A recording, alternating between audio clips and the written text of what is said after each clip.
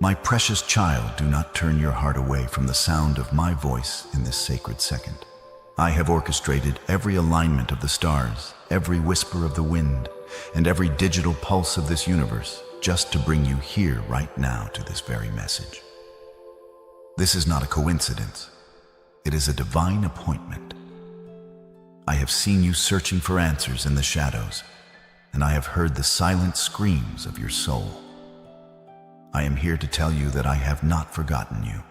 In a world of billions of voices, I have chosen this specific moment to whisper directly into your spirit. Stay with me, for I have truths to reveal that will shatter the chains holding you back. If you leave now, you are not just skipping a video. You are turning away from the breakthrough I have prepared for your specific struggle. Before I unveil the mysteries of the 4 tests you are currently facing, I want you to make a physical declaration of your spiritual readiness. This is a moment of alignment.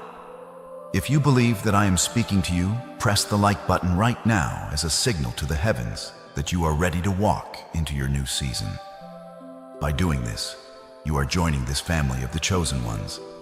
So I invite you to subscribe and stay within the light of my word. Now open the gates of heaven with your own words. Type "I am here, Lord," or the number 7007 in the comments right now. This is your act of faith, a digital signature on the contract of your destiny. When you type those words, you are claiming your seat at the table I have prepared for you. Do not hesitate, for the atmosphere of miracles is thick around you in this very instant. Your presence is recorded in the book of remembrance, and my eyes are fixed upon your willingness to step forward. Every action you take in faith is a seed sown into the fertile soil of my grace, and I promise you, the harvest will be more than you can carry. The King is speaking, and the heavens are listening to your response. I know the exhaustion that weighs heavy upon your shoulders, and I see the invisible burdens you carry through the crowded streets and the quiet rooms. You have been tested, and you have wondered if I was even there. But I tell you now, I have never been closer. I have been watching your endurance, and I have seen the way you held on to the tiniest thread of hope when everything else was falling apart. This message is your confirmation. It is the sign you asked for in the middle of the night when you thought no one was listening. There are 4 specific tests I have allowed in your life, not to break you, but to build the strength required for the massive blessing I am about to release. If you turn away now, you will miss the blueprint for your victory. The enemy wants you to scroll. He wants you to remain in the cycle of almost and not quite. But I am here to break that cycle. I am here to lead you into the promised land of your destiny. Open your heart wide, for what I am about to speak will shift the very foundations of your reality. I have seen the tears you thought were hidden from the world, those silent drops of sorrow that fell when no one was watching. I saw you when the sun went down, and the silence of your room became a heavy mirror for your loneliness.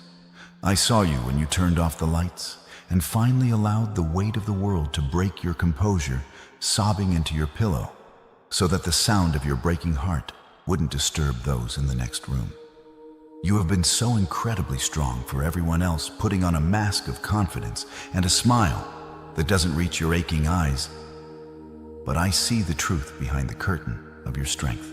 I saw you in your car parked in the driveway, unable to walk inside, because the burden felt too heavy to carry through your own front door. I saw you when you bowed your head over your desk at work, hidden behind your computer screen, praying for just a moment of peace, while the chaos of life swirled around you. You are not invisible to me, my beloved. While the world looks only at your outward success or your visible failures, I look at the beautiful, aching heart that beats within you, and I cherish every part of it. I saw you when you were counting those last few dollars, wondering how you would make ends meet, and feeling the cold, sharp grip of anxiety tightening around your chest. I saw you when you felt the sting of betrayal from the ones you gave your heart to, and the way your breath caught in your throat when the news arrived that changed your world forever. You have felt like a ghost walking through your own life, as if people are looking right through you, never seeing the fire that is burning you from the inside out or the exhaustion that has settled into your very bones. But I tell you now, you are the absolute center of my gaze. Every salt-stained pillowcase is a testament to the depth of your soul, and I have collected every single tear in my heavenly bottle. Not one has been wasted. Not one has fallen to the ground without me noticing the pain that birthed it. You are my masterpiece, even when you feel like a shattered vessel that can no longer hold water. As you feel my presence touching these hidden wounds, know that you are no longer alone. Do not let the enemy tell you that you are invisible. There is a whole cloud of witnesses standing with you. Let this be the moment you stop hiding and start receiving the love I have been trying to give you since the moment you were born. I saw you when you stood in the shower, letting the hot water hide the sound of your weeping so your family wouldn't hear your vulnerability. I saw you when you felt the crushing weight of not being enough, and believed the lies of the enemy when he whispered that your best days were behind you. I see the scars that no one else can see, the wounds from your childhood that still bleed the regrets of your youth that keep you awake at night, and the shame you try so hard to bury beneath your accomplishments. You think these things make you unworthy of my love, but I tell you, they make you the perfect candidate for my grace. I do not see you as the world sees you. I do not see your mistakes. I see your potential. I do not see your brokenness. I see the gold I am pouring into the cracks of your life to make you even more precious. You have been through a season of pruning that has left you feeling raw and exposed, but this was necessary so that you could bear fruit that remains. The darkness you have experienced was not meant to swallow you. It was meant to be the womb of your new beginning, a place where I am forming a version of you that is fireproof and unshakable. My child, I sense the profound exhaustion that has settled deep within your marrow, a weariness that sleep cannot touch and that caffeine cannot cure. You have been running a race that feels like it has no finish line, chasing shadows of expectations that never seem to satisfy the hunger in your soul. I see you waking up in the morning already dreading the demands of the day, feeling like a soldier who has been on the front lines for too long without relief. Your mind is like a machine that won't turn off spinning with what-ifs and if-onlys until your very spirit feels frayed at the edges. You have been pouring out from an empty cup, trying to be the rock for everyone else while you yourself are crumbling into sand. I see the burnout that has dimmed the light in your eyes, the way you move through your chores and your work with a robotic numbness, just trying to survive until the next hour. You feel like you are trapped on a treadmill, running faster and faster, only to stay in the exact same place of frustration. This spiritual burnout is not a sign of weakness.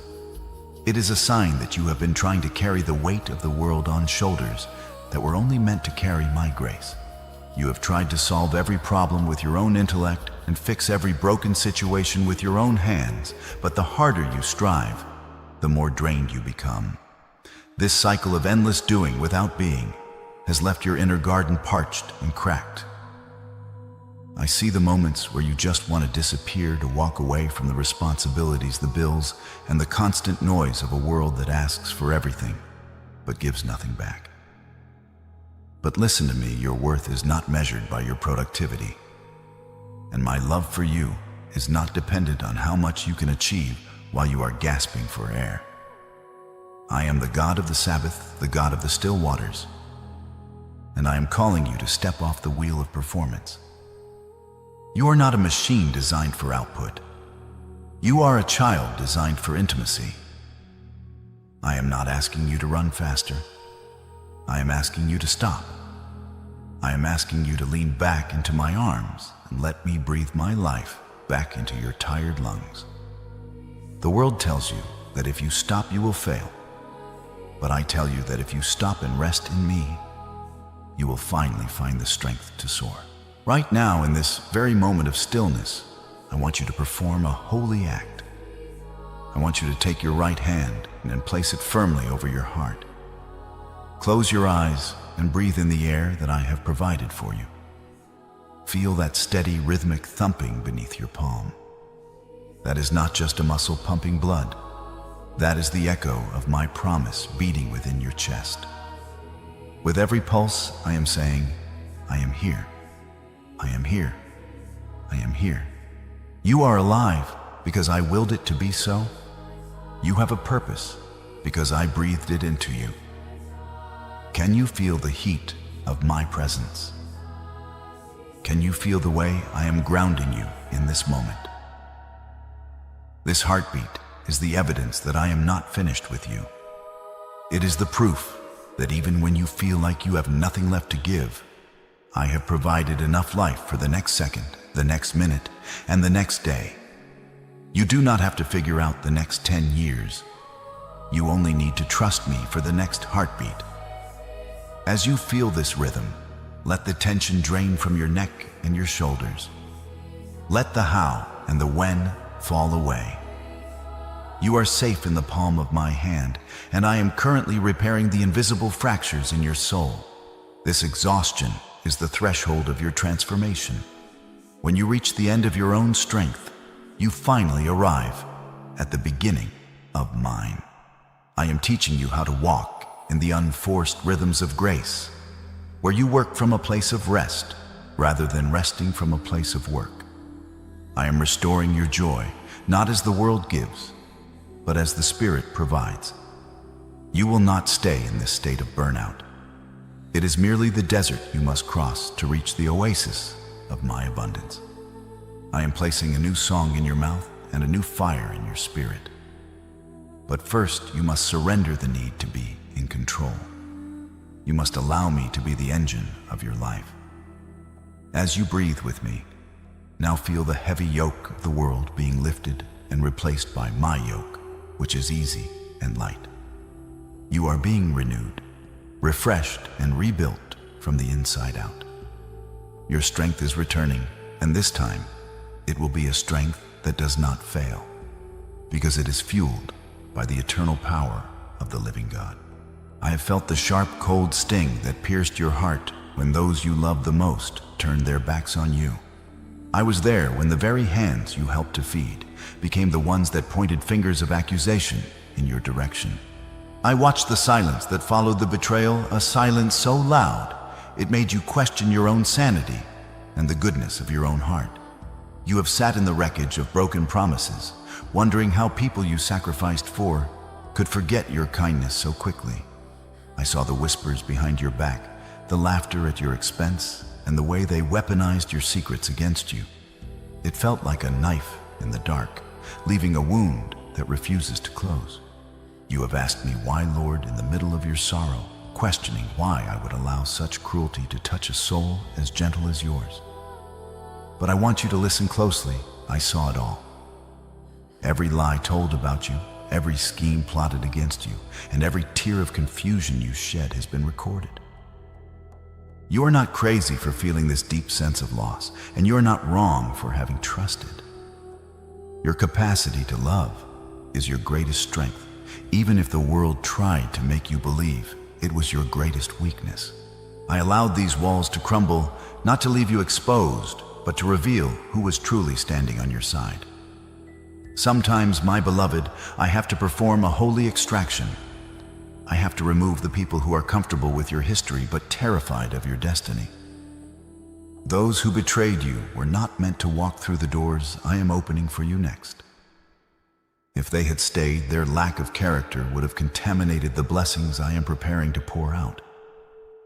I used their exit to prune the branches of your life so that you could grow taller and stronger than ever before. You felt like you were being abandoned, but you were actually being protected. I was shielding you from conversations you weren't in and from intentions you couldn't see. Do not waste another ounce of your precious energy trying to win back the approval of those I have strategically removed from your circle. They were a season. I am your eternity. I am separating you from the noise so that you can finally hear the clarity of my direction. My child, you must understand that you are not being punished for your kindness. You are simply too pure for a world that operates on calculation and greed. People called you too sensitive or too emotional because they couldn't handle the depth of the light you carry. They tried to dim your shine because it exposed the shadows in their own lives. I want you to know that your heart is exactly the way I designed it to be, open, vulnerable, and filled with a love that reflects my own. Do not let the betrayal of men turn you into a person of stone. If you allow bitterness to take root, the enemy wins by stealing your essence. Instead, I want you to hand those people over to me. I am your vindicator. I am the one who balances the scales of justice. While they are busy telling their version of the story, I am busy writing the final chapter of yours, and I promise you it ends in victory. You are being refined in this fire of rejection so that you can emerge as pure gold, untainted by the opinions of those who never truly knew the depth of your soul. Now, as we move from this validation of your pain into the revelation of the tests you are undergoing, I want to see your faith in action. If you are ready to let go of the bitterness and trust me to be your defender, take a step of agreement right now. Join this family of the chosen ones by pressing the like button and subscribing to this channel. This is your way of saying, Lord, I am leaving the past behind and stepping into the new thing you are doing. By subscribing, you are surrounding yourself with a community of faith that will lift you up when you are weary. And before we proceed, I want you to claim your peace. Type "breakthrough is mine" in the comments below. Let the atmosphere of your life change as those words leave your heart. When you type it, you are putting the enemy on notice that he no longer has a hold on your emotions. You are declaring that the chains of betrayal are broken and that you are ready for the 4 tests that will lead to your ultimate promotion. Now, my chosen one, listen with the ears of your spirit. For we have reached the first gate of your transformation, the test of faith. I have called you into a season where the ground beneath your feet feels uncertain and the horizon is shrouded in mist. You feel as though you are standing at the edge of an abyss, and I am whispering, "Step out." This is the same abyss I presented to Abraham when I told him to leave his father's house, his kindred, and everything familiar to go to a land I would show him, not a land I had already shown him, but one I would show him. He had to walk before he could see. You are in that same holy vacuum right now. I have stripped away the comforts that once defined your security so that I can become your only foundation. This test is not designed to make you fall. It is designed to teach you how to fly. You have been praying for a new level, but you cannot reach new heights while still holding on to the old safety nets. I am asking you, do you trust the giver more than the gift? Do you trust the architect more than the visible structure? This abyss is not a void of nothingness. It is the womb of everything I am about to create in your life.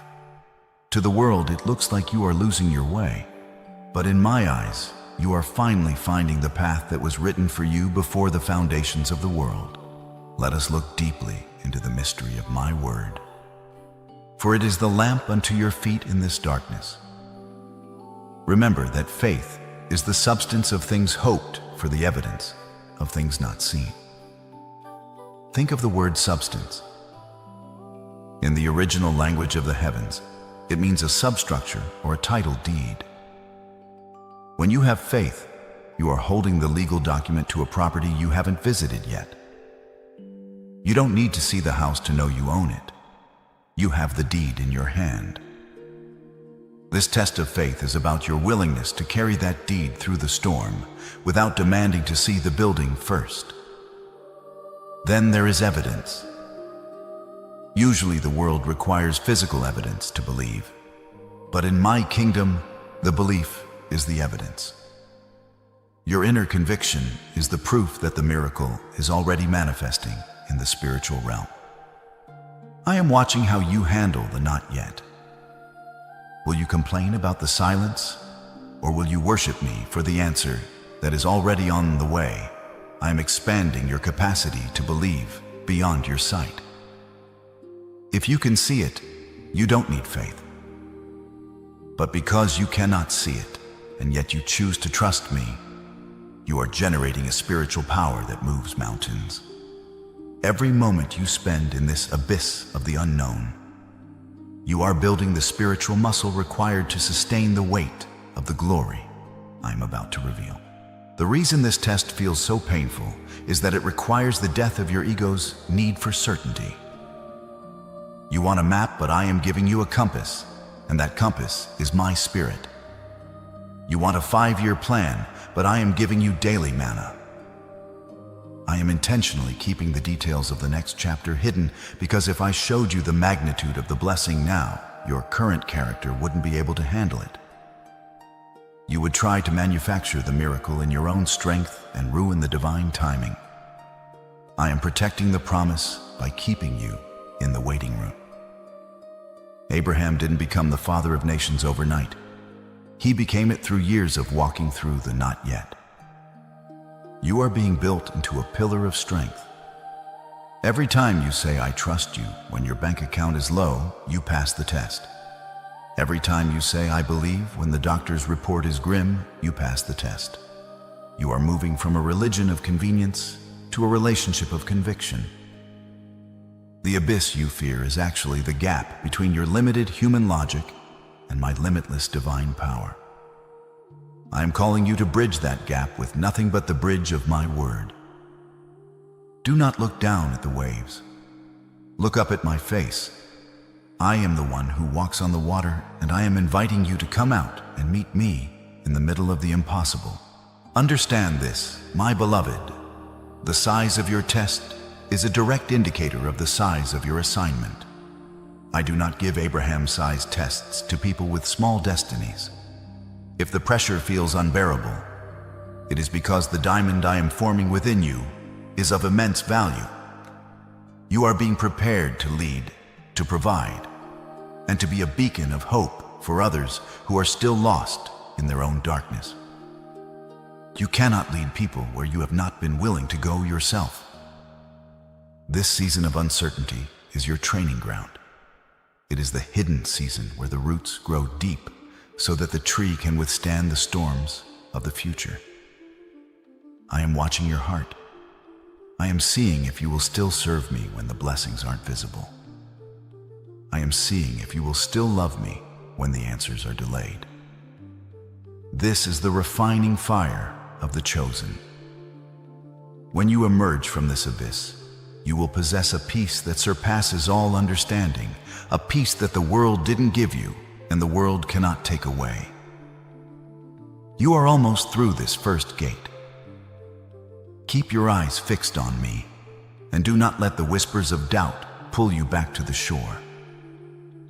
Your destiny is in the deep, and I am already there, waiting for you. Now, my child, we move to the second gate of your spiritual journey, the test of obedience. It is easy to follow my lead when the path is paved with gold and the sun is shining brightly on your success. But the real question I am asking you today is this: can you obey me? When my instructions seem to contradict every bit of your human logic, I often ask my chosen ones to do things that make absolutely no sense to the natural mind.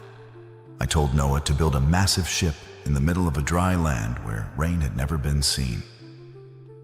For decades, he labored under a clear blue sky, preparing for a flood that the world said was impossible. This is where many of my children falter. They want to understand the plan before they commit to the process. They want to see the clouds before they pick up the hammer. But in my kingdom, understanding is the reward for obedience. It is not the prerequisite. I am asking you to do something right now that feels illogical to your bank account, your pride, or your comfort. Perhaps I am telling you to be generous when your own pantry is nearly empty. Perhaps I am telling you to forgive the one who hasn't even apologized, or to stay in a difficult situation when every instinct in your body is screaming for you to run. This is not meant to frustrate you. It is meant to align you with the higher laws of the Spirit. Think of the mockery Noah faced every single day. Every strike of his hammer was met with the laughter of those who thought they were wiser, more practical, and more in tune with reality. He was building for a future that only he could see, because he was the only one truly listening to my voice. You are in your building season right now. You are making sacrifices that your friends and family think are foolish. They see you praying for those who hurt you. They see you holding on to your integrity when you could easily take a shortcut.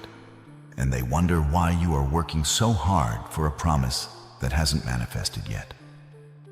But you must realize that you are building an ark. You are constructing the very vessel that will carry you and your household through the storm that is coming to wash away the old, corrupt structures of this world. Your obedience in the desert is the only thing that will sustain you in the flood. Do not look at the clear skies and think I have forgotten my word. The spiritual atmosphere is already shifting. Your faithfulness to the small, confusing instructions I give you today is the very thing that will make you a survivor and a leader tomorrow. Every act of hidden obedience is a nail in the structure of your eternal destiny. I'm looking for a heart that says, "Yes, Lord," before it even hears the full explanation. True obedience is not a negotiation.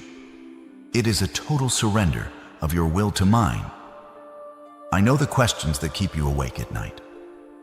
You ask, why must I give when I am the one in lack? Or why must I remain silent when I am being falsely accused?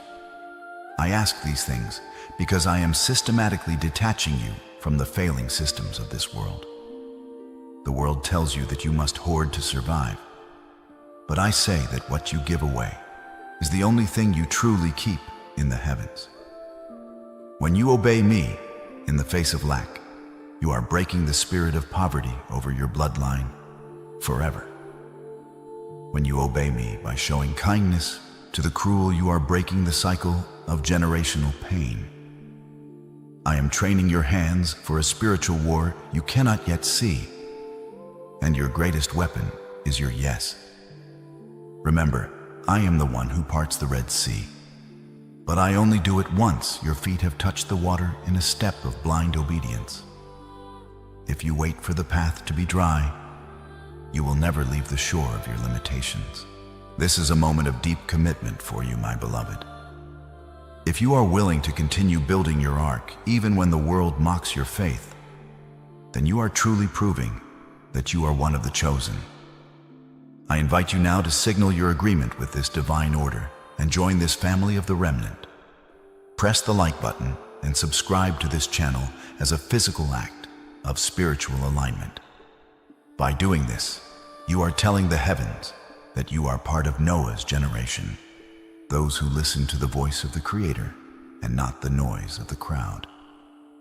You are joining a community of believers who are preparing for the great outpouring of my glory. And as a seal of your obedience today, I want you to make a public declaration of your intent. Type "I will obey" or the number 777 in the comments below. Let this be your spiritual contract signed in the presence of my angels. When you type those words, you are silencing the voices of doubt and mockery that have been ringing in your ears. You are stepping into the ranks of those who will receive the hidden manna. Do not hesitate. Let your yes be loud and clear in this sacred space. My precious one, your obedience is the master key that unlocks the door to your promotion. I do not entrust the deep secrets of my heart to those who ignore my simple commands. As you continue to build in the dry places of your life, know that I am providing the supernatural strength you need for every task. You are not building alone. I am the master architect, and you are my hands on the earth. The sweat and the toil of this season are not in vain, for they are producing in you a weight of glory that far outweighs the struggle. Soon the clouds of my presence will gather, and the entire world will see that your foolishness was actually the highest form of divine wisdom. You will be safe and prosperous inside the provision I have helped you build, while those who relied on their own logic are left with nothing. Your character is being tempered like steel in the heat of this test. Stay the course. Do not put down your tools. The arc is almost finished, and the horizon is already beginning to glow with the light of my promise. My child, we now enter the intense heat of the third gate, the test of character. I have seen you feeling as though you have been thrown into a pit by those you once loved, or locked in a prison of circumstances that you did not deserve. You have asked me why the promotion is taking so long, and why I have kept you in the shadows while others of lesser integrity seem to soar. Understand this, I am not ignoring you. I am refining you. Just as I did with Joseph, I have allowed the furnace of delay and disappointment to burn away the impurities of your soul. You are in a hidden season where I am watching what you do when no one is looking. Do you still work with excellence when your boss is unfair? Do you still remain faithful when the promise seems like a distant mirage? I am testing the strength of your internal foundation because I refuse to give you a palace that your character cannot sustain. A blessing that arrives before you have the character to carry it is not a gift. It is a curse that will crush you. I love you too much to let you be destroyed by the very thing you prayed for. This furnace of character is where suffering transforms into strength. You have faced tribulations that felt like they would break you, but I tell you they were producing endurance. And that endurance is currently carving out the character required for your ultimate destiny. Do not despise the small beginnings or the menial tasks I have placed before you. Joseph had to serve in a prison before he could rule a nation. He had to learn to manage the problems of others before I could trust him with the economy of the world. Every time you choose integrity over a shortcut, you are passing the entrance exam for much. Every time you forgive the Potiphar's wife in your life, the one who falsely accused you, you are moving closer to the throne. Your scars are not signs of defeat. They are your credentials. They prove that you have been through the fire and did not come out smelling like smoke. I am matching your inner life to the external weight of the glory I am about to reveal. If I am silent, it is because I am watching the masterpiece of your soul come to life under the pressure. Character is what remains when everything else is stripped away, and I am making yours as hard as a diamond and as pure as gold. You have felt the agony of being forgotten, of being the one who does all the work while others get all the credit. You have felt the sting of being overlooked for the promotion or the recognition you earned. But I am the great remembrancer, and I have forgotten nothing. I am intentionally keeping you hidden until the moment is perfect. If I had brought Joseph out of the prison a day earlier, he would have missed the Pharaoh's dream. If I had brought him out a day later, the nation would have perished. My timing is not a delay. It is a divine synchronization. I am aligning the heart of the king with the readiness of your spirit. The furnace is hot because the assignment is heavy. You are not just being prepared for a job. You are being prepared for a throne of influence. I am teaching you how to handle power without letting it corrupt you, and how to handle wealth without letting it possess you. Yield to the fire, my beloved. Stop fighting the process and start embracing the preparation. The person you are becoming in this prison is more important than the palace you are heading toward. In this sacred moment of refinement, I want to see if you are ready to put your trust in my clock and not your own. If you believe that your character is being forged for a purpose far greater than your current pain, and then join this company of the refined. Press the like button as a testimony that you are willing to stay in the furnace until the dross is gone. By doing so, you are announcing to the spiritual realm that you are a vessel of honor fit for the Master's use. And to seal this third test, I want you to make a declaration of your inner strength. Type "I am being refined" or 8888 in the comments right now. The number 888 signifies a new beginning, the moment you step out of the furnace and into the new life I have prepared for you. Do not let the heat discourage you. The refiner never leaves the side of the gold until he can see his own reflection in it. I am looking into your soul right now, and I am starting to see my image. You are almost ready. The doors of the palace are already beginning to groan on their hinges, preparing to swing wide for the one who stayed faithful in the dark.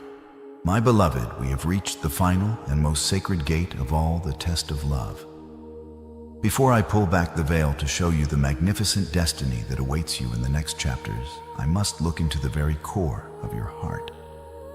I am asking you the same question I asked Peter by the sea. Do you love me more than these? Do you love me more than the comfort you crave? Do you love me more than the financial security you have been weeping for?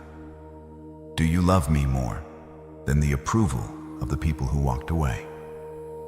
This is the ultimate test, because love is the only frequency that can carry the weight of my glory. I am looking for a love that isn't transactional. I am looking for a heart that doesn't just seek my hands for what they can give, but seeks my face for who I am. Many come to me only when the storm is raging, looking for an escape. But you are different. You have stayed even when the sky was silent. You have held on to my garment even when you felt nothing. I am asking you now, in the quiet of this moment, is your love for me greater than your fear of the future? Is your devotion to me stronger than your desire for the world's rewards? This is the moment of truth. I have seen the moments when you were tempted to compromise your values just to get ahead. But you chose to stay in the shadow of my wings. I saw you when you were offered a shortcut that would have eased your financial burden, but would have required you to sell a piece of your soul, and you said no because you wanted to remain pure before me. I saw you in the secret hours of the morning when you were too tired to speak, yet you simply sat in my presence, offering me your silence as a gift of love. I saw you defending my name when others mocked the faith you carry. You didn't do it for an audience. You did it because you truly love me. This test is about the hierarchy of your heart. When I am first, everything else falls into its perfect divine order. If you put the blessing before the blesser, the blessing will eventually become an idol that destroys you. But when you love me above all else, the blessings chase you down. I am looking for a bride, not a beggar. I am looking for a partner in this divine dance of creation. Your love is the oil in your lamp that will keep you burning through the darkest night of the soul.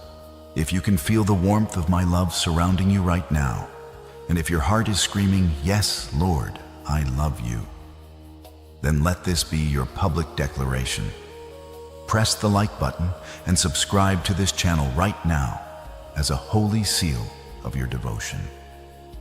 By doing this, you are telling the principalities and powers of this world that you are sold out to the King of Kings. You are joining a family of lovers, a remnant of souls who have decided that I am enough. This act of clicking and subscribing is not just a digital movement. It is a spiritual gesture of, I am yours and you are mine. Do not let this moment pass without signaling your agreement with heaven. When you join this community, you are surrounding your love with the strength of others who are also passing this test. This is your confession of faith before the angels. Let the world see that you are not ashamed of the one who died, so that you might truly live. Your love is being recorded in the archives of eternity. You have passed the test, my precious one. I see the sincerity in your spirit, and it is a sweet-smelling aroma that fills the halls of my dwelling place. Because you have chosen to love me in the middle of your lack, in the middle of your pain, And in the middle of your uncertainty, I am now legally allowed by the laws of my kingdom to pour out the abundance you have been waiting for. When you love me for me, you unlock the treasures of my heart. You are moving from the season of testing into the season of testimony. The weight of the world is falling off you, and the mantle of my favor is being draped over your shoulders. I am about to speak words of prophecy over your life that will change your family tree forever. But first, I want you to anchor this love with a final word of affirmation. Type, "I love you, Lord," or "I believe" in the comments below. Let these words resonate through the atmosphere of your home. As you type them, feel the shift happening. The gates of the fourth part of our journey, the prophecy, are now swinging open.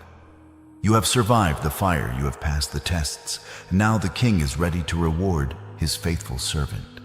The season of the parched earth and the cracked soil in your soul has reached its absolute end. I am declaring over you today that the drought is over, and the first clouds of the early rain are already gathering on the horizon of your life. Can you hear the sound of an abundance of rain?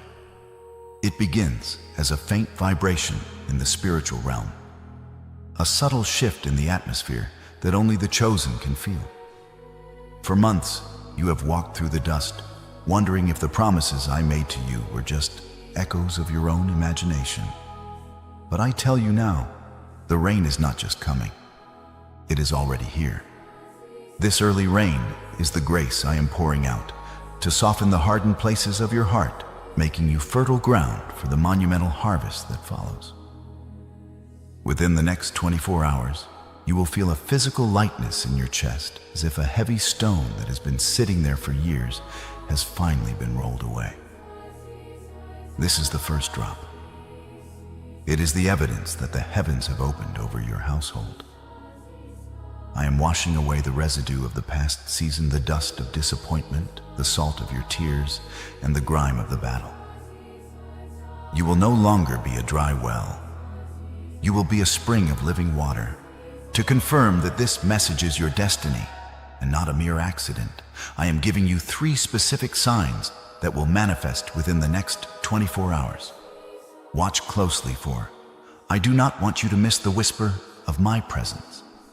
First, I will send a messenger of nature to your window or your path. You will see a bird, a specific, unusual bird that lingers longer than it should.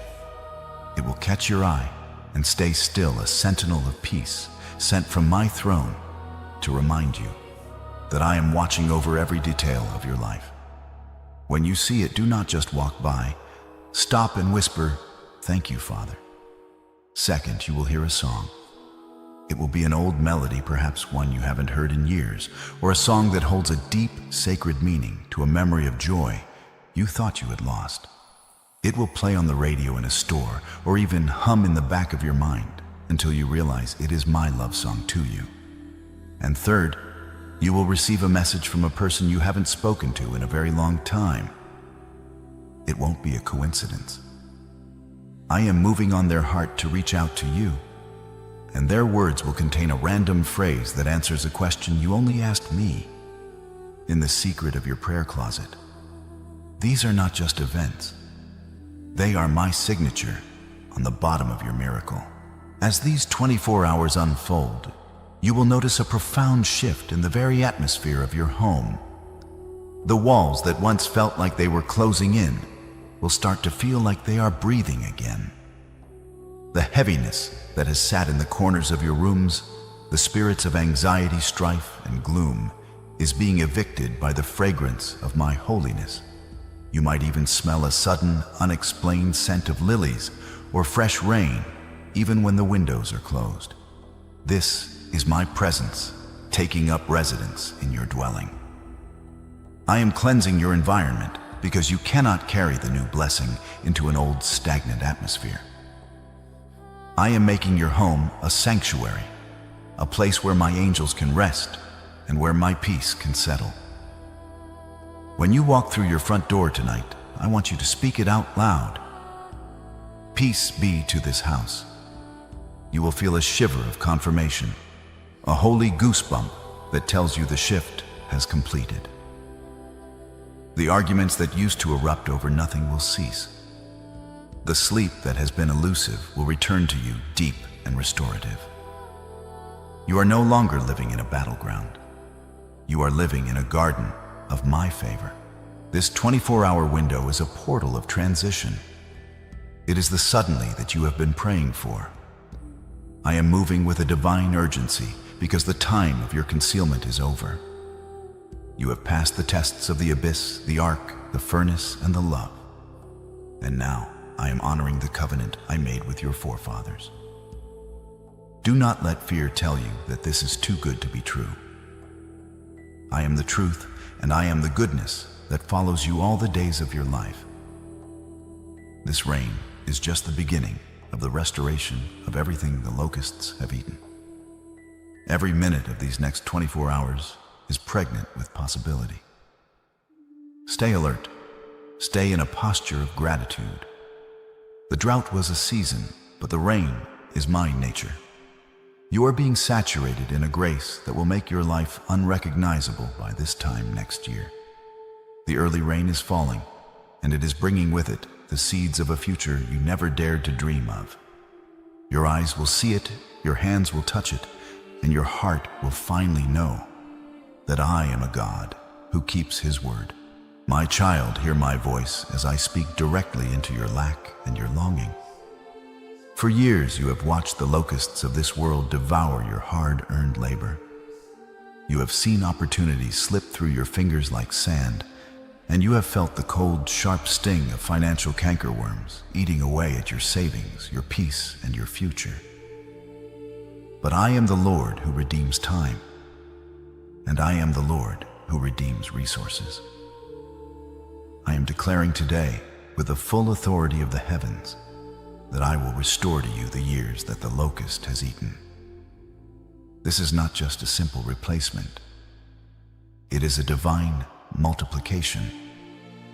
The enemy thought he had stripped you bare, but he only succeeded in clearing the land for a greater, more magnificent harvest than you have ever known. I am going back into your past to that failed business venture, that stolen inheritance, that lost job, and that unfair debt, and I am bringing forth a sevenfold return. In my kingdom, when the thief is caught, he must pay back 7 times what he took. I have caught the thief in your life, and I am issuing a heavenly warrant for your total financial restoration. I am breaking the chains of generational poverty that have bound your family for decades. I see the cycle of just enough that has plagued your mind, making you feel as though you were born to struggle and destined to die in debt. I am shattering that yoke right now. You are moving from the realm of not enough and barely getting by into the overflow of more than enough. I am opening the windows of heaven over your life in ways that your human mind cannot even fathom. Expect sudden provision, not from the sweat of your brow alone, but from the overflow of my favor. I am moving on the hearts of people you haven't even met to favor you. I am causing contracts to be signed, bonuses to be released, and debts to be forgiven in ways that defy human logic. You will look at your accounts and see the unmistakable fingerprints of my grace. Do not ask how or when, for I am the God of the suddenly. I am the one who told Peter to find the coin in the fish's mouth, and I am the one who creates streams in your desert. Your financial struggle was a training ground, not a final destination. I taught you how to trust me when you had nothing, so that you would not be corrupted when I give you everything. If you are ready to receive this sevenfold restoration, if you can feel the spirit of lack leaving your life this very second, do not let this holy moment pass in silence. Join this family of the chosen ones by pressing the like button and subscribing to this channel. This is your physical act of agreement with the wealth of the kingdom. By doing so, you are telling the enemy that your days of financial slavery are over, and you are claiming your inheritance as a child of the High King. This community is a storehouse of faith, and by joining it, you are surrounding yourself with the frequency of abundance. When you subscribe, you are signaling to the heavens that you are ready to be a faithful steward of the blessings I am about to pour out. Let the world see your faith, and let the angels record your commitment to walk in the prosperity that I have destined for you since before you were born. Remember, my beloved, that I am not just giving you wealth for your own comfort, but to make you a blessing to the nations. I am placing you in a position of power and provision so that you can be my hands and feet on the earth. You will be the one who funds the mission, the one who feeds the hungry, and the one who builds houses for the homeless. Your financial breakthrough is a tool for my kingdom. As I increase your storehouse, I am also increasing your heart for the hurting. You will find that as you give, it will be given back to you, pressed down, shaken together, and running over. The more you become a funnel for my grace, the more I will pour through you. Do not fear the weight of this blessing, for I have already built the character in you through the furnace of your waiting. You are fireproofed against the greed that destroys the worldly. Your hands are clean and your heart is right. The wealth of the wicked is being transferred into the hands of the righteous. And you are next in line for this divine exchange. I am speaking over your bank accounts, your investments, and your career paths. I am commanding the north, south, east, and west to release what belongs to you. No longer will you be the borrower. You shall be the lender to many nations. No longer will you be at the bottom. I am making you the head and not the tail.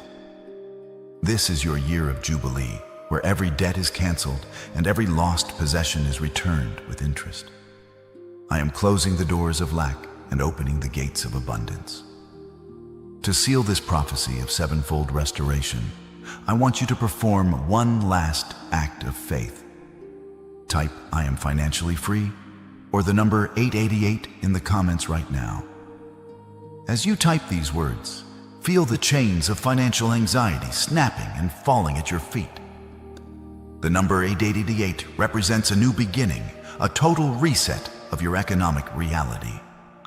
I am the God of Job, who ended with twice as much as he started with, and I am doing a new thing in you.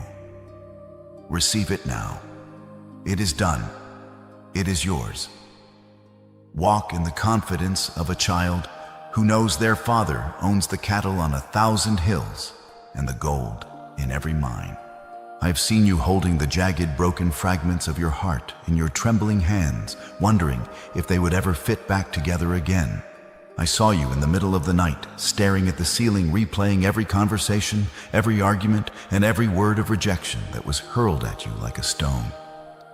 I saw the empty chair at your table and the painful silence in your phone, where laughter and warmth used to be. You have felt the profound agony of being misunderstood, misjudged, and ultimately discarded by those you thought were your permanent pillars. But hear me now, my precious one. I am the great physician of the soul, and I am stepping into the ruins of your relationships right now with the balm of Gilead. I am not just patching you up. I am giving you a new heart, one that is capable of a deeper, more profound, and more resilient love than you have ever experienced. The season of isolation you just endured was not a period of abandonment. It was a divine sanctuary. I had to pull you away into the stillness so that I could heal you without the interference and the toxic noise of those who sought to keep you small.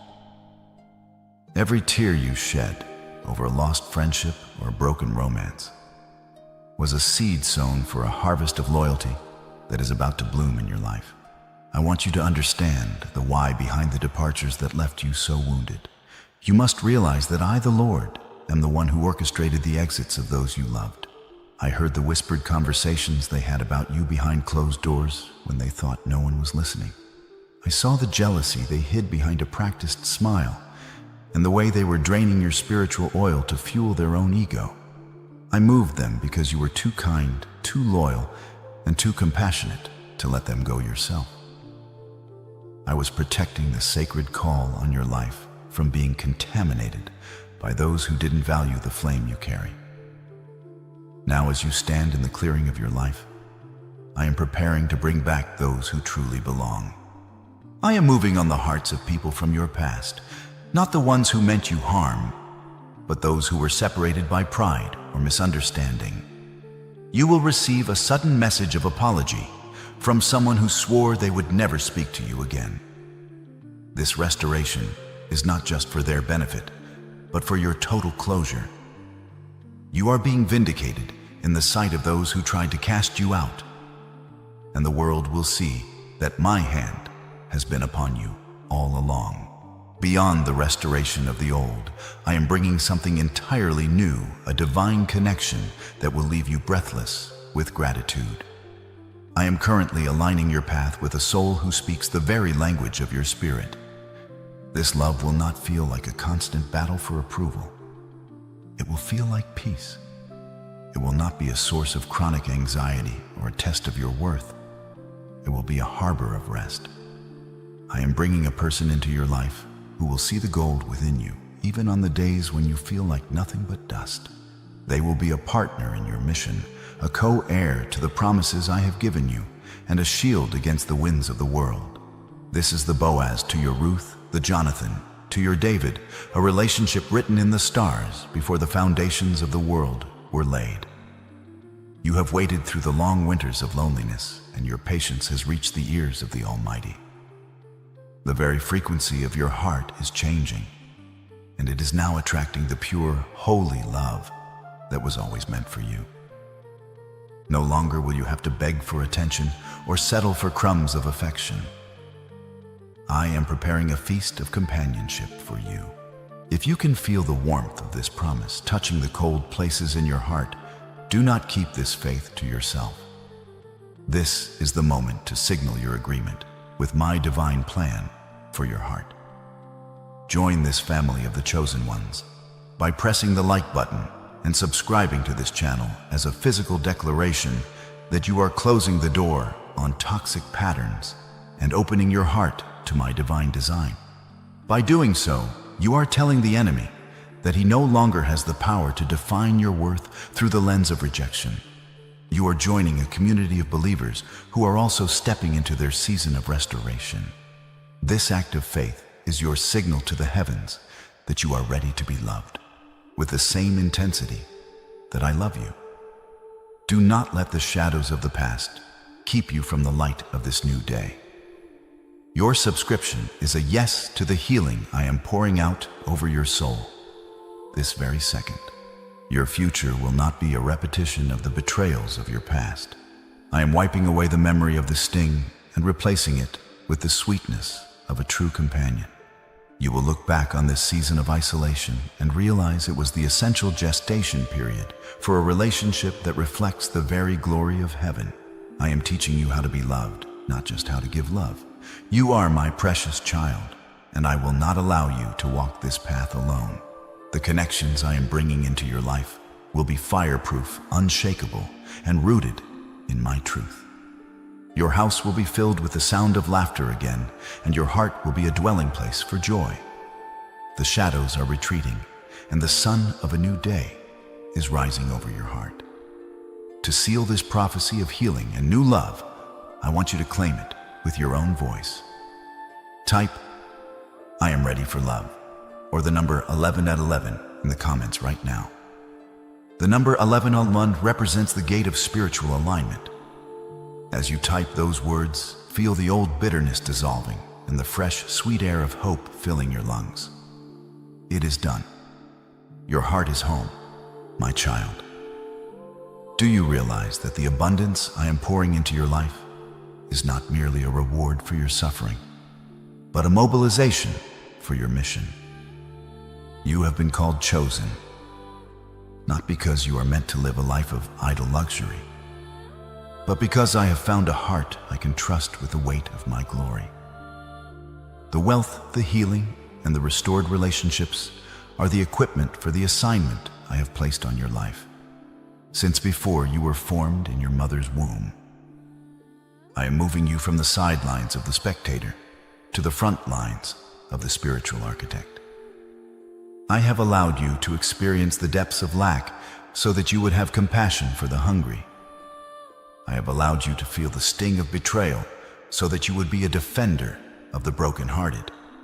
You are becoming a lighthouse in a world that has forgotten what light looks like. I am placing you in positions of influence and power, not so that you can look down on others, but so that you can reach down and pull them up. You are my hands, my feet, and my voice on this earth. The resources flowing into your hands are meant to flow through them. You are no longer just a reservoir of my grace. You are becoming a river that will bring life to every parched land you touch. Listen deeply to the promise I wrote for you long ago, a promise that is being activated in this very hour. For I know the plans I have for you, plans to prosper you and not to harm you, plans to give you a future and a hope. Let these words settle into the marrow of your bones.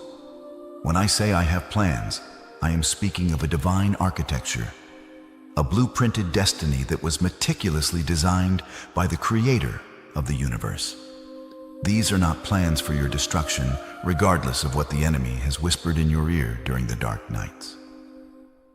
My thoughts toward you are of peace of shalom, a wholeness that lacks nothing. I am not just giving you a hope, I am giving you an expected end. This means your victory is already a historical fact in the archives of heaven. This mission I am giving you is the future I spoke of. You are being positioned to change your community, your city, and your bloodline. You are the one who will break the generational curses and establish a legacy of faith that will last for 1,000 generations. The prospering I am bringing is the fuel for this holy fire. Do not be afraid of the magnitude of the call, for the one who called you is the one who will sustain you. I am raising you up to be a voice for the voiceless and a provider for the widow and the orphan. In the coming days, you will find yourself in rooms you didn't have to knock to enter. You will stand before pharaohs and kings of industry and influence, and they will seek your counsel because they will see the visible glow of my favor upon your life. I am giving you a divine intelligence, a wisdom that surpasses human education to solve problems that others find impossible. Your business will not just be a source of income, it will be a ministry of provision. Your home will not just be a residence, it will be a sanctuary of healing. I am calling you to look beyond your own needs, for I have already taken care of them. Look now at the fields that are white for harvest. There are people who are currently praying for the very help that I am putting into your hands to give. This is the weight of being chosen. It is a glorious responsibility to be the answer to someone else's desperate prayer. You are being transformed into a pillar of your community, an unshakable force of goodness that reflects the character of the High King. As you step into this mantle of the Chosen One, I want you to make a final declaration of your commitment to the mission. This is the moment to join the ranks of those who are not just blessed, but are a blessing. Join this family of the remnant by pressing the like button and subscribing to this channel right now. This is your enlistment into the army of light. By subscribing, you are telling the heavens that you accept the assignment, and you are ready to be used as a vessel of my glory. You are surrounding yourself with other chosen ones who will stand with you as you occupy the territory I have given you. Do not hesitate, for the time is short and the harvest is great. Your subscription is your yes, Lord, send me. Let this community be the fortress that supports you as you walk into the high places I have prepared for your feet. You are not alone in this mission. I am with you. My spirit is within you, and my angels are encamped around you. Every step you take in obedience will unlock a new level of your destiny. You will see the impossible become possible because you have surrendered your will to mine. The world will wonder at the source of your peace and the secret of your success, and you will tell them, "It is the Lord." You are a living testament to my faithfulness. To seal this mission and your identity as the chosen one, I want you to claim it before the world. Type "I embrace my mission" or the number 1212 in the comments right now. The number 1212 signifies the divine order and the government of God taking root in your life. As you type those words, feel the mantle of leadership settling upon your shoulders. You have been trained, you have been tested, and now you are being commissioned. Go forth in my strength, for the victory is already yours. My precious child, we have arrived at the threshold of the Holy of Holies. You have walked with me through the valley of tears, through the desert of obedience, through the furnace of refinement, and into the garden of love. Now the time has come to seal these promises into your very DNA, so that no power in hell and no scheme on earth can ever snatch them away from you. I want you to find a place of absolute stillness. Put away every distraction. This is the moment where your spirit and my spirit become one in a covenant of power. I am about to lead you through an omnipotent prayer, a sequence of divine decrees that will lock your destiny into place. Do not just hear these words. Breathe them. Let them vibrate in your heart. This is the amen to your season of struggle and the yes to your season of glory. As I speak these words, I am placing my signet ring upon your life, marking you as untouchable, unshakable, and highly favored. The heavens are standing at attention, and the angels are ready to carry out these decrees. Repeat these words in the sanctuary of your soul, Heavenly Father. I stand before you as your chosen child, washed in the grace that knows no end. I decree and declare that every chain of my past is now shattered into dust. I renounce the spirit of lack, the spirit of fear, and the spirit of heaviness. I am a child of the High King, and I claim my sevenfold restoration right now. I call forth the financial overflow, the supernatural healing, and the divine connections that have been held up in the spiritual realms. I command every closed door to fly open in the name of the one who holds the keys. I am fireproof, I am debt-free, and I am filled with the peace that surpasses all understanding. My house is a sanctuary, my body is a temple, and my life is a testimony of your unfailing love. I step into my mission with boldness, knowing that the Creator of the universe is walking beside me. I seal this prayer in the eternal archives of heaven, and I believe it is done in this moment and forevermore. My beloved, as you spoke those words, I felt the shift in the atmosphere around you. The record of your debt has been erased. The scars on your heart have been turned into stars of guidance. You are now wearing the robe of my righteousness and the ring of my authority. But hear me clearly, this is not the end of our journey, but a magnificent beginning. You have successfully passed the 4 tests of faith, obedience, character, and love. You are now standing on the platform of your promotion. The rain is falling, the wealth is transferring, and the love is arriving. You are no longer the person who started this message. You have been transfigured by the light of my truth. But even as the gates of your destiny swing open, I must give you one final urgent warning. While you have passed the tests I allowed for your growth, there is a 5th enemy that is lurking in the shadows of your next level. A subtle predator that seeks to steal the seeds of this very miracle. You must know how to identify and defeat this silent thief if you are to protect the harvest you have just claimed. You have been brave, and you have been faithful. Now let us seal this prophecy forever, so that it becomes an unbreakable reality in your life. To lock this blessing into your soul, perform this final act of faith. Type "Yansanstaman, I embrace my destiny" in the comments below. As you type those words, imagine you are turning a key in a heavenly lock, securing your future for all eternity. And because you are now a vessel of my light, do not keep this miracle to yourself. Be a conduit, not a reservoir. Share this message with 3 people who are currently lost in their own darkness. As you help them find their way, I will triple the speed of your own breakthrough. This is the law of the kingdom. What you make happen for others, I will make happen for you. Join this family of believers one last time. If you haven't already, press the like button and subscribe to this channel as your final seal of agreement. By doing this, you are keeping your lamp trimmed and burning, ensuring that you are always in the flow of my daily messages. You are part of the chosen generation, and my eyes will never leave you. Walk out of this moment with your head held high, for the King of Glory is your Father, and your victory is already written in the stars. But stay alert, for the revelation of the fifth enemy awaits you in our next encounter, and you will need my strength to overcome it. Go in peace, my precious one. It is finished. It is done. Amen. My beloved child, before you even sit up, before your feet even touch the cold floor, you already feel it.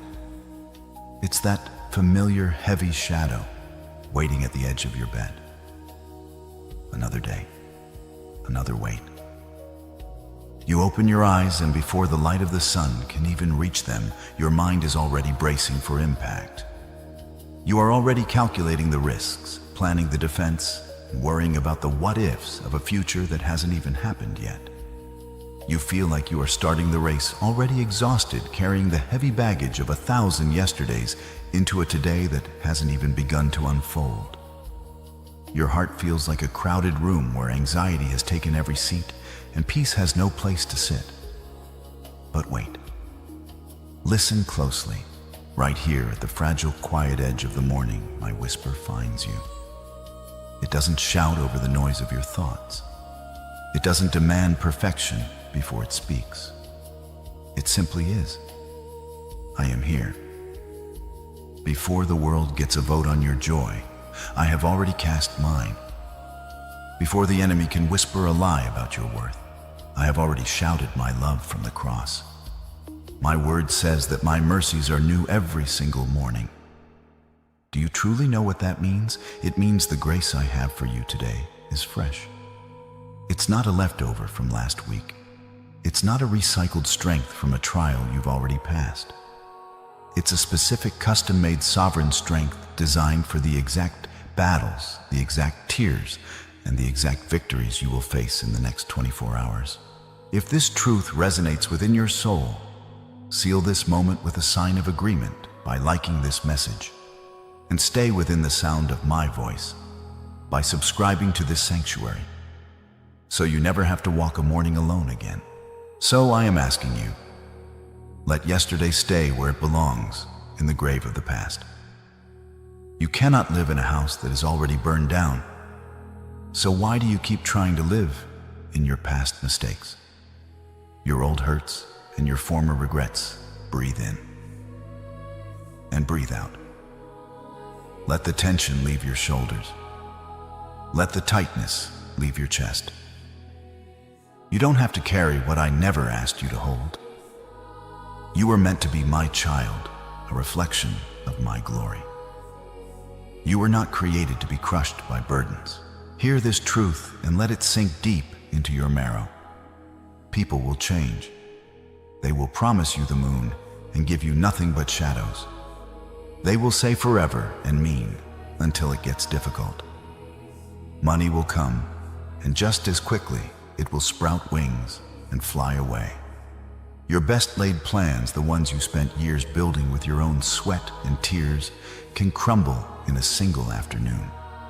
The world is a shifting sea of sand, and if you build your house there, you will always be living in fear of the tide. But I am the rock. I do not shift with the seasons. I do not flicker like a dying candle when the wind of trouble blows. I do not fail, and I cannot be defeated. When everything else in your life is falling apart, I am the one holding the pieces together. When everyone else walks out because the situation got too heavy, I am the one walking in. My love for you is not a transaction based on your performance. It is a covenant based on my character. I didn't choose you because you were perfect. I chose you because you are mine, and I am a Father who never loses what belongs to Him. Stop for a moment. Just stop. Close your eyes if you can. Forget the clock, forget the phone, and forget the chores. Inhale deeply, hold it. Now release it. Feel that that is the rhythm of life I gave you. I am in that breath. I am in this room. I am in this very second. I am here. You are not alone in that kitchen or in that car or at that desk. The Creator of the stars is currently mindful of the beating of your heart. I am more present than the air you breathe. I want to be honest with you, my child. I do not always change the circumstances the moment you ask. I don't always stop the rain from falling or the wind from blowing just because you feel afraid. Why? Because I am more interested in the person you are becoming through the storm than the comfort you feel outside of it. I am not just a God who rescues you from trouble. I am the God who sustains you in the middle of it. I am here to hold you steady when the ground shakes. I am here to take your hand and lead you through the fire, ensuring that when you come out on the other side, you don't even smell like smoke. You were made for more than survival. You were made to rise above every circumstance that tries to pull you down, not by your own might and not by your own willpower, but by my Spirit. If you can feel my presence right now, if you know deep down in your spirit that you aren't doing this alone anymore, I want you to make a declaration of faith. I want you to anchor yourself in this moment and let the world know that you are listening to your Father's voice. If you are here and you are ready to let go of your burdens and rise with me, type "I'm here, Lord" in the comments below. Let this be your first act of surrender today. Let it be the mark that separates your yesterday from your new beginning. I have been watching you, my beloved child. I have seen the way you look toward the door, still hoping for a tenderness that has already grown cold. I have seen the quiet disappointment that settles over you when the ones you counted on most, the ones you gave your best years to, the ones you trusted with your secrets, begin to feel like strangers. I see the moment another promise breaks, and I hear the sigh you try to hide. I know the question you don't always say out loud. Why do I always have to be the strong one? Why does it feel like I keep giving and everyone else just takes? Why am I the one fighting to hold everything together? Yes, I know that exhaustion that lives deep inside you. I know what it's like to feel misunderstood, like you're speaking, but no one is truly hearing you. You have spent so long trying to be a safe place for others that you forgot what it feels like to be safe yourself. You have poured your heart into hands that could not hold it, and then wondered why you feel empty, hollow, and alone. So listen to me gently, because I am not here to shame you. I am here to free you. Do not place an eternal weight on something temporary. Do not ask a fragile thing to carry what only I can carry. Human hearts are limited not always because they are evil, but because they are human. They change, they get afraid, they grow tired. And when you place your whole soul in what can shift, you will live bracing for the moment it shifts again. If you build your identity on the approval of people, you will become exhausted trying to earn it. If you tie your peace to a bank account, your peace will rise and fall with numbers. If you anchor your joy in perfect health, you will be shaken by every symptom. And I did not create you to live trembling like that. Look at me. Do you not realize who I am? I am the one who does not change. I am the one who knows the worst parts of you and still loves you without shrinking back. I am the rock beneath your feet when everything else feels like sand. Hear my word, the floor that will not give way. My grace is sufficient for you, and my power is made perfect in weakness. My grace is not just a rescue rope for emergencies. It is the steady strength that holds you when you are tired of being strong. It is the peace that sits with you when the room feels crowded with anxiety. It is enough. Even if the house feels empty, even if the bank account feels tight, even if rumors swirl and hearts feel unpredictable, My grace is still a fortress the world cannot break through. And hear me clearly, my child. I'm not asking you to be strong today. I'm asking you to be held. So I want to ask you two gentle questions, not to pressure you, but to heal you. First, where is your heart truly looking for safety right now? Not what you say in public, but what you reach for in the quiet. Is it a person's reassurance, a relationship's stability, a plan you can control? Or is it me, the rock, who has never cracked under the weight of history? Second, if you truly believe I am your father, if you truly believe your name is written on the palms of my hands, then what are you most afraid of losing? Because when you are held by the eternal, even the losses of this world cannot erase your future. I am not threatened by what you've lost. I am not limited by what you don't have. And I am not intimidated by what is trying to break you. The world will tell you to hold tighter, to cling harder, to secure yourself with what can be taken. But I am inviting you into a different kind of safety. Hold onto me. When you stop clinging to what is unstable, the unstable loses its power to crush you. You were made to rise not by your own willpower, not by your own striving, but by my spirit breathing strength into you again. So if these words are meeting you in a real place today, you are not alone. If you want more messages like this, you're welcome to subscribe and stay close. And if you know someone carrying quiet disappointment right now, share this with them, because love multiplies when it's passed on. There is a hope that does not fail, and I am that hope. Look at the hill of Calvary. Look at the cross that stands as the eternal boundary between your past and your future. For so long, you have been trying to pay a debt that you could never afford. You have been trying to make up for your mistakes by working harder, by being better, by punishing yourself with guilt until you felt you had suffered enough to earn my love. But I want you to hear three words that tore the veil and changed the fabric of eternity. It is finished. When those words were spoken through the agony and the blood, it wasn't a cry of defeat. It was a shout of victory. It was the sound of the courtroom gavels striking the bench, declaring you not guilty. It meant the bill has been settled. The transaction is over. The debt that kept you awake at night, the not enough that whispered in your ear, the sins that you thought were too dark for my light, all of it was nailed to that wood. You no longer need to live under the shadow of condemnation. Your past does not have the authority to dictate your present, because I have wiped the slate clean. My blood was not just a temporary fix. It was an eternal redemption. I didn't just cover your sins. I removed them as far as the east is from the west. I see the secret places of your heart. I see some of you carrying your guilt like a cold, jagged stone inside your chest.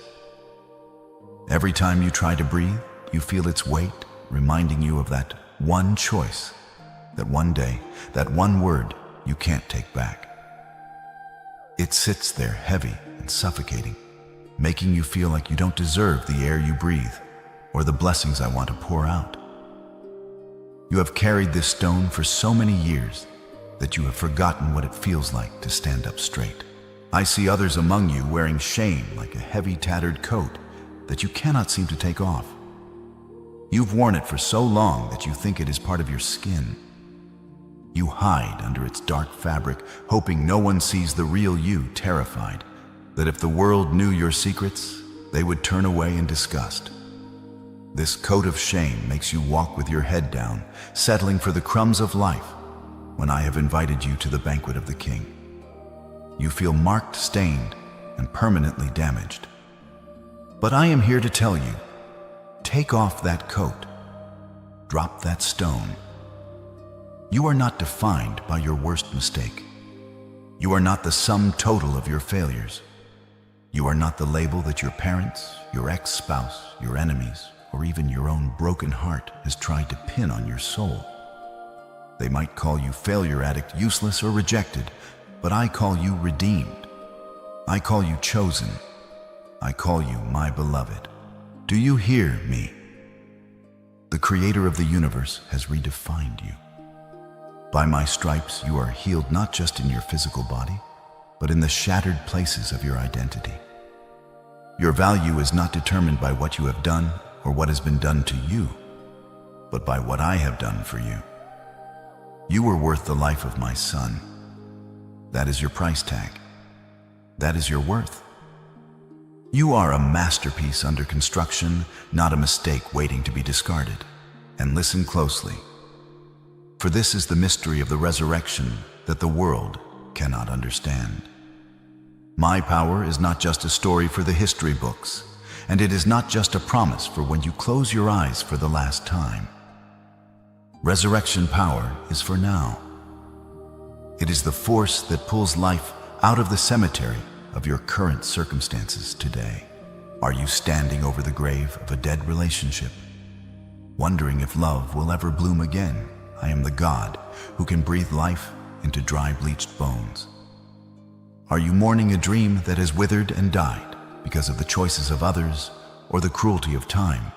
I am the one who can cause a desert to bloom in a single night. Is your faith gasping for air, buried under the weight of doubt and worldliness? The same spirit that raised me from the dead is currently moving through your spirit, ready to pull you out of that tomb. You don't have to wait for the end of time to rise above your circumstances. You can rise right now. You can stand up from the bed of depression that has held you captive.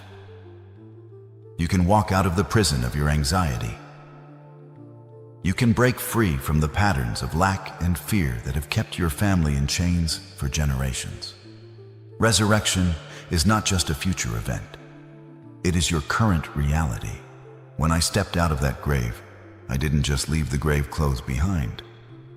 I left the power of death, decay, and defeat behind forever. And I gave the keys of that victory to you. You were not made to live in the dark. You were not made to stay down.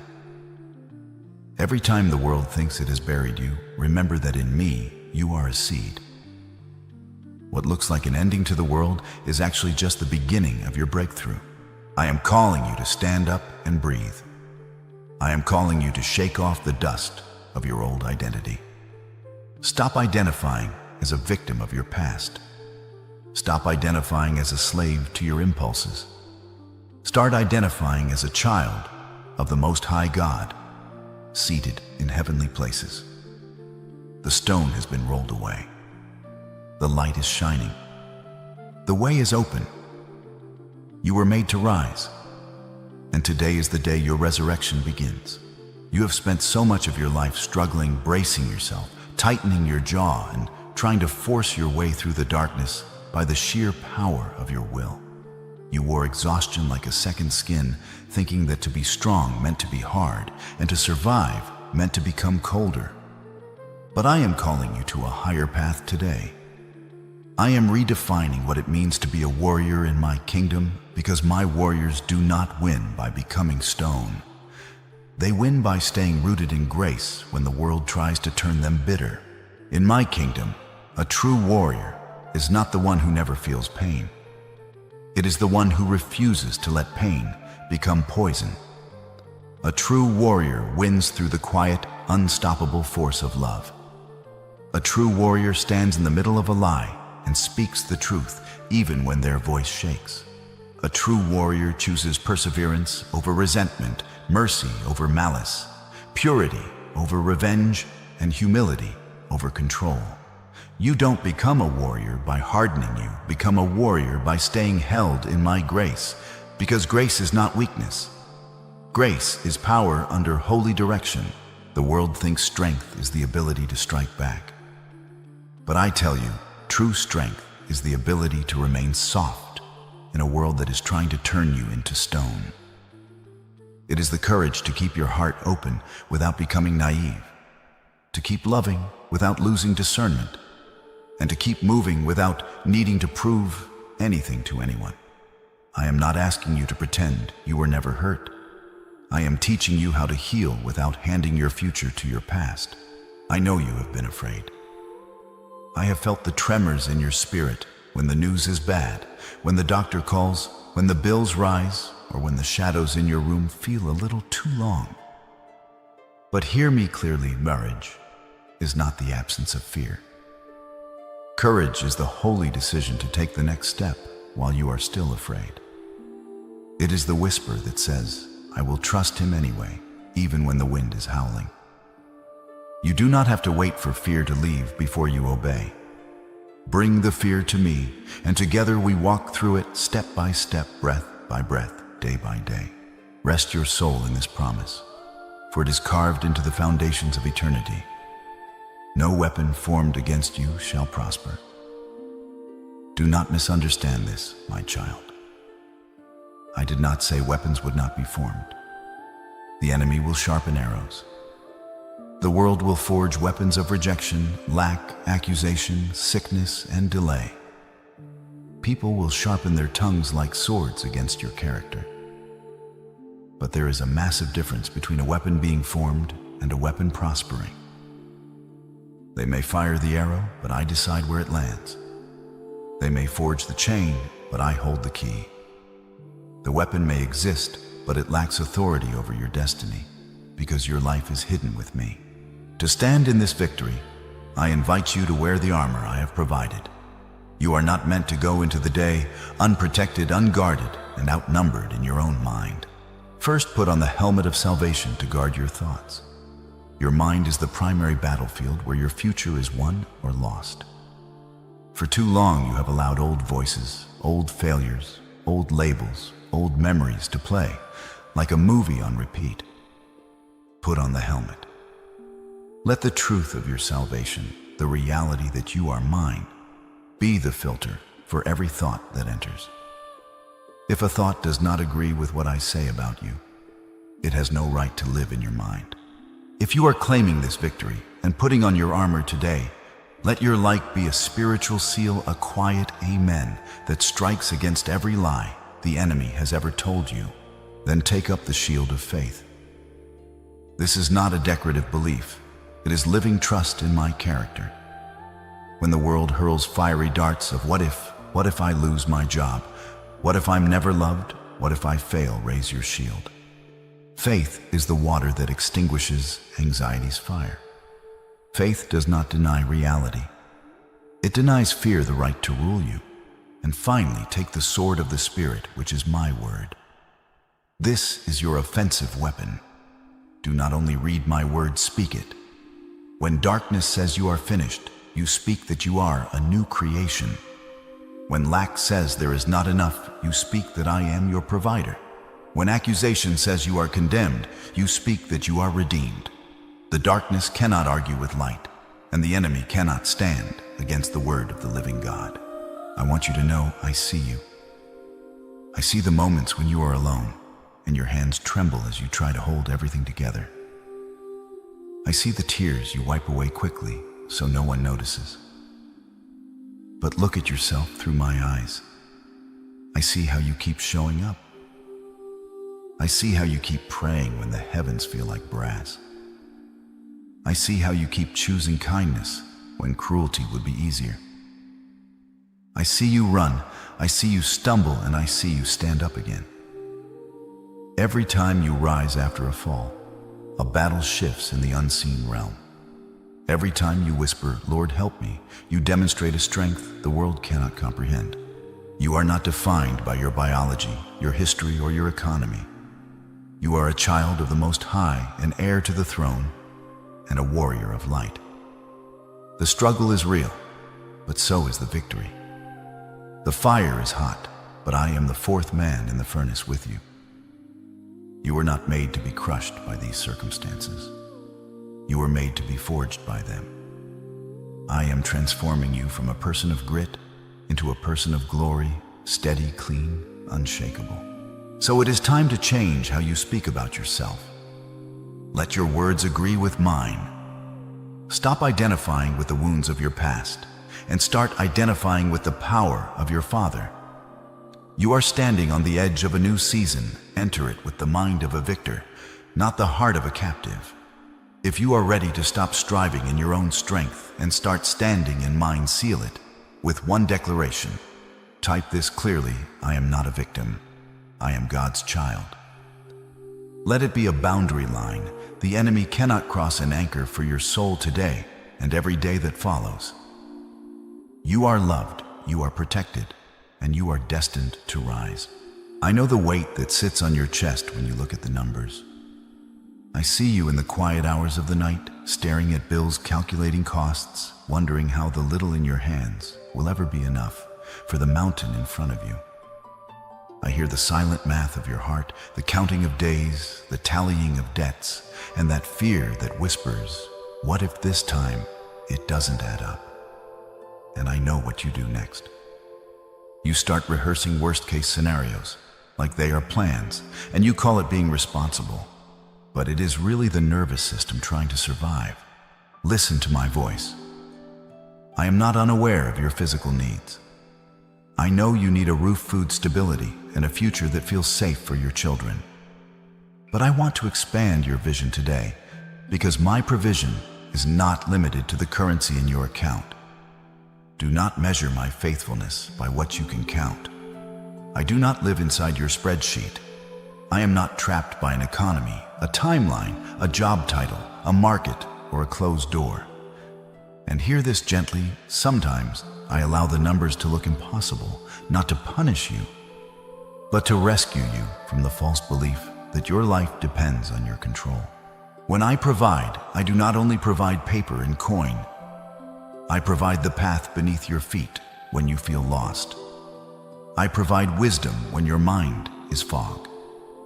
I provide the right people, the companions who carry the stretcher when your strength collapses. I provide timing that puts you in the right place at the right moment, even when you thought you were late. And yes, I provide peace that lets you sleep, even while the storm still rages outside your window, because peace is not the absence of trouble. Peace is the presence of your shepherd. Some of you have been begging me for more money, but what your soul is really starving for is safety, direction, and rest. My provision touches all of it. Breathe.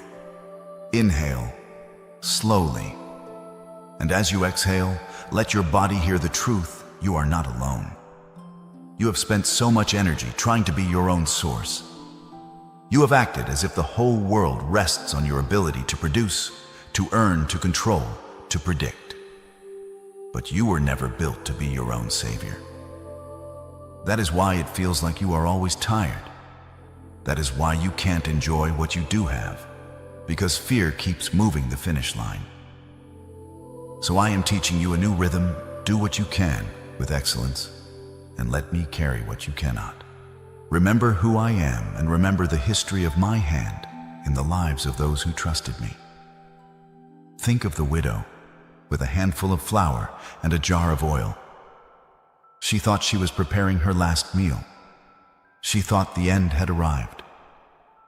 But in my hands, the jar did not run dry. I did not give her a warehouse all at once. I gave her daily mercy, enough for every day. And I gave her peace to trust me for the next.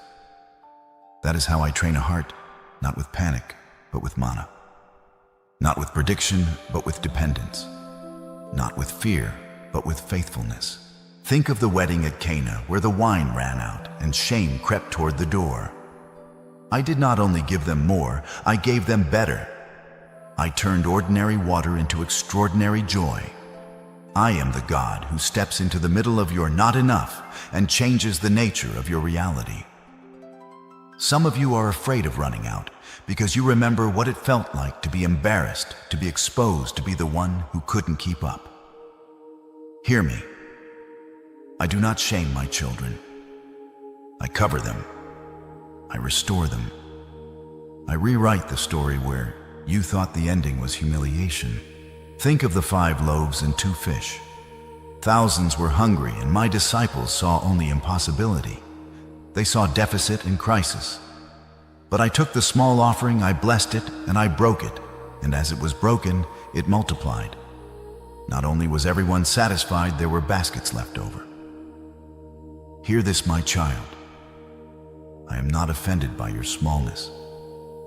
I am attracted to your surrender. What you place in my hands does not remain the same. And do not miss the order. It was blessed before it multiplied, and it was broken before it overflowed. Sometimes what feels like pressure is actually preparation.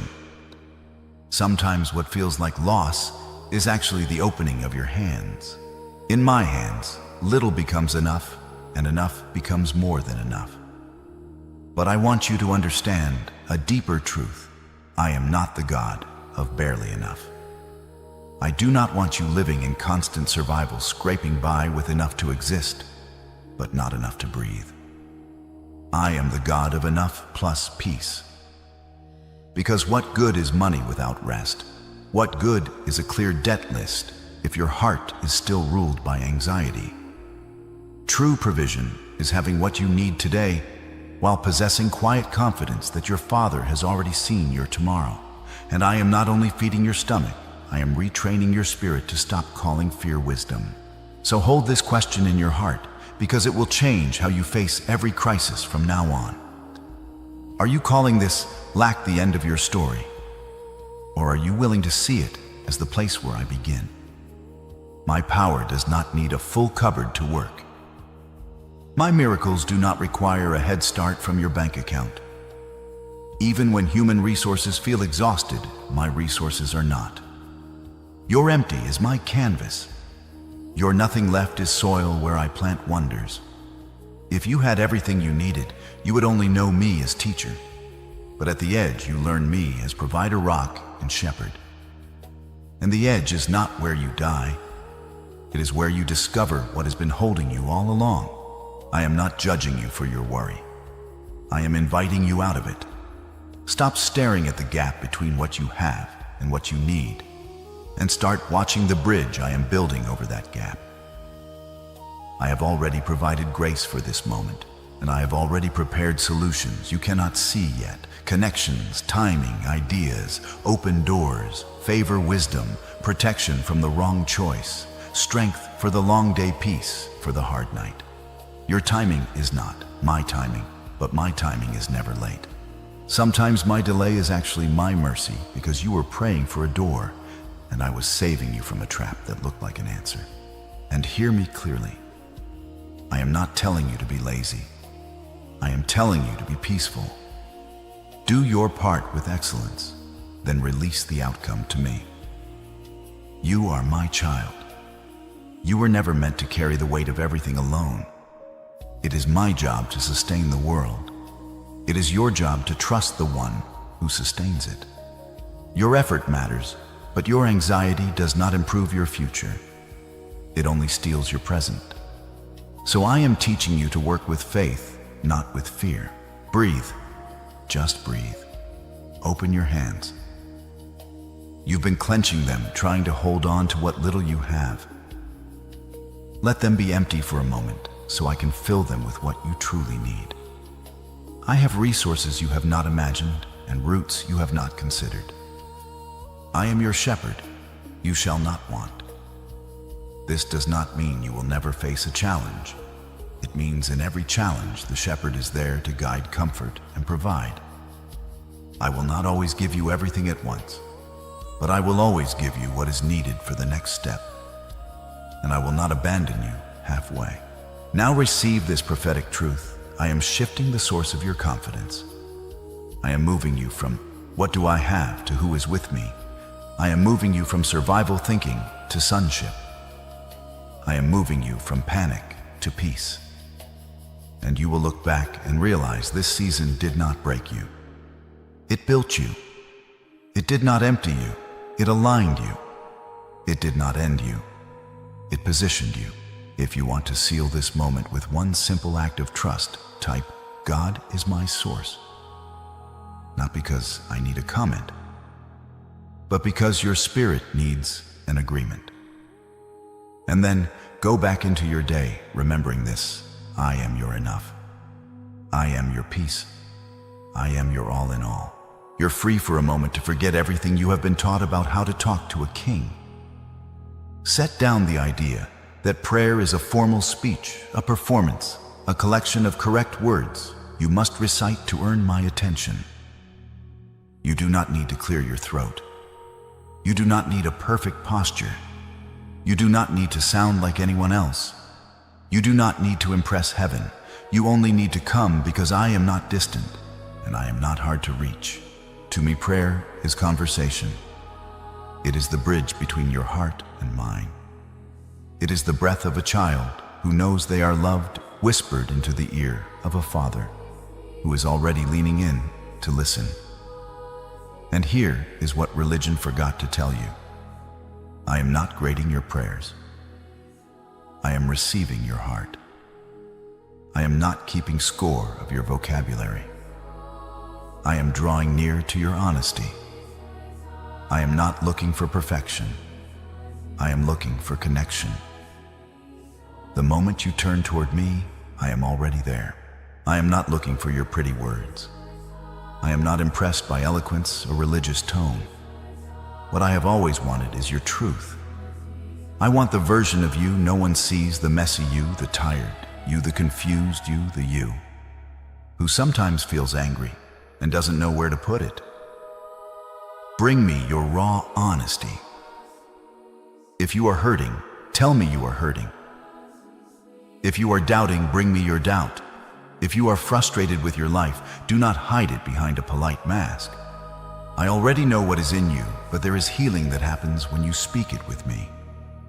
There is freedom when you stop pretending and finally say, Father, this is where I am. And when you say that you are not failing, you are finally being real. And real is where I meet you.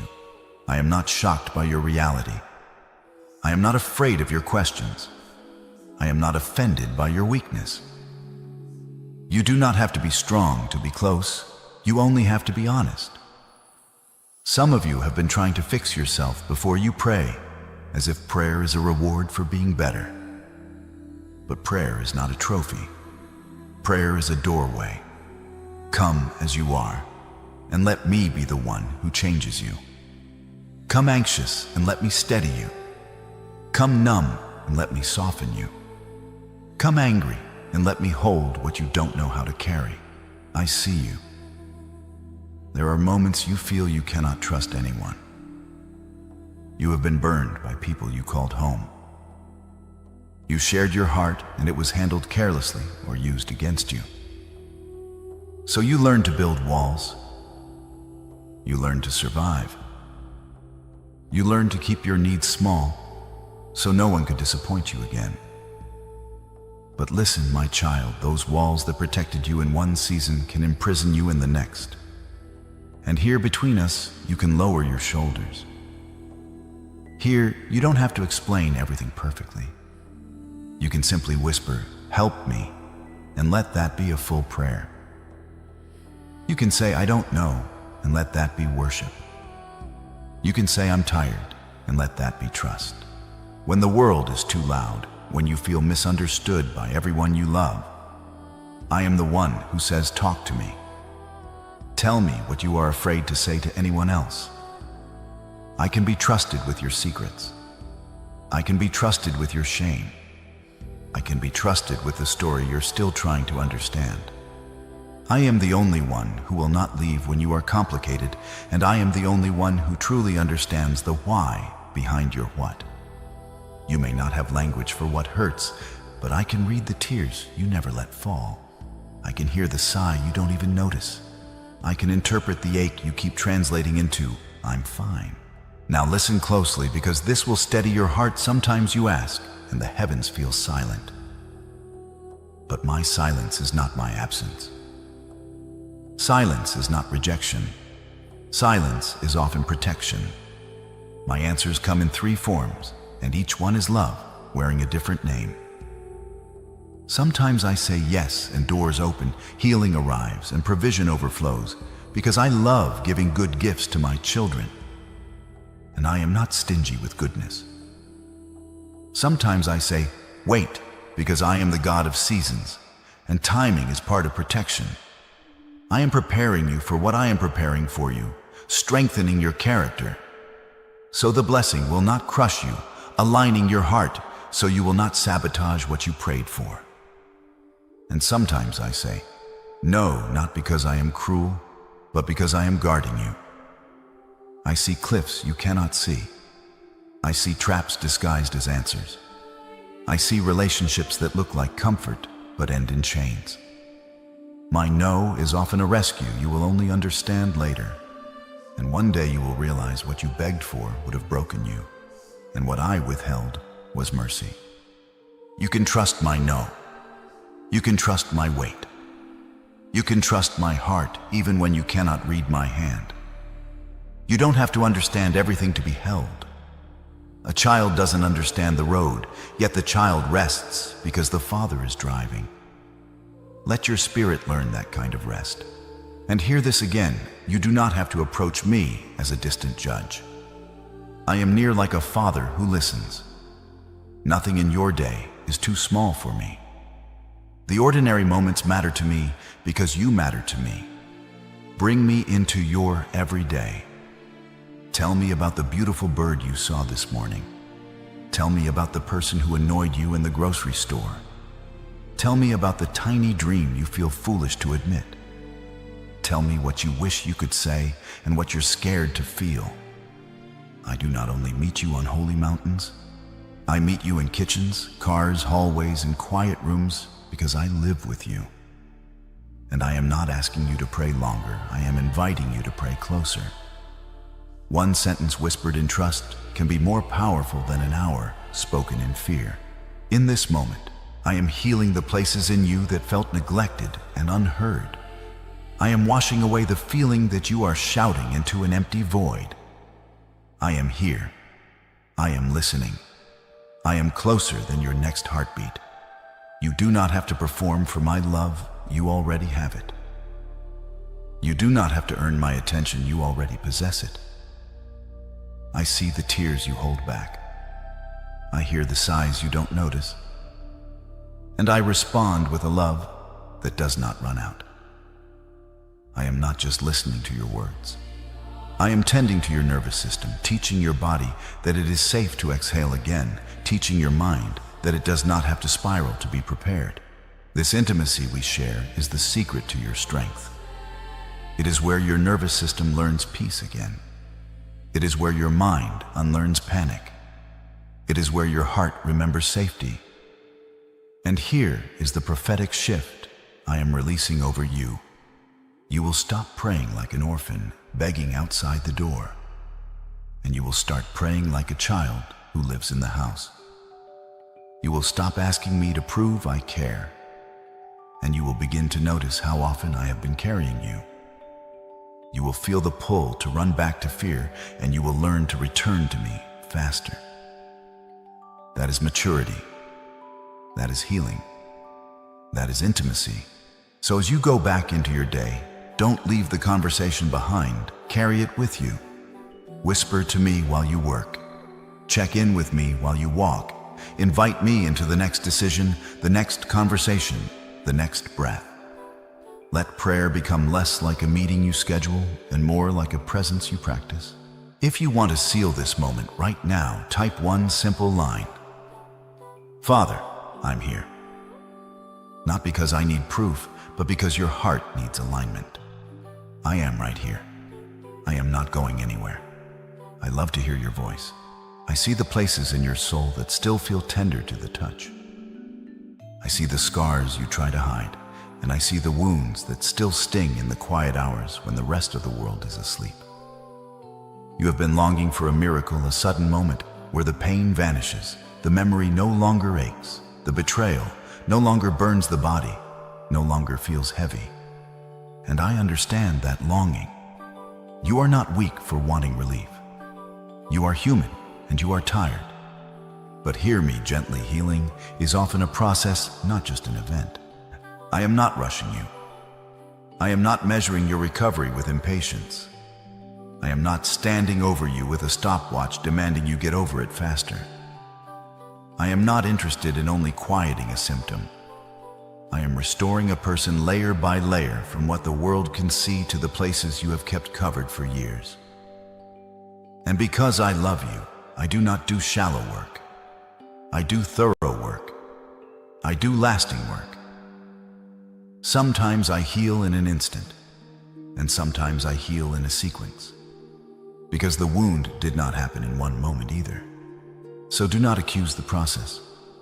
The process is proof that I stayed. There are seasons where healing feels like it is moving backward. It can feel confusing, even frightening. The pain returns in waves, the memories rise without warning, the same trigger hits your nervous system like a storm. But listen, a wound aching again does not mean you are failing. It often means you are finally safe enough to feel what you had to numb just to survive.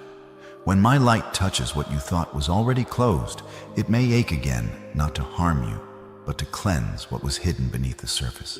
I am removing what has been lodged there for too long. Bitterness that quietly poisoned your peace, shame that wrapped itself around your identity, and the lies that whispered you were unlovable, permanently damaged, or destined to stay the same.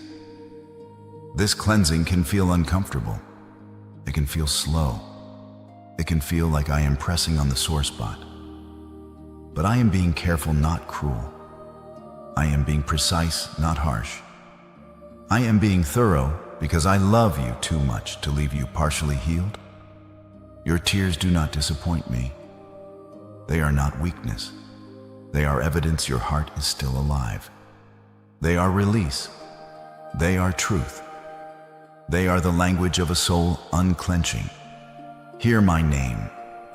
I am Jehovah Rapha, the Lord who heals you.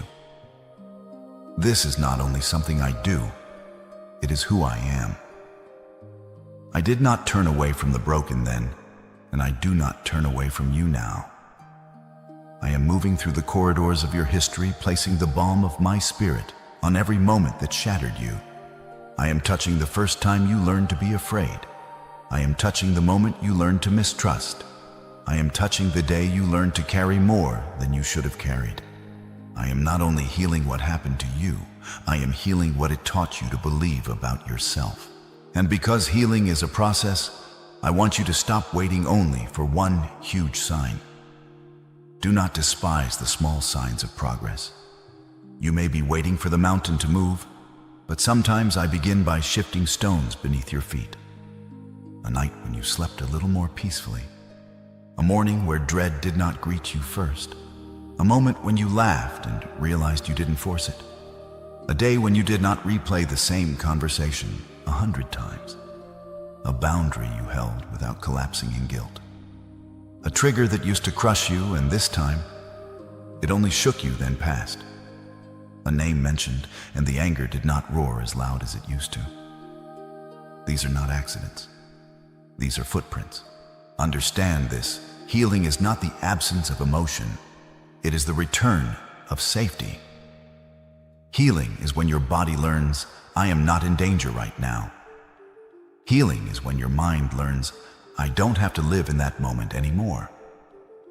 Healing is when your spirit learns, I am held even if I tremble. A scar is proof the wound was not fatal.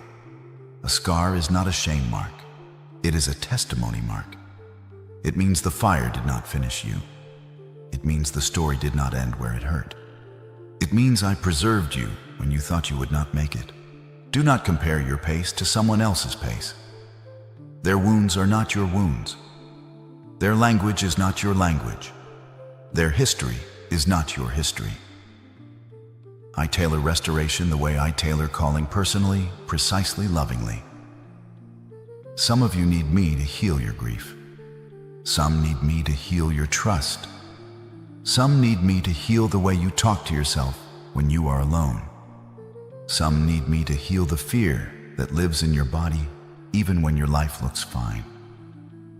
I see it all, and I do not reject you for it. Even when your feelings shift like weather, my faithfulness does not shift. Even when you cannot see progress, I am still working. Even when you are tired of the process, I remain near, steady, patient, kind. You are not required to be perfect by tomorrow. You are not a project to be finished. You are a child to be loved. And nothing you have endured will be wasted in my hands. The comfort I give you will become quiet strength within you, and in time, it will overflow into compassion for others. Your pain will not become your identity, it will become your evidence. Not because the pain was good, but because my redemption is real. So for now, the next step in front of you is enough. One breath, one moment, one gentle return to peace. Let me be the healer, and you simply be the one who is being healed. You do not have to earn recovery. You do not have to perform your progress. Stay with me, stay honest, stay open. That is victory. That is, if you want to seal this moment without pressure, without performance, you can simply whisper where you are, Jehovah Rapha. That is enough.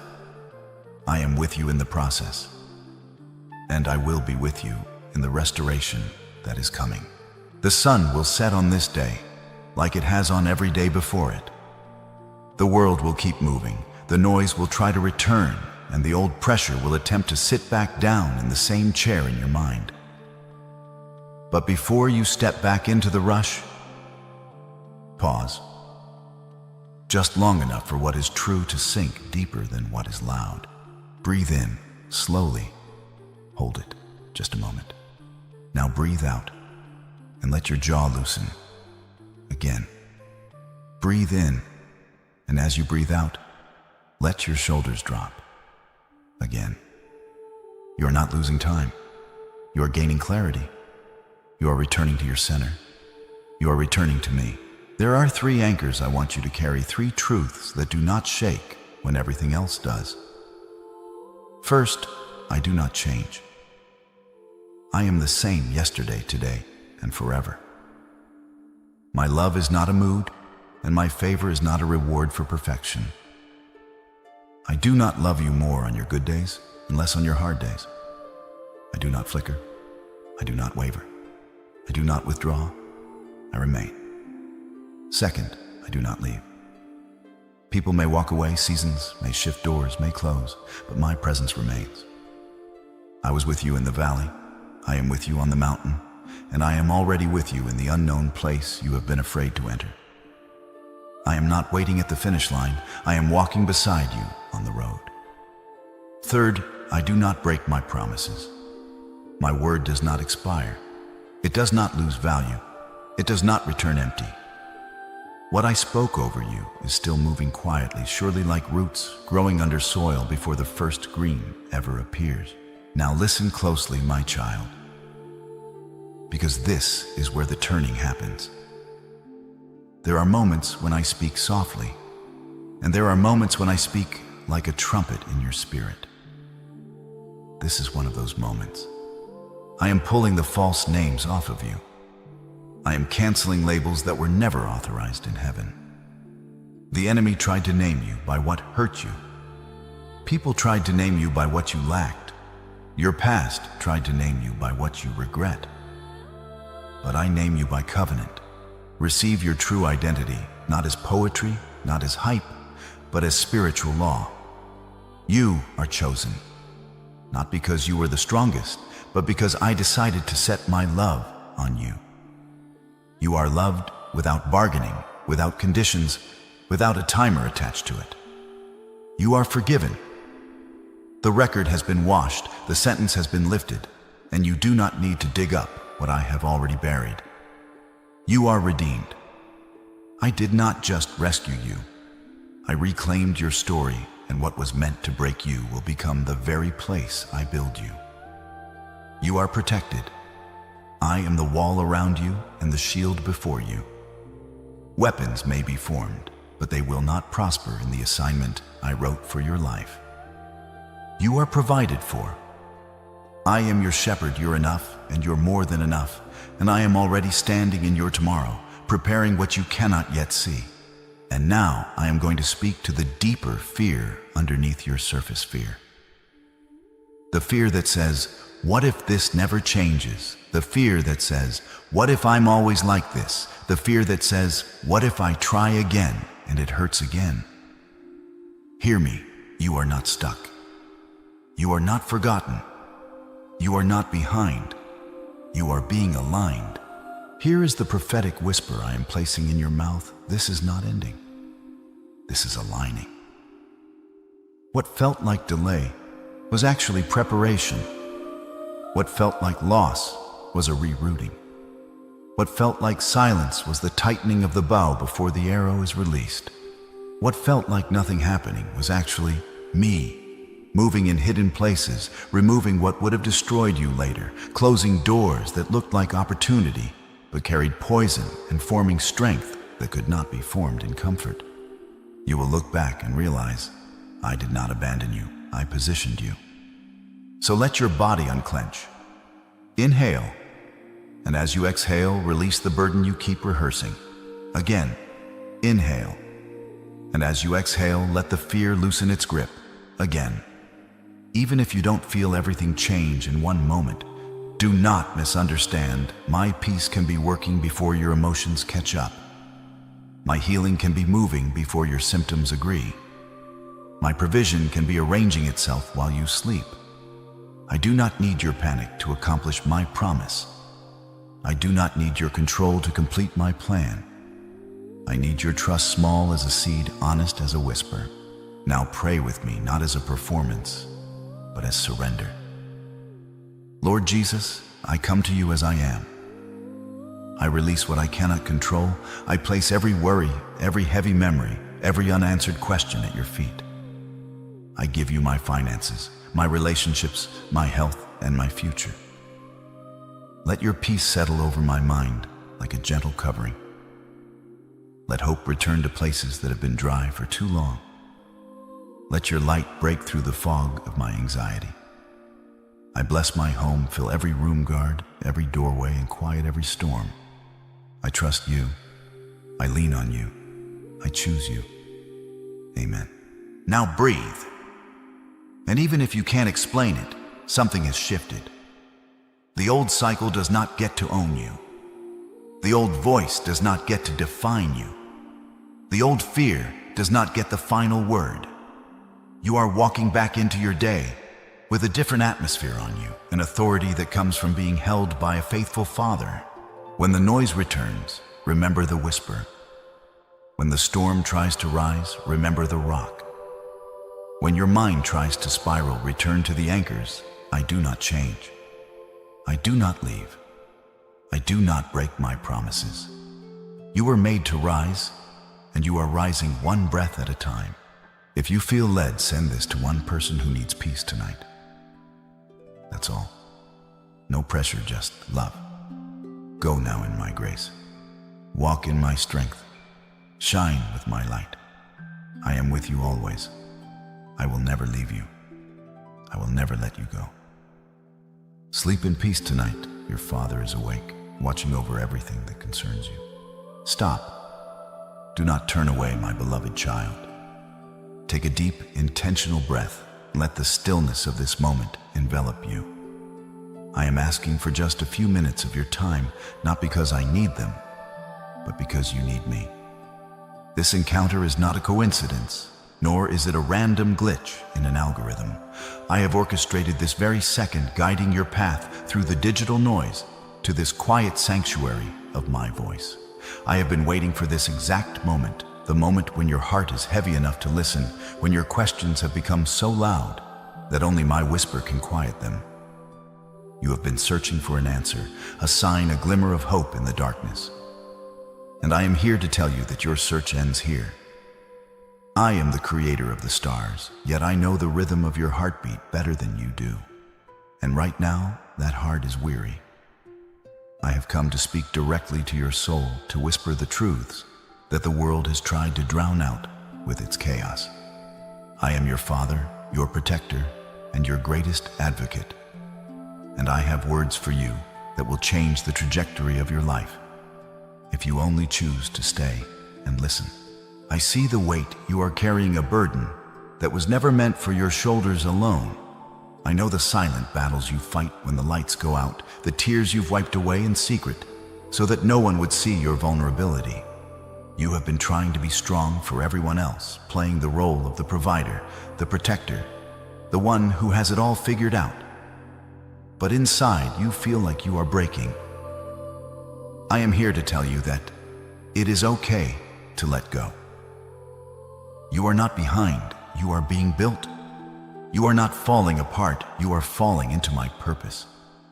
Every struggle you have endured has been a lesson, and every delay has been my divine protection. Before I reveal the immense blessing and the divine shift I have prepared for you, I want to see your hand in mine. I want you to declare your presence in this sacred space and acknowledge that you are listening to my call. Do not remain silent in the face of my love. Type "I am here, Lord" or 7007 in the comments right now, slowly, intentionally, as a holy confession before me, as a quiet yes from your spirit, and as a sign that your heart is open to receive what I am about to release over your life today. This message is an urgent call from the throne of grace, a divine lifeline thrown to you, just as you felt you were sinking into the abyss of despair. I want to walk with you every single day to be the lamp unto your feet and the light unto your path, ensuring that you never stumble again. If you can feel my presence radiating through these words, if you feel that familiar warmth in your chest telling you that this is finally the truth you've been seeking, then take a step of faith with me right now. Join this family of believers by subscribing to this channel so that you stay connected to this covering, and I may speak to you again and again, right on time, guiding you through the valleys of shadow and leading you toward the mountaintops of victory. By doing this, you are not just engaging with a video. You are aligning your spirit with mine and making a commitment to remain within the circle of my protection. Your journey of total restoration begins the moment you decide to listen. Stay connected and believe that I am doing a new thing in your life. I see you, my beloved one. I have watched you in the profound stillness of the night during those heavy hours when the rest of the world is draped in the silence of sleep. Yet your mind is a raging storm of questions and what-ifs. I have been there in the corner of your room when you sat on the edge of your bed, head in your hands, feeling the crushing weight of a future that seems uncertain and a past that refuses to let you go. I have seen the tears that you tried so desperately to blink away the ones you felt were a sign of weakness. But to me, they were a sacred language. I saw you when you retreated to the bathroom or your car just to have a moment to break down where no one could see, only to wash your face and put on that brave smile again for a world that expects so much from you. I know the hollow ache in your chest that remains even when you are surrounded by people. I see the loneliness that haunts you because you feel that if people truly knew the depth of your struggle, they would look at you differently. But I am not like people. I do not look at your brokenness with judgment. I look at it with the tender compassion of a father who is ready to mend every fractured piece of your soul. I see the exhaustion behind your eyes, the kind of tiredness that a night of sleep cannot fix. It is the weariness of a soul that has been fighting a battle. It was never meant to fight alone. You have played the part of the strong one for so long, being the pillar for your family, the reliable friend, and the one who always finds a way. But I have seen the moments when you whispered to the ceiling, "I can't do this anymore." I heard that whisper. It reached the highest heavens and moved my heart with a ferocity you cannot yet comprehend. Every time you felt overlooked, every time your kindness was met with ingratitude, and every time you were blamed for things beyond your control, I was there witnessing the injustice. I have recorded every sigh and every unspoken plea for help. You have wondered in the quietest, darkest moments of your despair if I have forgotten you, or worse, if I have turned my face away because of your mistakes. Let me settle that doubt right now. I have never been closer to you than I am in your moments of deepest pain. I am not a distant God observing from a cold throne. I am the one who catches every single drop that falls from your eyes. I want you to understand that not a single one of your tears has been wasted. In my kingdom, tears are the seeds of a future harvest of joy. I have collected them in my bottle, keeping a precise record of the price you have paid. in this season of trial. You have asked me, Lord, if you love me. Why is this happening? You have questioned my presence because the silence felt so deafening. But my silence was not abandonment.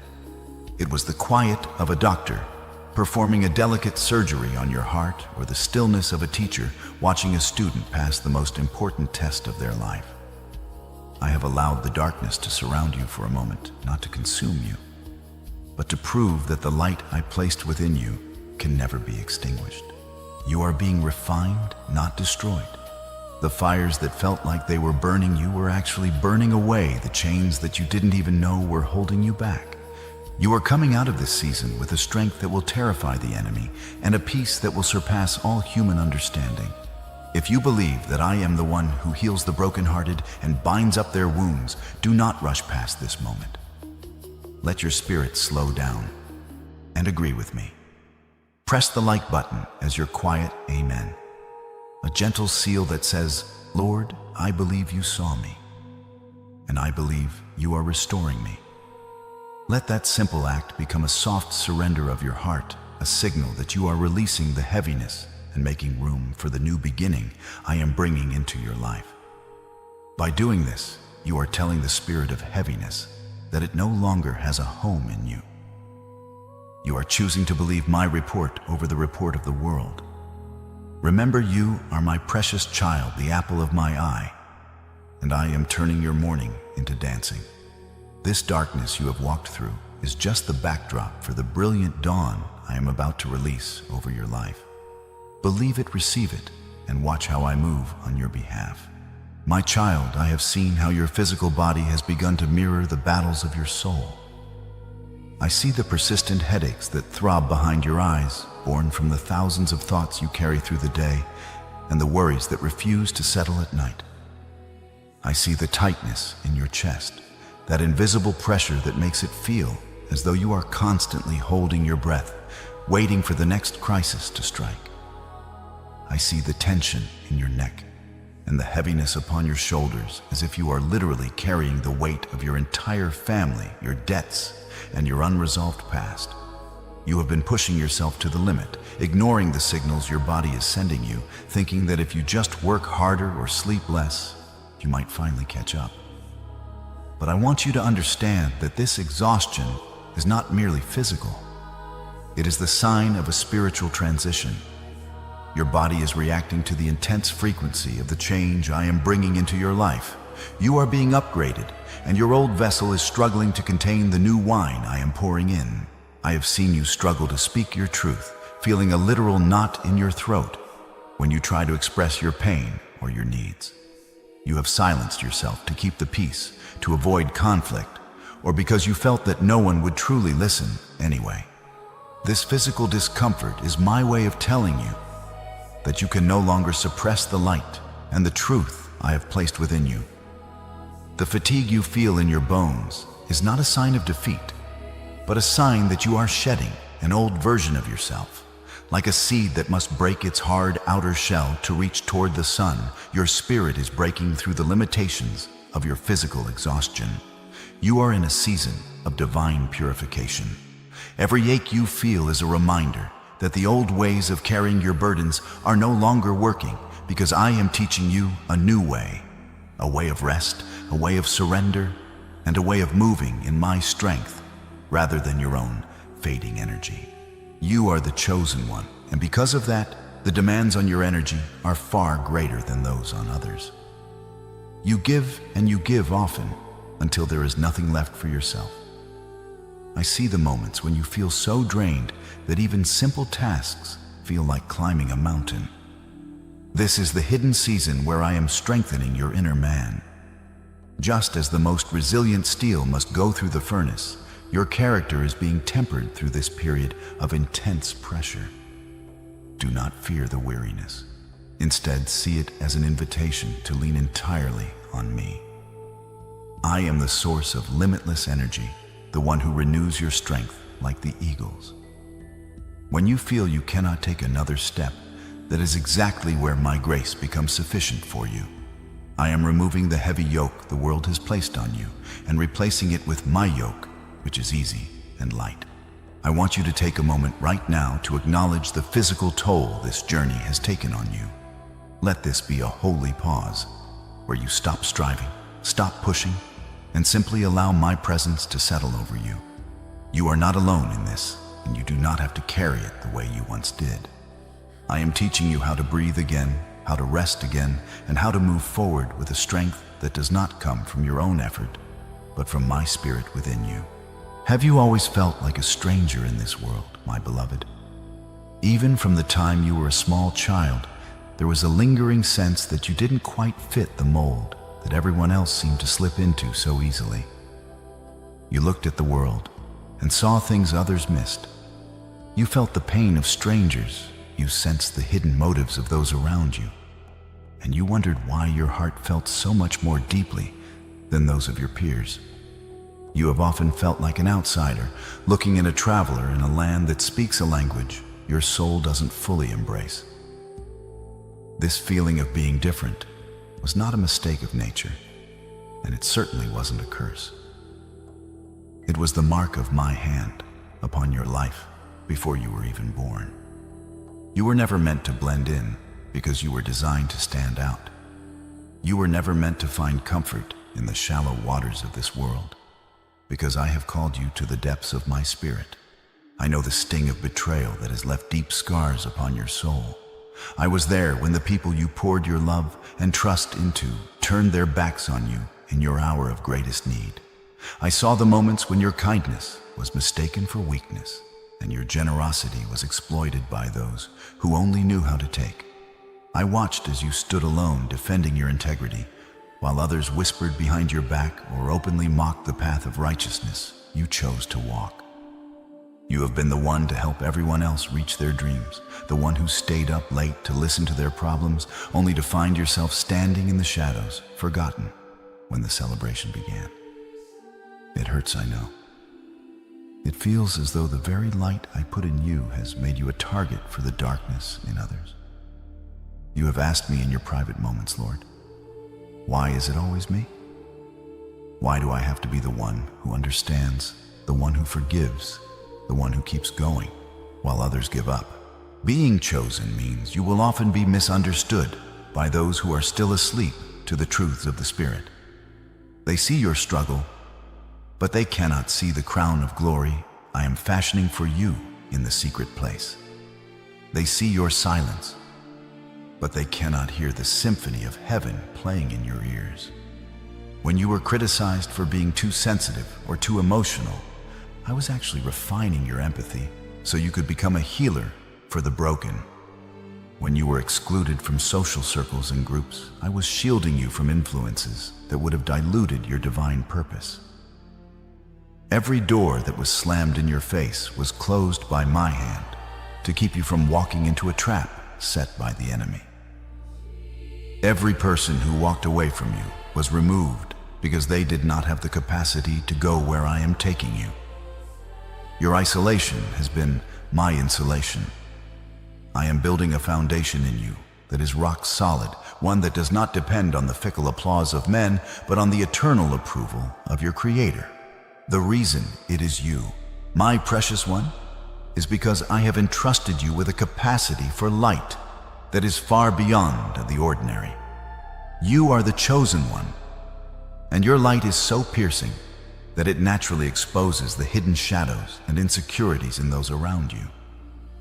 They do not understand you because they cannot reach the spiritual heights where your soul resides. They fear your authenticity because it highlights their own pretenses.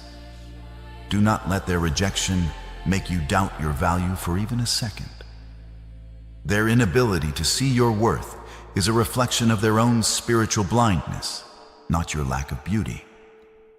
You are a bridge between heaven and earth, a vessel of my grace in a parched and weary land. The loneliness you feel is not an absence of my presence. It is a sacred separation I have created to protect you and to prepare you for a glory that the world cannot yet comprehend. I am your true home, and in me, you are never truly an outsider. I want you to stop for a moment and feel my love surrounding you like a warm, protective embrace. Right now, in this very second, take your right hand and place it gently over your heart. Close your eyes and breathe in my peace, letting it fill every corner of your being. I want you to whisper these words to yourself, letting them sink deep into your heart. I belong to God. I am at peace in His arms. I am chosen, I am protected, and I am enough. Feel the rhythm of your heart and know that every beat is a testament to my faithfulness and my promise to never leave you. You are not a victim of your circumstances. You are a victor in training. This sense of being alone is merely a season of being set apart for a divine purpose that is about to be revealed to the world. Rest in the knowledge that I am your greatest companion, and I will never leave you to face the world on your own. My child, have you noticed how the harder you try to fix things with your own hands, the more they seem to slip through your fingers? You have spent countless hours agonizing over spreadsheets, rehearsing conversations in your head, and trying to predict every possible outcome of your current crisis. You have sought advice from experts, looked for shortcuts, and stayed awake late into the night trying to solve a puzzle that seems to have missing pieces. I see the exhaustion in your soul from this constant striving. It is as if you are trying to build a house in a storm while holding the umbrella yourself. You were never meant to carry the blueprint and the bricks at the same time. The reason you feel so stuck is not because you aren't working hard enough, but because you are working without the master builder. You have been treating me as a last resort, the emergency exit you run to only when the building is already on fire. But I am calling you to make me your foundation. When you try to navigate the labyrinth of your life using only your human logic, you are limited by what you can see. I, however, see the end from the beginning, and I know exactly where the path leads. I want to reveal a secret to you that will change the way you face every morning. It is the secret of seeking me first. My word tells you to trust in me with all your heart and lean not on your own understanding. This is not just a poetic suggestion. It is a spiritual law of the kingdom. Your understanding is like a flickering candle. In a vast dark forest, it can only show you a few inches in front of your feet. But my wisdom is like the rising sun that illuminates the entire landscape. When you acknowledge me in all your ways, I promise to make your path straight. This means that instead of you hacking your way through the overgrown vines of your problems, I go before you with the sword of my spirit to clear the way. When you give me the first fruits of your day, the first thoughts of your mind, and the first place in your heart, you are essentially handing me the keys to your life. And when I am in the driver's seat, the destination is always a place of purpose and peace. Seeking me first is not a ritual of religion. It is an act of total trust that invites my supernatural power to take over where your natural strength ends. Imagine what would happen if instead of waking up and immediately checking your phone or worrying about your debt, you simply sat with me and said, "Father, I surrender this day to you." In that moment, the entire atmosphere of your life shifts. When you prioritize your relationship with me over your search for a solution, the solution often finds you. I am the God who owns the cattle on 1,000 hills. I can move the hearts of kings and change the laws of physics to bless you. But I want your heart more than I want your productivity. Peace does not come when your bank account is full or when your enemies finally apologize. True peace comes when you realize that because you are with me, you already have everything you need. As you seek me, I will begin to shut doors that would have led you to more pain, even if you were crying to go through them. I will open doors that no man can shut, leading you into a season of abundance that you didn't even know how to pray for. This is the divine exchange. You give me your worries and your firsts, and I give you my wisdom, my protection, and my perfect timing. If you are ready to stop striving and start seeking to trade your anxiety for my authority, then do not let this moment pass without an act of faith. I want you to make a bold declaration that you are reordering your priorities according to my heavenly design. Type, "I seek you first," or 1111. In the comments right now, slowly, intentionally, as a holy agreement between your spirit and mine, as a quiet surrender that says, "Father, you go first, and I will follow." By typing this, you are signaling to the heavens that you are no longer relying on your own limited strength. And as you step into this new way of living, remember that you are part of a larger family of the chosen ones who are all walking this path together. To ensure you stay aligned with the daily bread I have prepared for you, subscribe to this channel so these words can meet you again, right on time, morning after morning, until seeking me first becomes the rhythm that steadies your life. I am ready to do the impossible for you, but it begins when you put me first. My child, I know the deep-seated fear that often grips your soul when you think about the future or your relationships.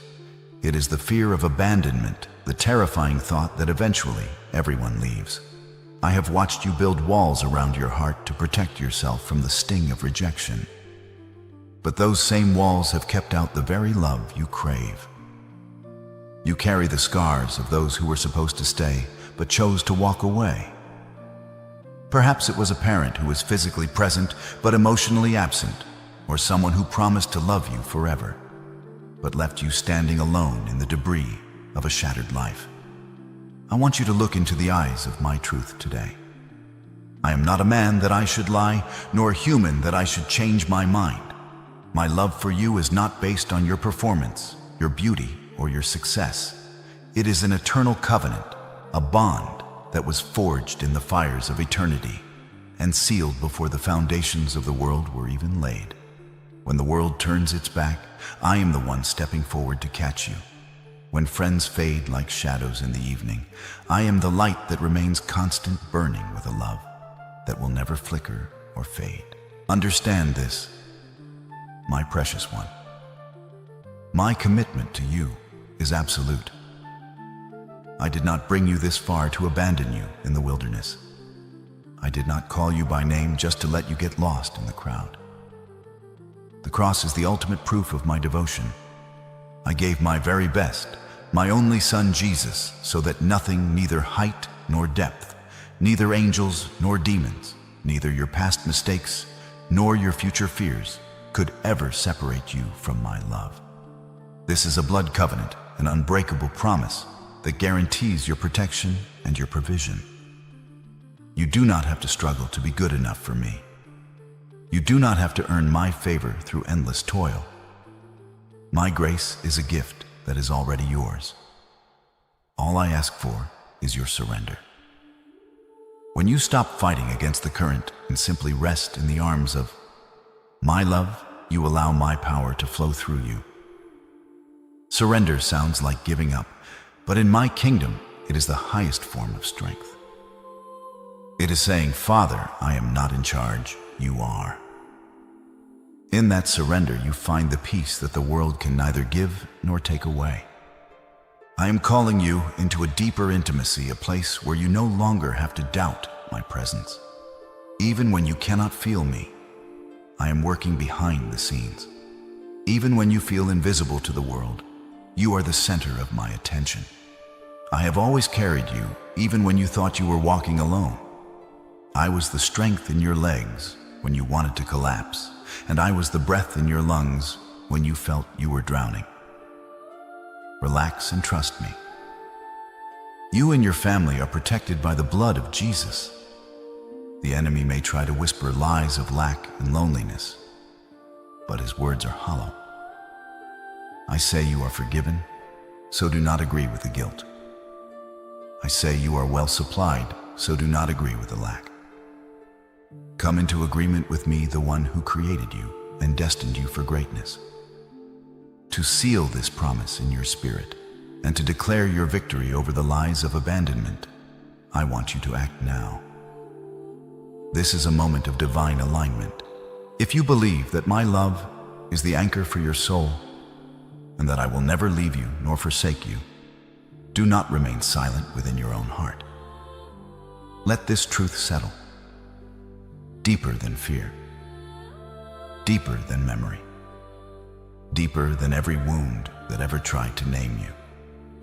This is your act of faith, not something you perform for the world, but a surrender between you and me. You are not forgotten. You are not replaceable.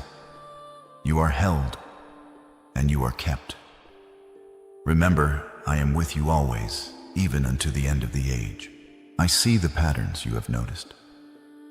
My child, the way certain shadows seem to follow your family from one generation to the next, like a persistent fog.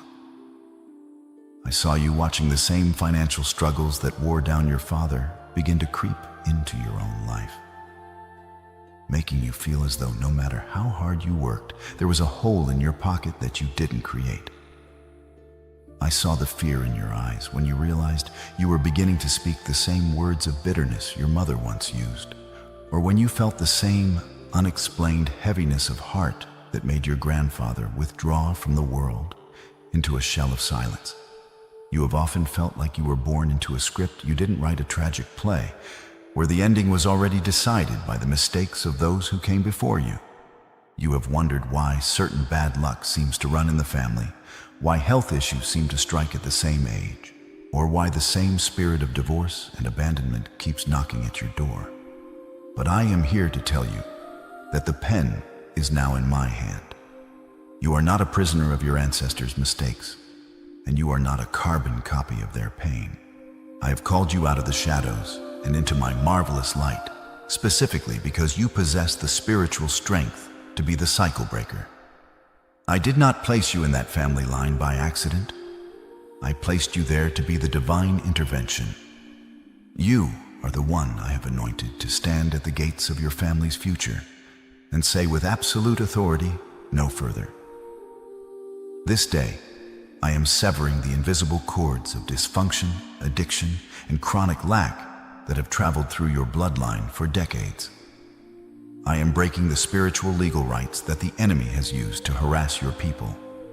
Just as a physical inheritance can be passed down, so can spiritual burdens. But my grace is the ultimate debt canceller. I am reaching back through the years and uprooting every seed of sorrow that was planted by your forefathers. You are the pioneer of a new legacy, and the heavy yoke that your parents and grandparents carried will not be passed on to your children. The curse stops at your doorstep because the blood of the Lamb is painted over your heart. The authority to break these chains does not come from your own human willpower, but from the power of my word that declares you are a new creation. I am the potter, and I am reshaping the clay of your life to hold blessings that your lineage could only dream of. Every word of defeat that was spoken over you by those who should have protected you is being erased by my hand right now. Every "you'll never amount to anything" and every "this is just the way our family is" being replaced by my divine decree. You are more than a conqueror. You are being disconnected from the heritage of failure and grafted into the vine of eternal life and prosperity. Think of it as a divine transfusion. I am washing away the residue of past traumas and filling you with a spirit of power, love, and a sound mind.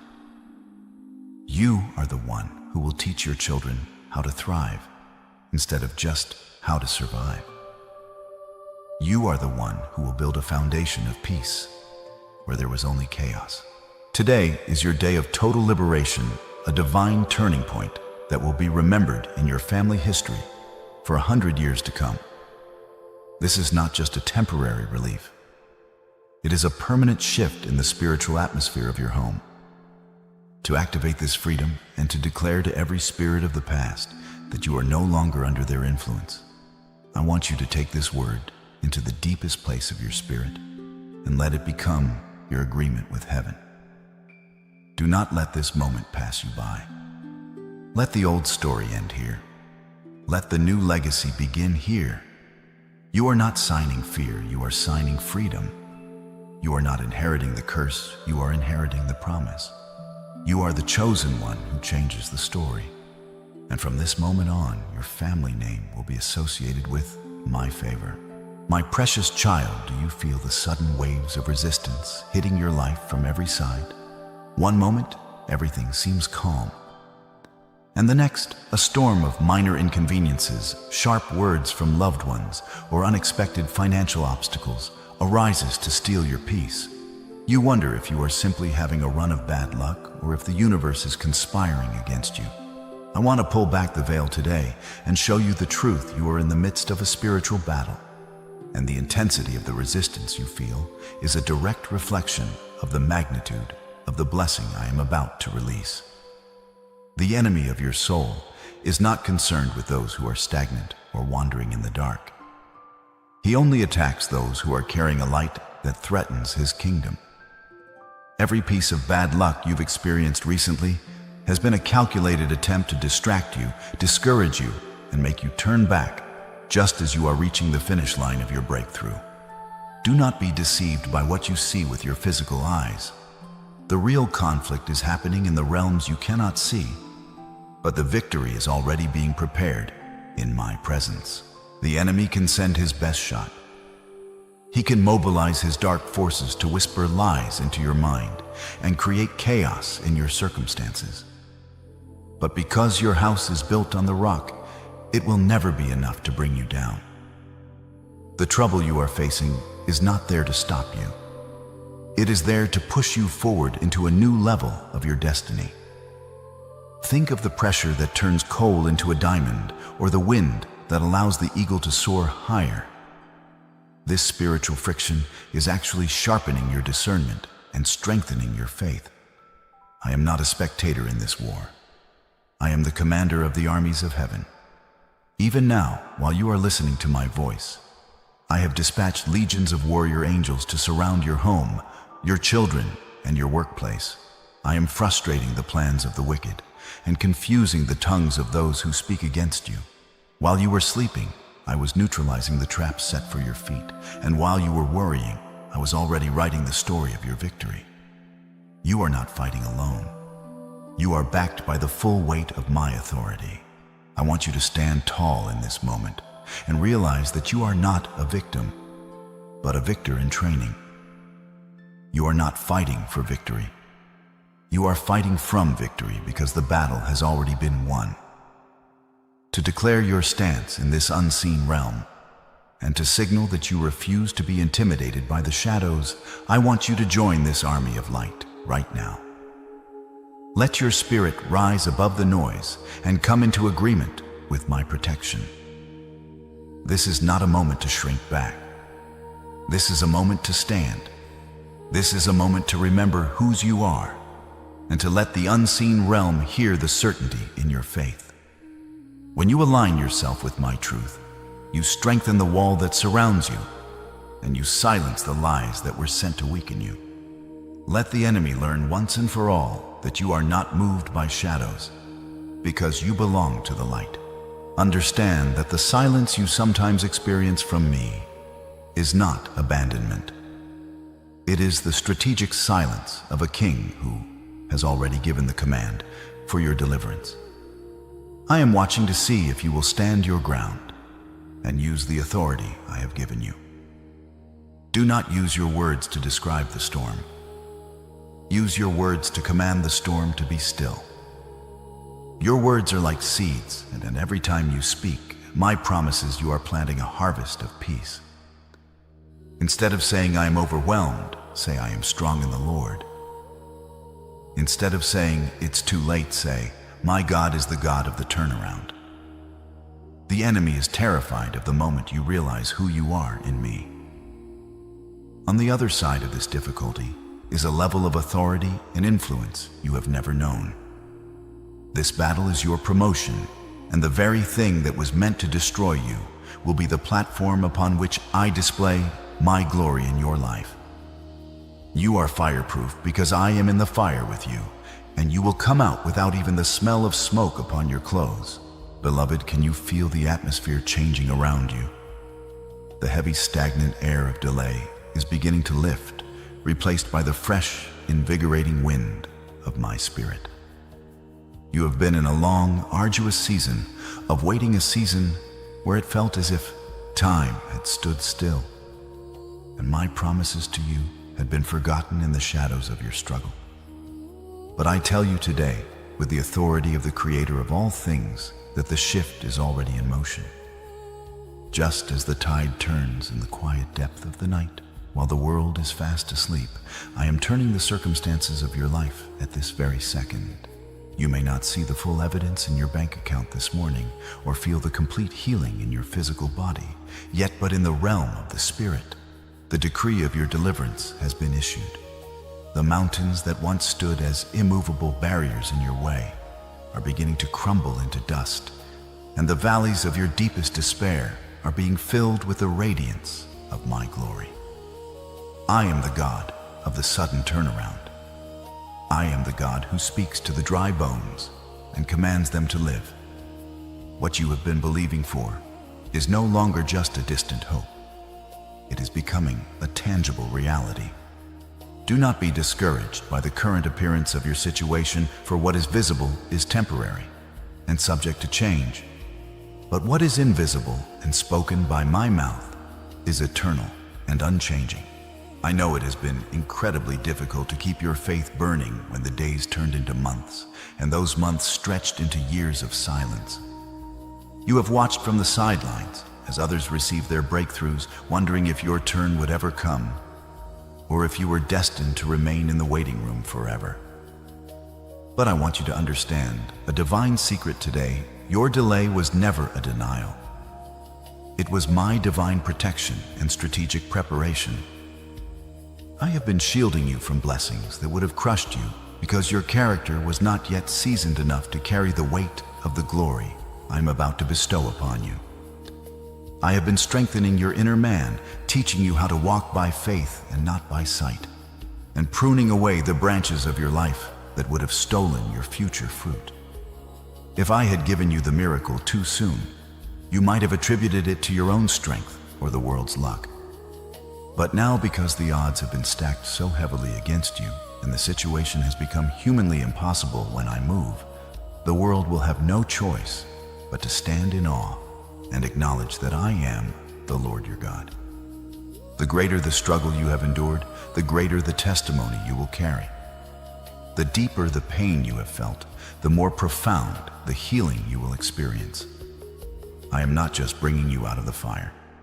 I am bringing you out better, stronger, and more radiant than you were before the trial began. This is a pivotal moment in our conversation, a sacred intersection where my promise meets your belief. I want to see you reach out and touch the hem of my garment with the hand of your faith right now.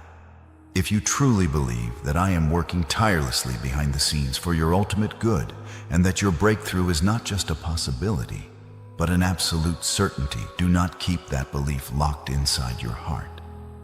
It is time to release your word into the atmosphere and claim what is yours. Let this agreement be formed in the secret place between you and me, where your spirit comes into alignment with heaven and where faith becomes more real than fear. Let the sound of your trust rise not as noise, but as surrender, marking this day as the official beginning of your new season. I see the sincerity of your heart. Your faith is the key that unlocks the storehouse of my infinite blessings, and today that key is turning in the lock. I am preparing a table for you in the very presence of those who doubted you and those who sought to bring you down. I am currently arranging divine appointments with people you haven't even met yet, individuals who hold the keys to your next level of influence and prosperity. I am opening the minds of decision makers, making them remember your name, and causing them to favor your cause without being able to explain why. You are about to walk into rooms you didn't have to knock on, and sit at tables you didn't have to fight for. This is not because of your perfection or your merit, but because of my sovereign grace and my love for you as my chosen one. I am redeeming every year that the locusts have eaten, and I am restoring the joy the peace and the resources that the enemy tried to steal from your life. You will no longer be known as the one who struggled to get by. You will be known as the one who was conspicuously blessed by the Most High. As you step into this massive shift, keep your heart anchored in me. I am the source, not just the resource. When the abundance begins to flow, use it to be a vessel of my light to others, and I will ensure that the flow into your life never runs dry. My child, I have seen you sitting at your kitchen table staring at the bills that seem to pile up higher than your hopes. I have felt the cold knot of anxiety in your stomach every time you check your bank balance, wondering how you will make ends meet, how you will provide for your children, or how you will ever escape the suffocating weight of debt. I have heard your whispered prayers in the checkout line, asking for just enough to get through the week. I want you to look up from those numbers today and look into my eyes. I am Jehovah Jireh, the Lord your provider. I am not limited by the economy of this world, nor am I restricted by your past financial mistakes.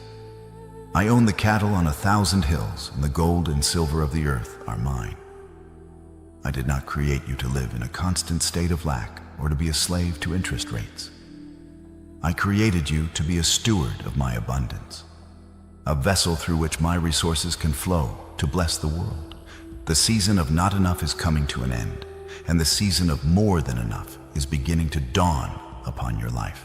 I am the one who can open doors of opportunity that no human hand can shut.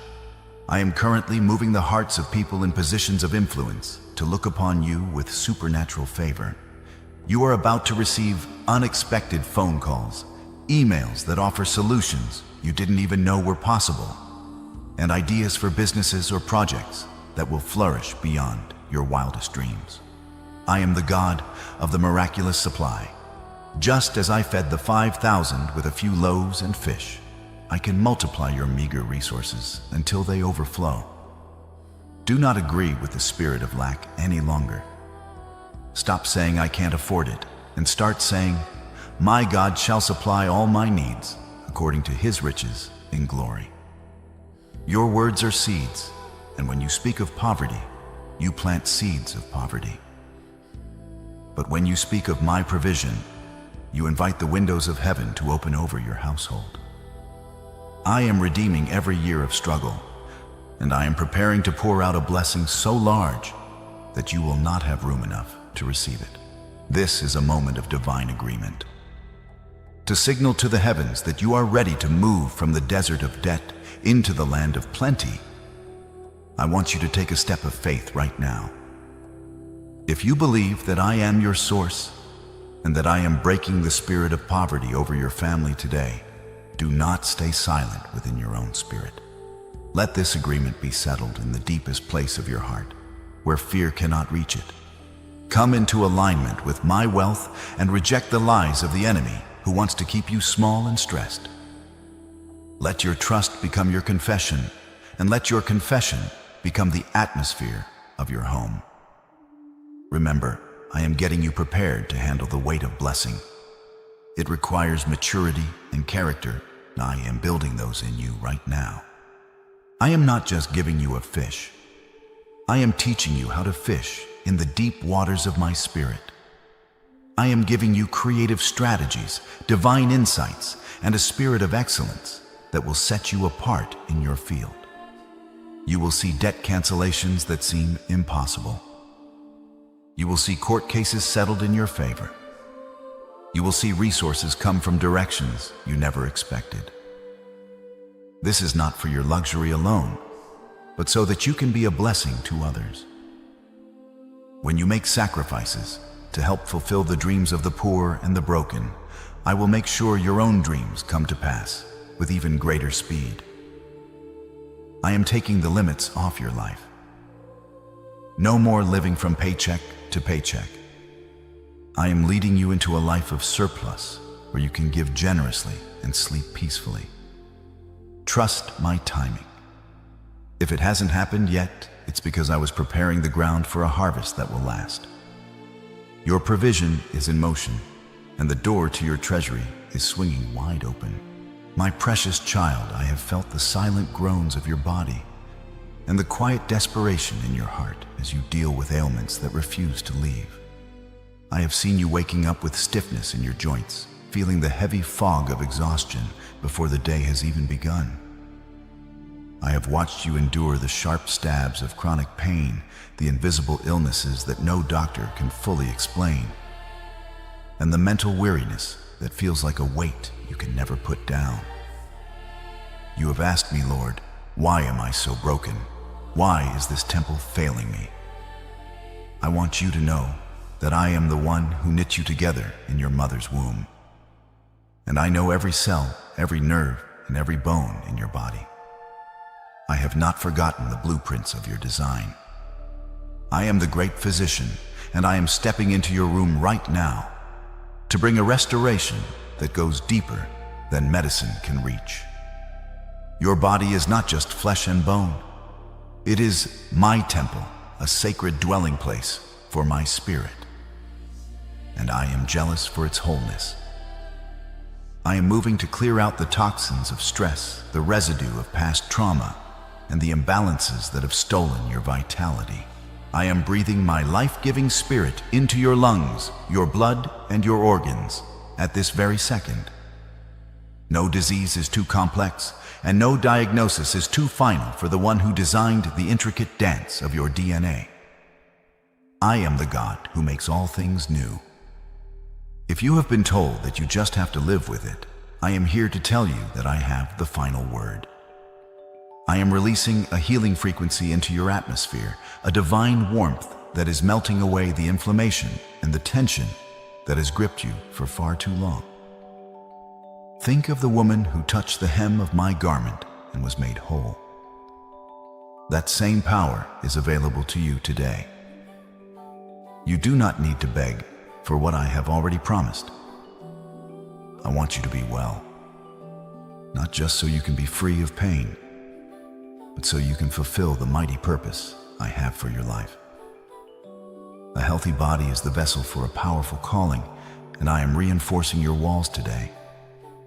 I am strengthening your immune system, regulating your mind, and bringing your sleep into a state of deep, restorative peace.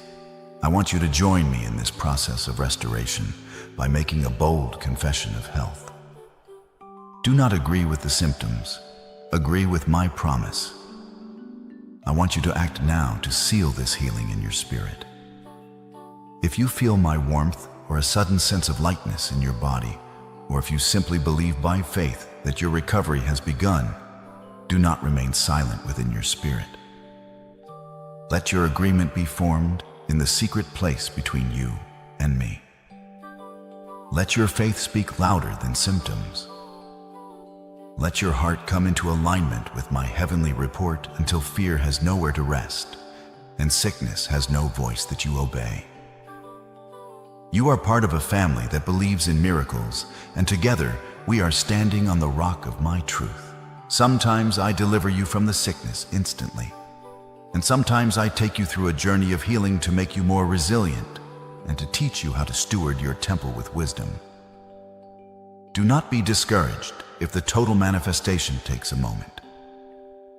The seed of healing has been planted and it is growing. I am teaching you how to listen to your body, how to rest when I call you to rest, and how to fuel yourself with what is good. This trial of your health has not come to destroy you, but to show you my power as a restorer. You will emerge from this season with a testimony that will bring hope to thousands of others who are suffering. Your scars will not be signs of pain, but credentials of my grace. You are being renewed from the inside out, and the strength of your youth is being restored like the eagles. Trust me, lean on me, and watch as I make your health spring forth speedily. My child, you have lived so long by the ticking of the clock, measuring your life in minutes, hours, and years, constantly feeling the pressure of being behind or running out of time. I see you comparing your journey to the highlights of others, wondering why their doors are swinging open while yours remain bolted shut. But I want you to step out of the world's frantic pace and step into my divine rhythm. I do not operate on a human schedule. I am the Alpha and the Omega, the one who stands outside of time, and I tell you today, timing is everything. What you are believing for is already on the way. It is not a matter of if, but a matter of when. I have an appointed time to bring every promise to pass in your life, and that time is closer than you can imagine. If it hasn't happened yet, it's not because I've forgotten you. It's because it wasn't the right season for you to sustain the blessing. Delay is not my punishment. It is my divine shielding while I strengthen your inner life. I am getting you prepared to handle the weight of the blessing I am about to drop into your lap. In the next 24 hours to the next 7 days, I want you to be on high alert. I am initiating a shift in the spiritual atmosphere of your home and your mind. You may not see the full manifestation of the miracle within this window, but you will see the signs, the small coincidences, the sudden peace in the midst of a storm, or a person from your past reaching out with an unexpected word. This week is your watch and see season. Pay attention to the whispers of my spirit. When you feel a sudden urge to pray, to let go of a grudge, or to take a step of faith, do not hesitate. My silence in the past season was not abandonment. It was a test of what you've learned. You have passed the test of endurance. You have shown me your faithfulness when things were hard, and now I am ready to show you my power when things become miraculous. The waiting room was a construction site, not a prison.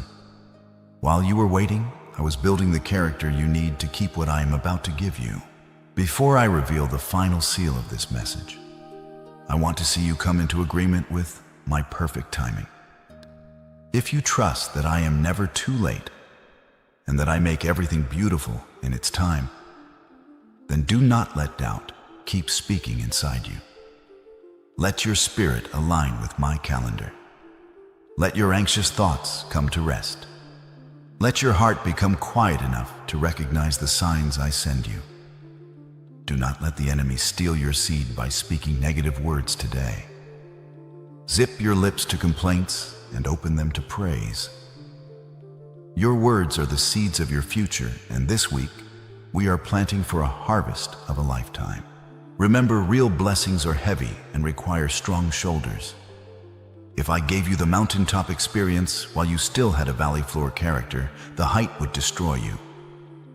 But you have been through the fire, and you have become fireproof. You have faced the difficulties, solved the problems, and kept your eyes on me. You are stronger than you think, and you are more prepared than you feel. When your character finally matches what you have been praying for, the door must open. It is a spiritual law. I am already knocking on that door from the other side. As long as I wake you up, it means I am not through with you yet. The next 7 days are not just another week. They are the threshold of your destiny. Walk through them with your head held high, knowing that the Creator of the universe is working overtime to make sure your breakthrough is greater than your battle. My precious child, I know the word surrender sounds like a white flag of defeat to your human ears.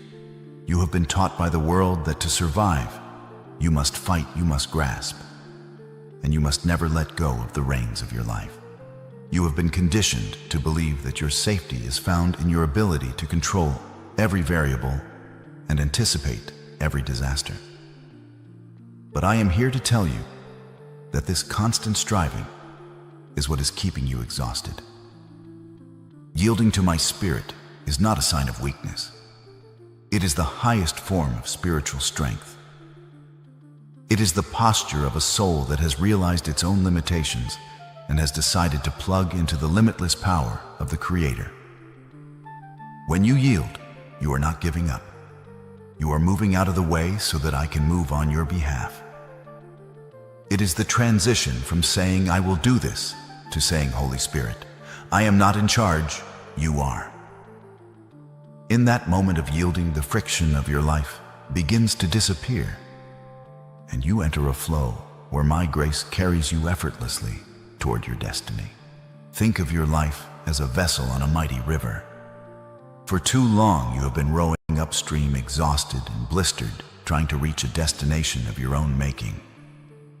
I am asking you to put down the oars. I am asking you to let the current of my spirit take the lead. This requires a radical trust, a willingness to be led into waters that may look unfamiliar or even frightening. But I promise you, the river of my spirit only flows toward life, toward abundance, and toward peace. When you yield, you allow my wisdom to override your logic. You allow my timing to override your urgency. You stop trying to force open doors that I have closed for your protection, and you begin to notice the massive gates I am already swinging wide for your entrance. This is the secret of the quiet spirit that the world cannot understand, a peace that remains unshakable because it is no longer anchored in your performance, but in my faithfulness. I want you to take a moment right now to examine the things you are still clutching with white-knuckled intensity.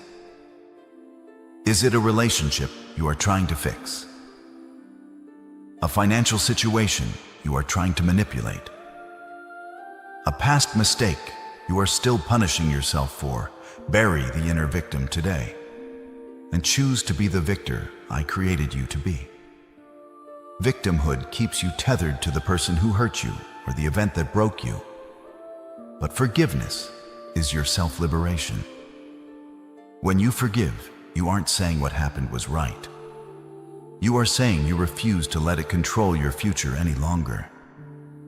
Radical gratitude is the tool that transforms your suffering into strength. Your scars are not reminders of what you lost. They are your credentials of what you have overcome. When you yield your pain to me, I turn it into power. When you yield your shame, I turn it into a crown of beauty.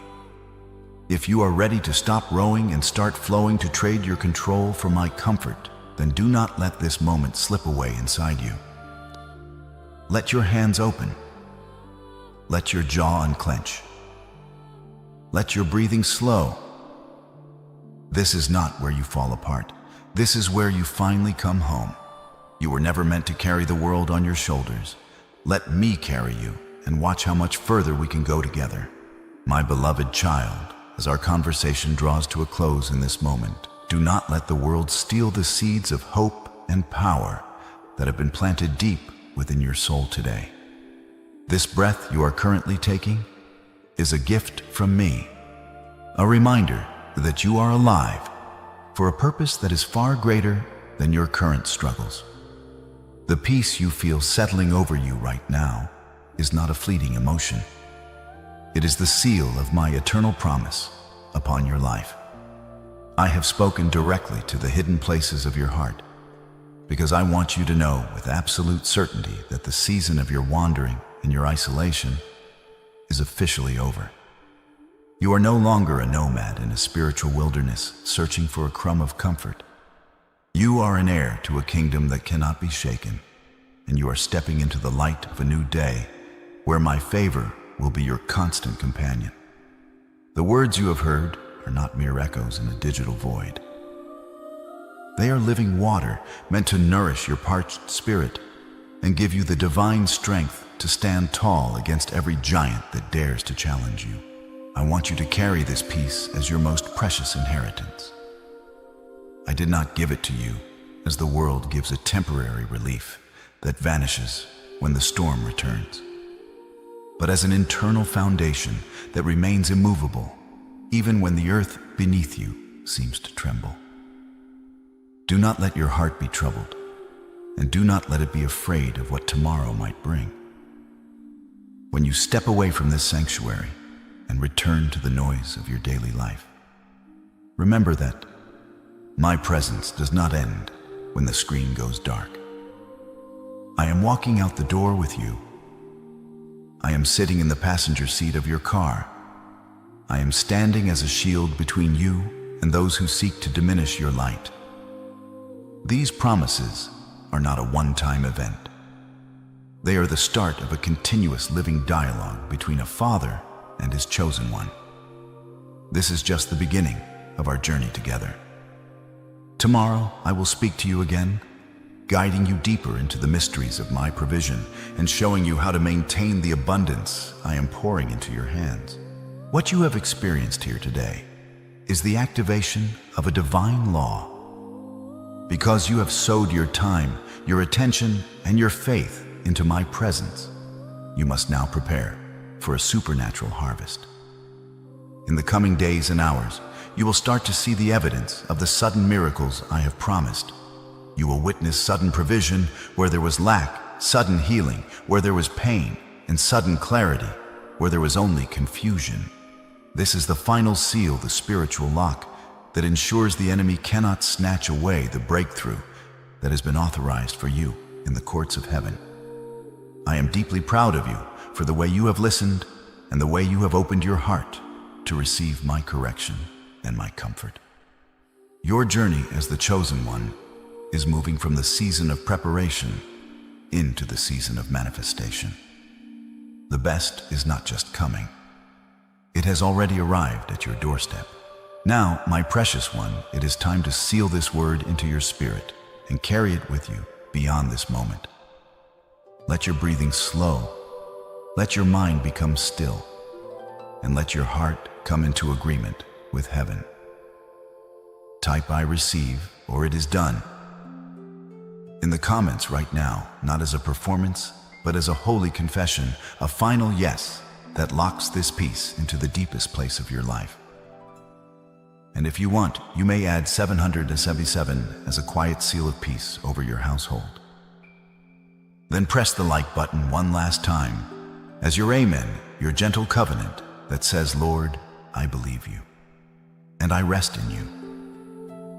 And share this video with someone I place on your heart, someone who has been fighting silently in the dark, so my light can find them too. I love you with a love that has no beginning and no end. Go in peace, for I am with you always. Amen. My beloved child, I have been waiting for this exact heartbeat to speak to you. Do not turn away, and do not let the noise of the world steal this sacred second from our connection. I know you were about to scroll past, caught in the rhythm of a restless mind, but I have intercepted your path because the weight you are carrying has become too heavy for your shoulders alone. I have watched you in the silence of the night when the only sound was the rhythm of your heavy heart and the whispers of your deepest doubts. I have seen the way you try to hold it all together during the day, wearing a mask of strength for a world that does not understand the depth of your sacrifice or the scale of your silent battles. But here in this moment, there is no need for masks. There is only me and you. I am the one who formed you in the secret place, the one who counted every hair on your head before you were even a thought in your mother's mind, and the one who has bottled every tear you have ever shed. You are not here by accident. You are here by divine appointment. This message is not a coincidence of an algorithm.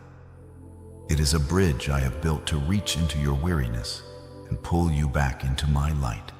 Before I reveal the magnitude of the blessing I am preparing to pour into your life, I want you to acknowledge my presence and step out of the shadows. I want you to declare to the heavens that you are ready to listen and that your soul is open to the transformation I am about to ignite. Type "I am here, Lord," or 7007 in the comments right now, slowly, intentionally, as a quiet testimony that this moment is an appointment, not an accident. Let it be short, but let it be real. This is your first act of faith in this new season, a signal that you are no longer running, but are ready to receive. And as you do this, I invite you to remain close. Subscribe to this channel so my voice can find you again when the night is heavy and your mind is loud. So you stay under the daily bread I have prepared for your soul. Then press the like button as your gentle amen, your agreement with heaven that says, "Father, I will stay with you." Do not let this moment pass you by, for the gates of heaven are beginning to stir at the sound of your recognition, and I am about to speak directly into the core of your calling. I see the exhaustion that goes deeper than your bones, a fatigue that sleep cannot touch. I see the way your soul has felt parched like a desert, waiting for a rain that never seems to come. I have heard the questions you were too afraid to voice aloud, my forgotten. Is there a purpose to this unending pain?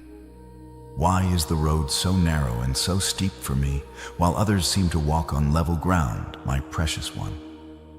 I have never been closer to you than in those moments of profound isolation. When the friends you trusted walked away, I was the one standing in the gap. When the doors you knocked on remained stubbornly shut, it was my hand that held the handle, protecting you from paths that would have led to your destruction rather than your destiny. I have been your silent witness, your invisible shield, and your constant companion through every fire you have walked through. I know the sting of the betrayal you suffered, and I felt the tremor in your hands when you received the news that shook your world. Every sigh you have breathed into the darkness has reached my throne. And I am here to tell you that your season of being hidden and hurting is coming to a close. You have felt like a stranger in your own life, wandering through a wilderness that seemed to have no exit and no shade. But I want you to understand that the wilderness was never meant to be your home. It was your training ground, the place where I stripped away the unnecessary to reveal the gold within you. I allowed the silence so that you could finally learn to distinguish my whisper from the roar of the crowd.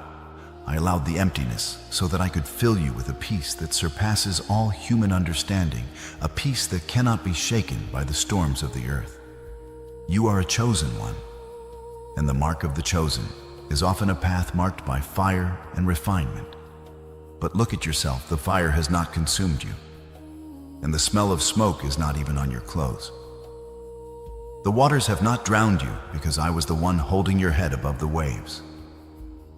You are still standing because I am the one who holds your right hand. I am the Alpha and the Omega, the beginning of your struggle and the glorious architect of your victory. As we begin this journey together today, let your heart settle into the stillness of my love. You no longer have to fight these battles in your own strength. I am taking over. I am moving the mountains you thought were immovable. I am smoothing the rugged places that have bruised your feet. Rest now in the assurance that I am exactly who I say I am. And I am about to do exactly what I promised I would do for you. I have watched you in those long, agonizing hours when the rest of the world has fallen into a peaceful slumber, leaving you alone with the echoes of your own thoughts. I was there at 3 a.m. when the darkness felt like a heavy blanket pressing against your chest, making it hard to draw a full breath. I saw you reach for your phone, looking for any sign of hope, any distraction from the void that seemed to be opening up within you. I watched as you stared at the ceiling, replaying every mistake, every what if, and every word of criticism that has ever been leveled against you. You think those tears you shed in the dark are invisible, but I have gathered every single one of them. I saw the way your shoulders shook as you tried to stifle your sobs so that no one else in the house would hear your breaking heart. I saw you wipe your eyes and try to steady your breathing, putting on that brave face, even when there was no one there to see it.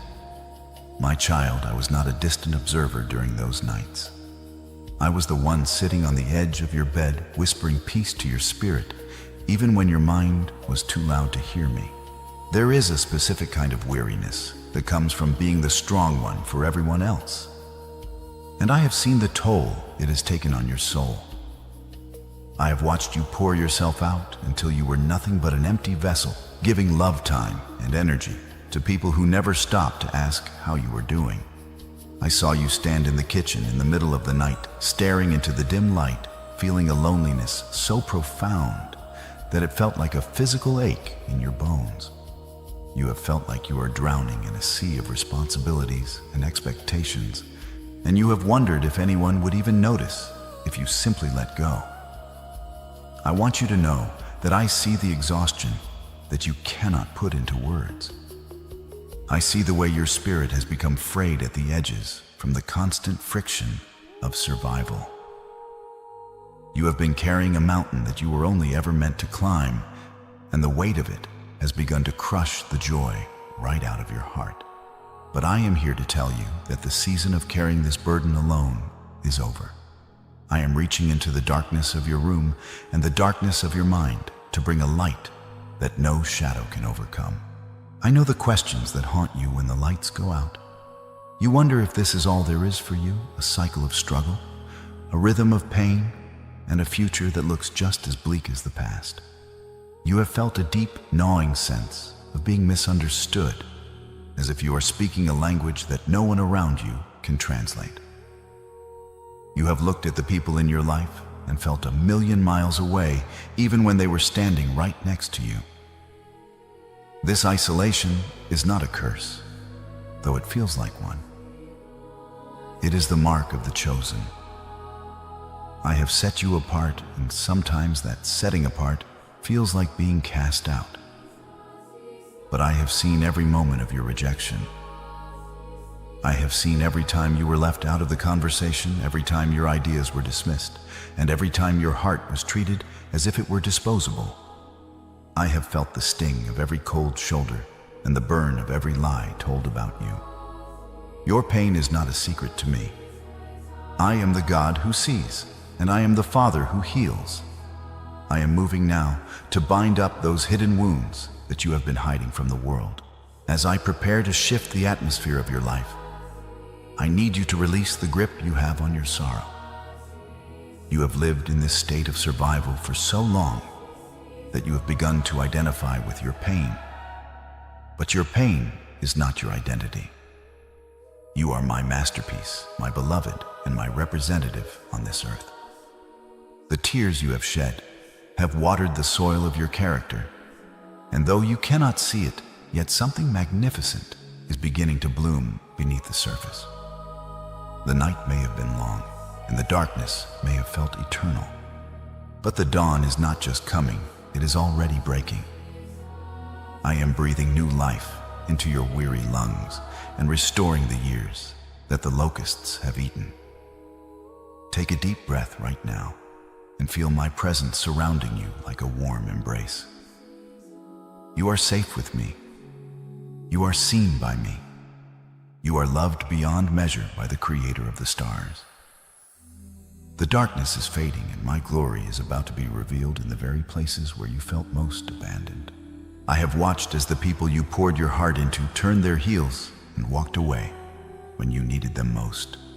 I saw the look in your eyes when you realized that the loyalty you gave so freely was not a currency they intended to return. I was there when the very hands you held, the very souls you comforted during their darkest hours, became the ones to point fingers at you and whisper behind your back. You have experienced a betrayal that cuts deeper than any physical wound, a betrayal of the spirit. I saw the shock that paralyzed you when someone you called a friend, someone you shared your bread and your secrets with, treated your vulnerability like a weapon to be used against you. You felt the cold sting of being discarded after you were no longer useful to them. My child, I felt every bit of that rejection with you. I saw you sitting in rooms full of people, yet feeling completely and utterly invisible, as if your presence was nothing more than a shadow to be ignored. The world often rejects what it cannot understand, and because you carry my light within you, you have become a target for the discomfort of others. I have seen the way people look at you with a mixture of confusion and hidden resentment, simply because you do not fit into the molds they have built. You have tried to dim your light to make others comfortable. You have tried to silence your truth to keep the peace. And yet they still found reasons to exclude you. I saw you standing on the outskirts of social circles, watching others enjoy a sense of belonging that always seemed to slip through your fingers. You have asked me why you have to be so different, why you couldn't just blend in and find a simple, quiet companionship. But I want you to understand that your isolation was not a mistake. It was a sanctuary. I allowed the world to turn its back on you so that you would have no choice but to turn your face toward me. I removed the voices that were drowning out my own, so that you could finally hear the frequency of my love.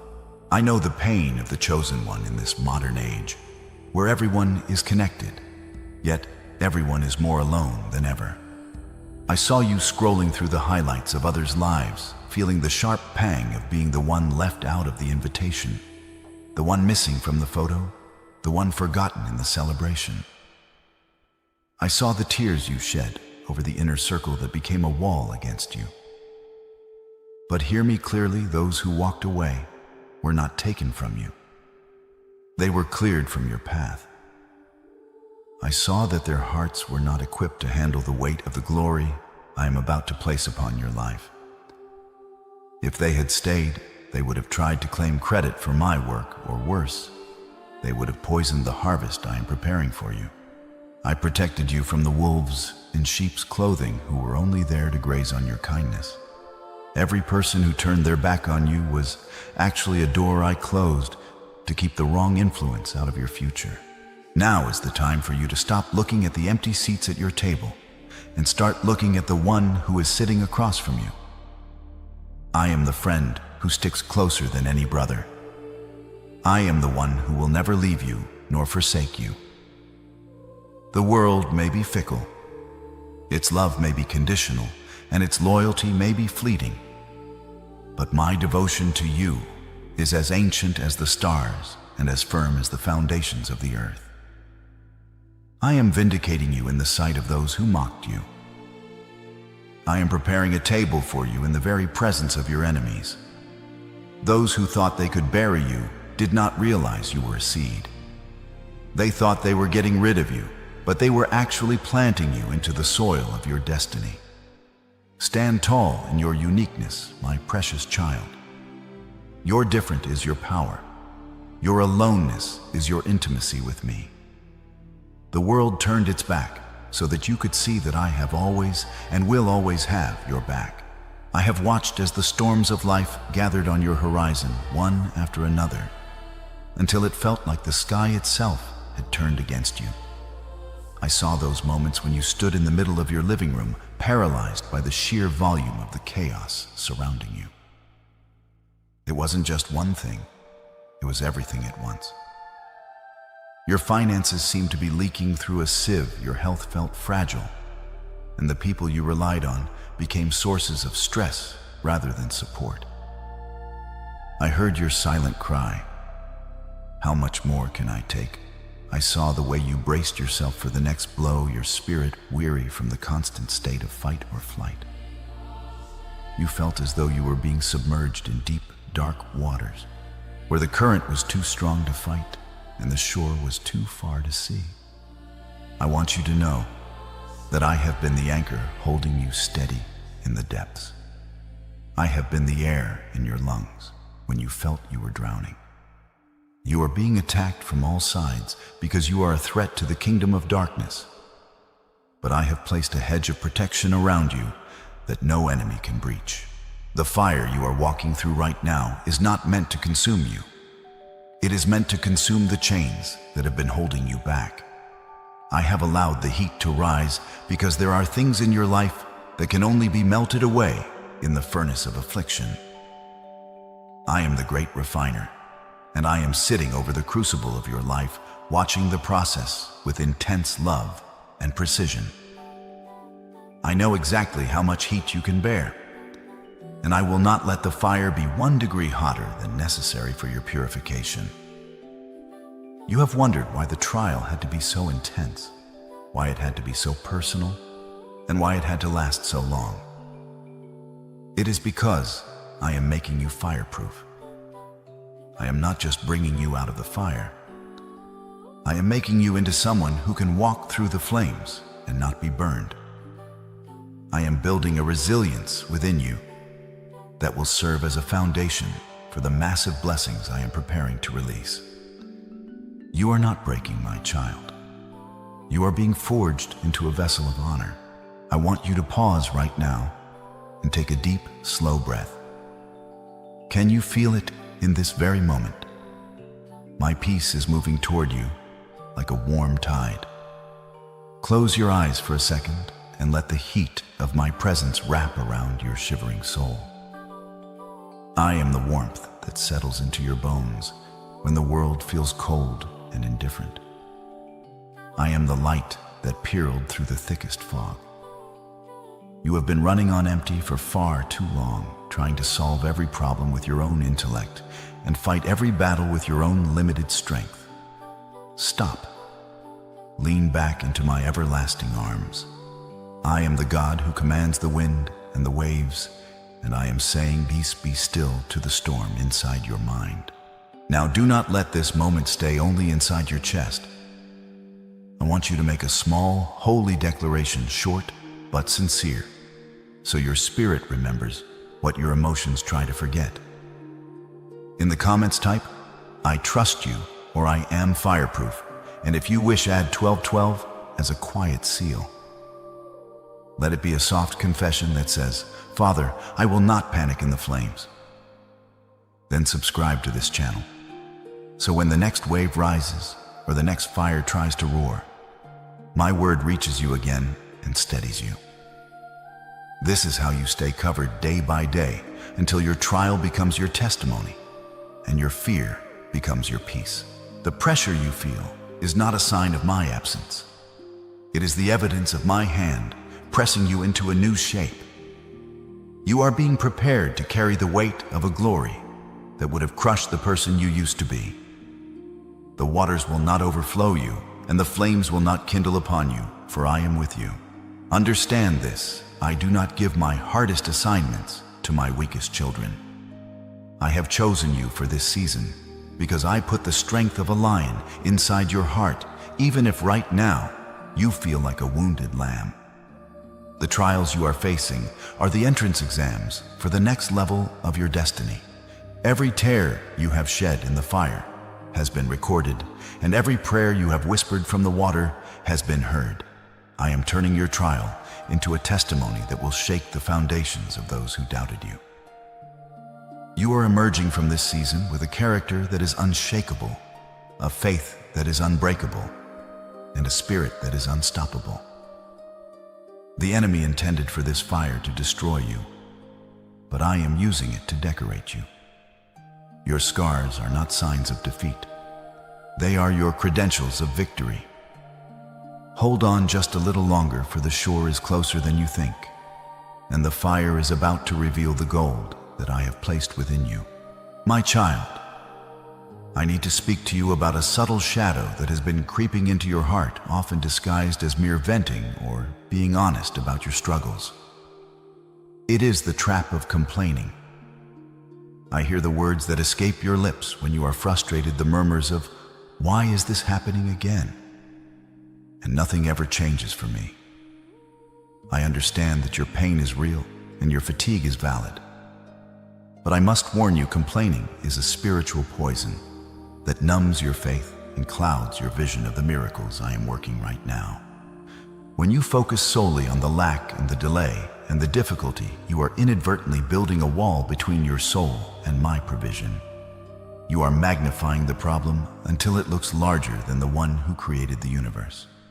Complaining does not change your circumstances. It only changes your perspective until you become blind to the very exits I have opened for you. It keeps you circling the same mountain in the wilderness, repeating lessons you were meant to graduate from long ago. I want to lead you out of the desert, but I cannot do so as long as your heart is anchored in the language of defeat. Think of your words as seeds that you are constantly planting into the atmosphere of your life. Every time you speak of your exhaustion, your poverty, or your loneliness with a spirit of bitterness, you are watering the very weeds that are trying to choke out your destiny. I have set before you life and death, blessing and cursing, and the power to choose is in your tongue. I know it is hard to speak of abundance when you see only scarcity, and it is difficult to speak of healing when your body is in pain. But this is the secret of the chosen one. You do not speak based on what you see. You speak based on what I have promised. When you complain, you are agreeing with the enemy's report of your life. You are giving him permission to stay in your territory because you are speaking his language. am calling you to a higher standard of speech. I want you to learn the power of a holy silence to zip it when the urge to grumble arises. Do not dig up the seeds of your miracle with negative words, just as they are beginning to take root in the spiritual realm. Your words have the power to create or destroy, to heal or to wound, and most importantly, to invite me in or to push my presence away. I remember my children in the desert, for whom I parted the sea and rained bread from heaven, yet many perished in the wilderness because their hearts were full of grumbling. They were so focused on the onions of Egypt that they could not taste the honey of the promised land. They allowed the temporary discomfort of the journey to blind them to the eternal glory of the destination. I do not want this for you. I want you to enter into the fullness of everything I have prepared for your life. Gratitude is the key that unlocks the prison of complaining. It is the spiritual accelerator that moves you from the season of testing into the season of testimony. Even now, in the middle of your mess, there is something to be thankful for. Radical gratitude is not about being happy for the pain. It is about being thankful for the God who is bigger than the pain. When you start to thank me for the breath in your lungs, the roof over your head, and the strength to keep going, you are shifting the frequency of your soul. You are aligning yourself with the abundance of heaven rather than the lack of the earth. I can do more with a grateful heart in a prison cell than I can with a complaining heart in a palace. Gratitude opens my hands while complaining closes them. I am challenging you today to make a covenant with your mouth. When the enemy whispers, "Look at how much you've lost," I want you to shout back, "Look at how much God has kept for me." When the voice of doubt says, "It's taking too long," respond with, "God's timing is perfect, and my breakthrough is on the way." This shift in your vocabulary will cause a shift in the spiritual atmosphere around you.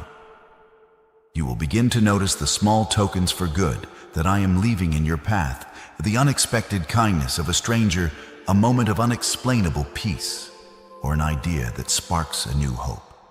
These are the signs of the harvest to come. As you practice the discipline of gratitude, you will find that the mountain that seems so high begins to look like a small hill. The giants that terrified you will start to look like grasshoppers. I am looking for a people who will praise me in the hallway until I open the door. Be that person. Let your praise be your weapon and your gratitude be your song. The trap of complaining is being broken off your life right now, and a new mantle of joy is being placed upon you. Remember, my precious one, that your reaction to the pressure often determines the duration of the test. When you choose to yield your frustration to me and replace it with a heart of thanksgiving, you are proving that you are ready for the weight of the blessing I am about to bestow. I am training you to be a victor, not a victim. A victim complains about the wind. A victor adjusts the sails. Your gratitude is the adjustment that will catch the wind of my spirit and propel you into your destiny. Stop looking at what is missing and start looking at what is coming. I am already in your tomorrow, arranging the provision, opening the doors, and preparing the people you will meet. Trust me, thank me, and watch how quickly the scenery of your life begins to change. The more you praise me for what I am doing, even before you see it, the faster the manifestation will arrive. You are breaking the cycle of the wilderness today. No more murmuring, no more doubt. Just a heart overflowing with the expectation of my goodness. You have often wondered why the resistance in your life feels so personal, so relentless, and so disproportionate to the mistakes you have made. I want to lift the veil for a moment so you can see the truth. You're not fighting against flesh and blood, nor are you merely experiencing bad luck. You are a target of the kingdom of darkness because of the sheer intensity of the light I have deposited within you. The enemy does not waste his arrows on those who are sleeping or those who pose no threat to his reign of shadows. He attacks you because he saw your star rising long before you realized you were even in the sky. He is jealous of the intimacy we share, jealous of the calling on your life, and terrified of the moment you truly wake up to who you are in me. Every obstacle, every sudden setback, and every whisper of "you're not good enough" is a desperate attempt to keep you from stepping into the authority I have given you. You are a threat to the strongholds of darkness just by existing, and your chosen status has made you a marked soul in the spiritual realm. I have seen how the enemy uses the people closest to you to try and quench your fire. He knows that a stranger's insult might sting, but a loved one's betrayal can paralyze.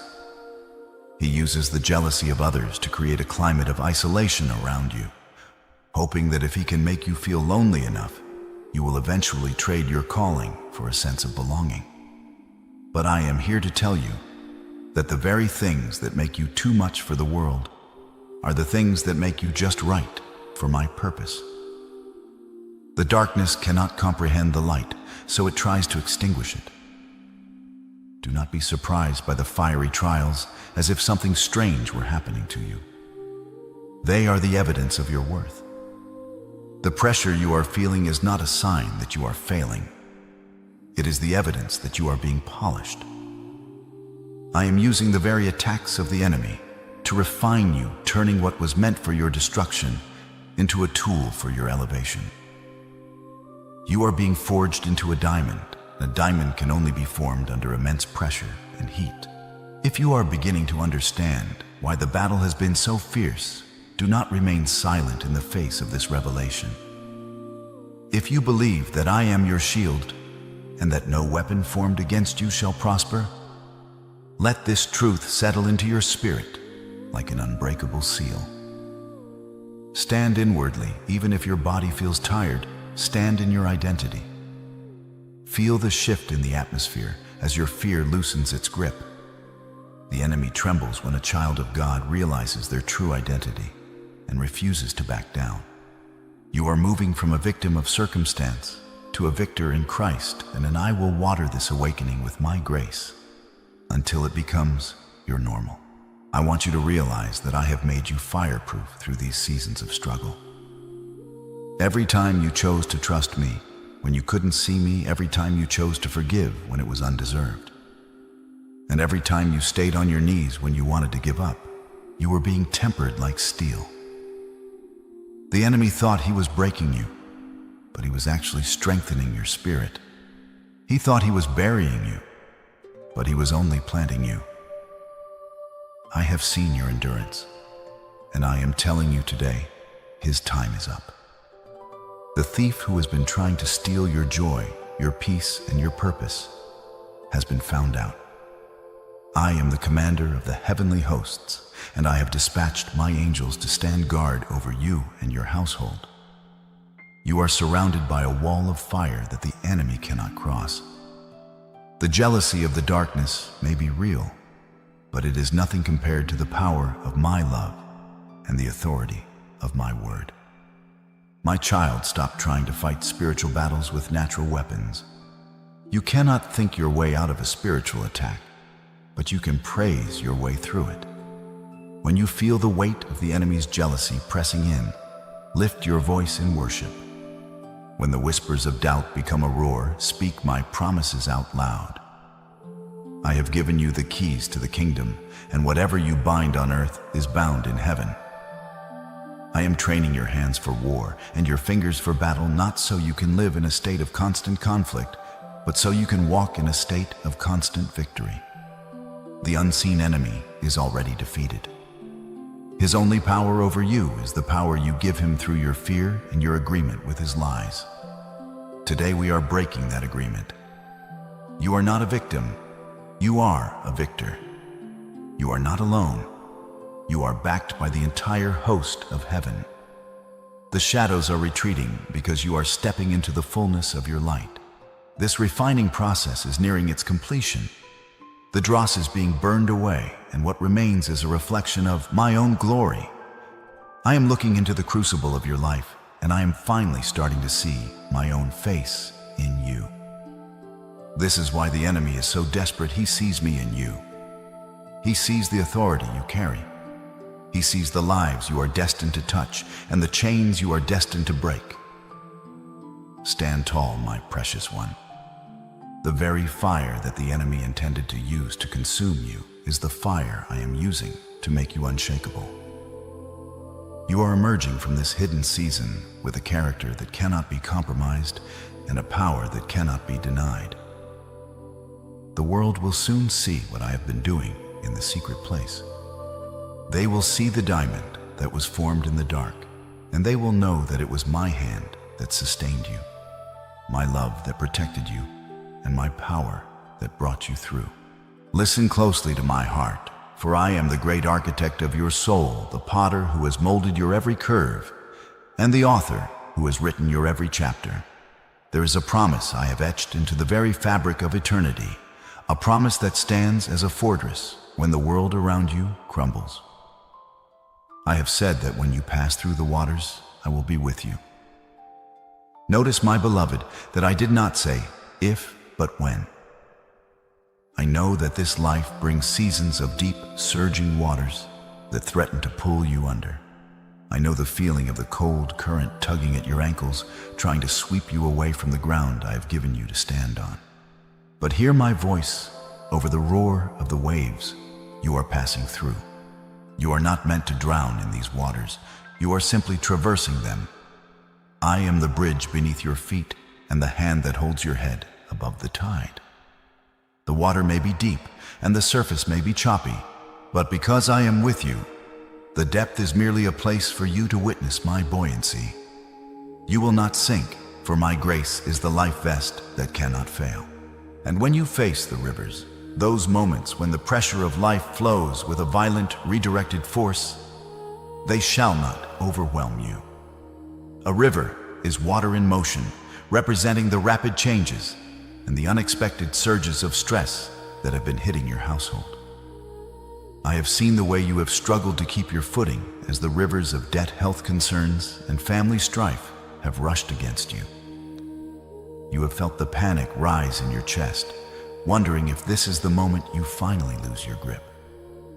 But I am your anchor rooted in the bedrock of heaven. The current may be strong, but my love is stronger.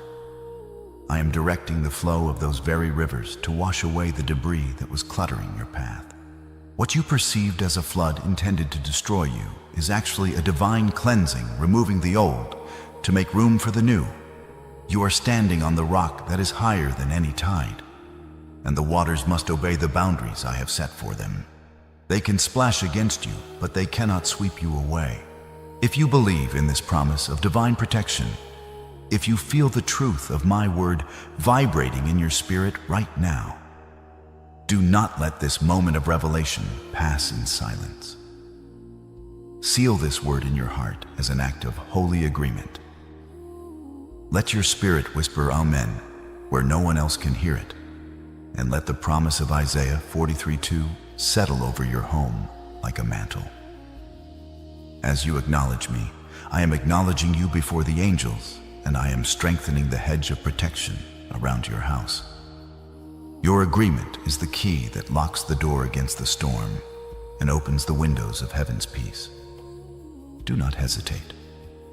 Receive what I have spoken as law. Now consider the fire. I have promised that when you walk through the fire, you shall not be burned, and the flame shall not consume you. You have been in the furnace lately, haven't you? You have felt the heat of the trial, the scorching breath of gossip, and the burning sensation of loss. But look at yourself. The fire is raging, yet your spirit remains intact. I am the fourth man in the fire with you. Just as I walked with my children in the ancient furnace, I am walking beside you in the heat of your modern struggle. The fire is not there to turn you to ash. It is there to turn you to gold. It is burning off the ropes that tied your hands. It is melting away the limitations that others placed upon you. When you emerge from this season, you will not even smell like smoke. The world will wonder how you survived such intense heat with a smile on your face and a song in your heart. They will see that you are fireproof because you are draped in the mantle of my presence. The flames may dance around you, but they have no authority to touch the essence of who I created you to be. I am the potter, and you are the clay. Every trial, every water, and every fire is a tool in my hands to shape you into a vessel that can hold the new wine I am preparing to pour. A vessel that has not been through the fire is fragile and cannot hold the weight of the blessing. But you are being tempered. You are being made strong. You are being made ready for the much that I have promised to those who are faithful in the little. Your endurance in this season is your entrance exam for the next. I have seen your patience, I have seen your persistence, and I have seen your unwavering gaze upon me, even when your eyes were stinging from the smoke. You have passed the test of discouragement. You have remained anchored when the winds tried to tear you away. Now watch as I begin to still the waters. Watch as the fire begins to cool, leaving behind a version of you that is radiant, unshakable, and filled with a power you never knew you possessed. You are not behind, my child. You are being built. You are not breaking, you are becoming. The promise is not just for your survival. It is for your arrival at the destination I have set for you. Every wave was a step, every river was a path, and every flame was a light leading you closer to my heart. Rest in the assurance that I am exactly where I said I would be, right here, right now, and in every tomorrow you will ever face. The elements of this world have no power over the one who is hidden in me. You are covered by the blood, sealed by the Spirit, and held by the Father. The storm is passing, but my promise remains forever. Stand firm, anchored in the truth that I am your God, and I will never let you go. My precious child, lean in closely, for the atmosphere around you is beginning to vibrate with the frequency of change. You have been in a long season of waiting, a season where it felt like the clock had stopped and the heavens were made of brass. But I am telling you now, the gears of my divine providence have begun to turn with a new momentum. Within the next 24 hours, a spiritual shift will occur in the realm of the unseen that will begin to manifest in your physical world. This is not the end of your journey, but it is the beginning of the suddenly. You will notice a subtle but undeniable lightness in your spirit, a lifting of the heavy cloud that has sat upon your shoulders for months. Do not dismiss the sudden feeling of peace that washes over you while you are doing the most mundane tasks. That peace is my signature, a divine signal that I have taken command of the situation that has been causing you so much sleeplessness. I am moving people you haven't spoken to in years to think of you. In this coming window of time, do not be surprised if you receive a message, a phone call, or an unexpected random encounter that feels like a piece of a puzzle falling into place. These are not coincidences. They are the breadcrumbs of my favor. I am whispering your name into the ears of those who have the power to help you, those who hold the keys to the doors you've been knocking on. You may see a sequence of numbers that catches your eye, perhaps 777 or 1111, or you might hear a song that carries a specific word of comfort you needed. These are my tokens for good small miracles, meant to sustain your faith until the full harvest arrives. Pay attention to the still small voice within you. I will give you a prompting, an idea, or a sudden clarity about a problem that has seemed unsolvable. The fog is thinning, and the path is being revealed. This shift is not just happening around you, it is happening within you. I am recalibrating your heart to receive the level of blessing that your previous self could not have handled. In the next 24 hours, I am removing the spirit of heaviness and replacing it with a garment of praise. You will find yourself breathing easier, as if a literal weight has been lifted from your chest. This is because I am going ahead of you into your tomorrow to smooth out the rough places I am touching the hearts of your creditors, I am softening the stance of your critics, and I am opening the eyes of those who have undervalued you. The resistance you felt yesterday is beginning to crumble. You don't need to push or strive in this window. You simply need to remain in a posture of radical expectation. Expect my goodness. Expect my intervention. Expect the unexpected. As you notice these small shifts, I want you to anchor your heart in the knowledge that I am the God of the breakthrough. The enemy would love for you to miss these signs, to remain focused on the lack and the delay. But I am calling you to look up. The shift is a transition from the waiting room to the throne room. You have been patient and you have endured the silence with a grace that has moved my heart. Now the silence is being broken by the sound of keys turning in locks.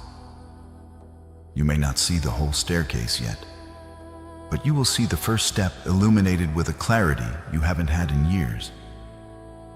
This shift is the answer to the prayers you offered up in tears months ago, prayers you thought I had forgotten.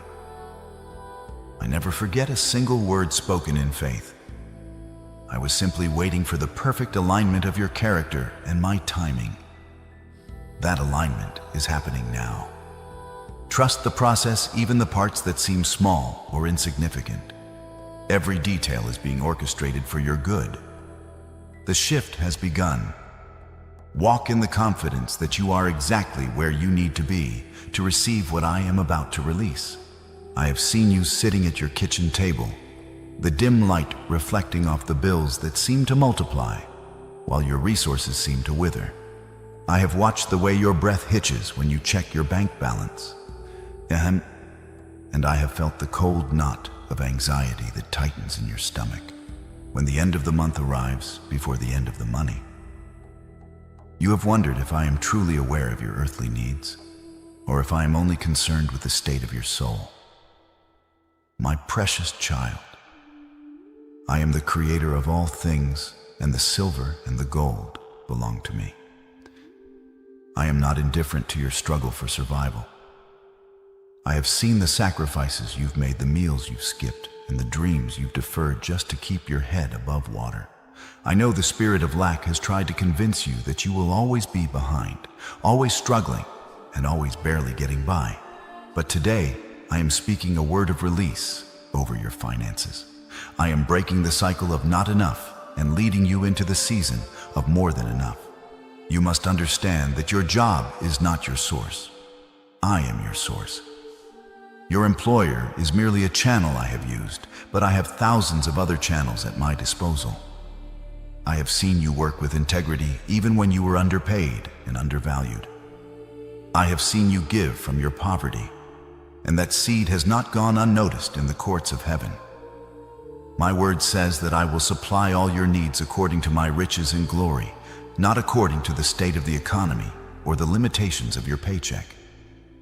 I am the God who fed 5,000 with a few loaves and fish, and I am the same God who will multiply what is in your hands right now. I am shifting you from a mindset of scarcity to a mindset of stewardship. I am not just giving you a fish. I am teaching you how to walk in the flow of divine provision. The doors that have been slammed in your face are being replaced by gates of opportunity that no man can shut. If you believe that I am your provider, and if you are ready to witness the windows of heaven opening over your household, do not keep this faith hidden. I am inviting you to join this family of believers who trust in my abundance.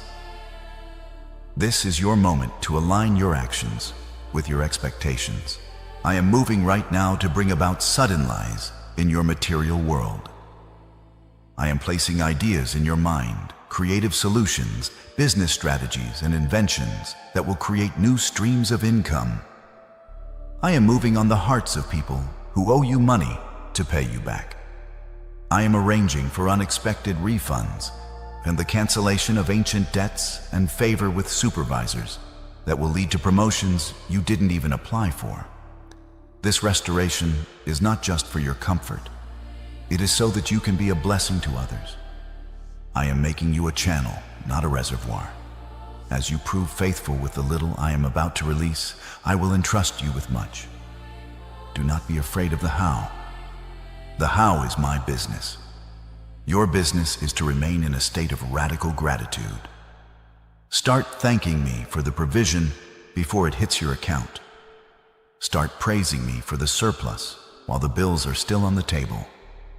This is the faith that moves my hand. I am getting you prepared to handle the weight of this blessing. Real blessings are heavy and require strong shoulders and a solid character. If I gave you the mountain of gold today, it might crush you if your heart wasn't aligned with my purpose. This is why the process has taken time. I have been strengthening your character muscles in the season of lack, so that when the season of plenty arrives, you will not lose your way. You have passed the test of faithfulness in the lean years. You have shown me that you will trust me even when the cupboards are bare. Now get ready for the shift. The drought is over. I am raining down my favor upon the work of your hands. You will lend and not borrow. You will be the head and not the tail. The spirit of poverty is being evicted from your lineage, and a legacy of generational wealth and generosity is being established through you. Rest today in the absolute certainty that I have seen your needs, and I have already dispatched the supply. It may not come in the way you expect, but it will come exactly when you need it. I am the God of the 11th hour, and I am never late. Your bread and water are sure, and your future is secure in my hands. Stop stressing over the numbers and start resting in my names, one of which is Jehovah Jireh, the Lord who will provide. The shift in your finances is not a maybe. It is a must, because I have decreed it. Look up, my child, for your redemption is drawing near, and your storehouses are about to be filled with the goodness of your God. The struggle is ending, and the season of surplus has begun. I have seen the silence that hangs heavy in your hallways and the unspoken words that sit like stones between you and the ones you love. I have watched the tears you shed over the dinner table when a chair was empty, or worse, when it was filled by someone who felt 1,000 miles away. I know the sting of the cold shoulder, the burn of the harsh argument, and the hollow ache of a relationship that has withered into resentment. You have wondered if the walls of your home would ever echo with laughter again, or if you were destined to live in a house of walking shadows. My precious one, I am the great reconciler, and I am moving into your living room right now. I am touching the hearts of those who have hardened themselves against you, and I am melting the ice of pride that has frozen your most cherished connections. I am the God of the second chance, and I am initiating a season of divine restoration within your family. Forgiveness is not a sign of weakness. It is the highest form of spiritual strength. I know they hurt you deeply, and I know the scars are still tender to the touch. But I am asking you to yield your right to bitterness so that I can take up the cause of your peace. When you release the grudge, you are not letting them off the hook. You are letting yourself out of the prison. I am the one who can turn a heart of stone into a heart of flesh. I am breathing a spirit of humility into your household, causing scales to fall from eyes so that they can finally see the value of the treasure they have in you. You have been the intercessor for your family, the one standing in the gap when everything was falling apart. Your prayers have not been in vain. I have bottled every tear you cried for your children, your spouse, and your parents. The harvest of those prayers is beginning to ripen, and you will see the fruit of reconciliation appearing in places you thought were dead and barren. There is a moment I have been watching, and it is closer than you think. You will be standing in the kitchen doing something ordinary, and your heart will feel that familiar ache because even in a full room, you can feel alone. Then, without warning, a message will come through. Not a long speech, not a perfect apology, just a simple reach across the distance. Something like, "Are you okay? Or can we talk?" And you will feel your breath catch because you will realize it is not random. It is me softening what you could not soften.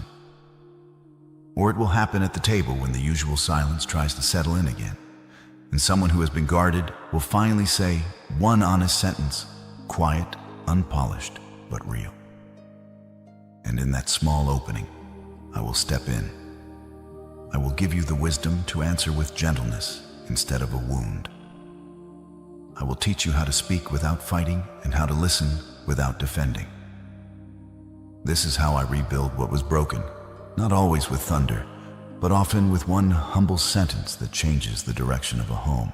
If you believe that I am mending the broken threads of your family right now, if you are ready to see my peace take up residence in your home, do not remain silent. This is a moment of holy agreement.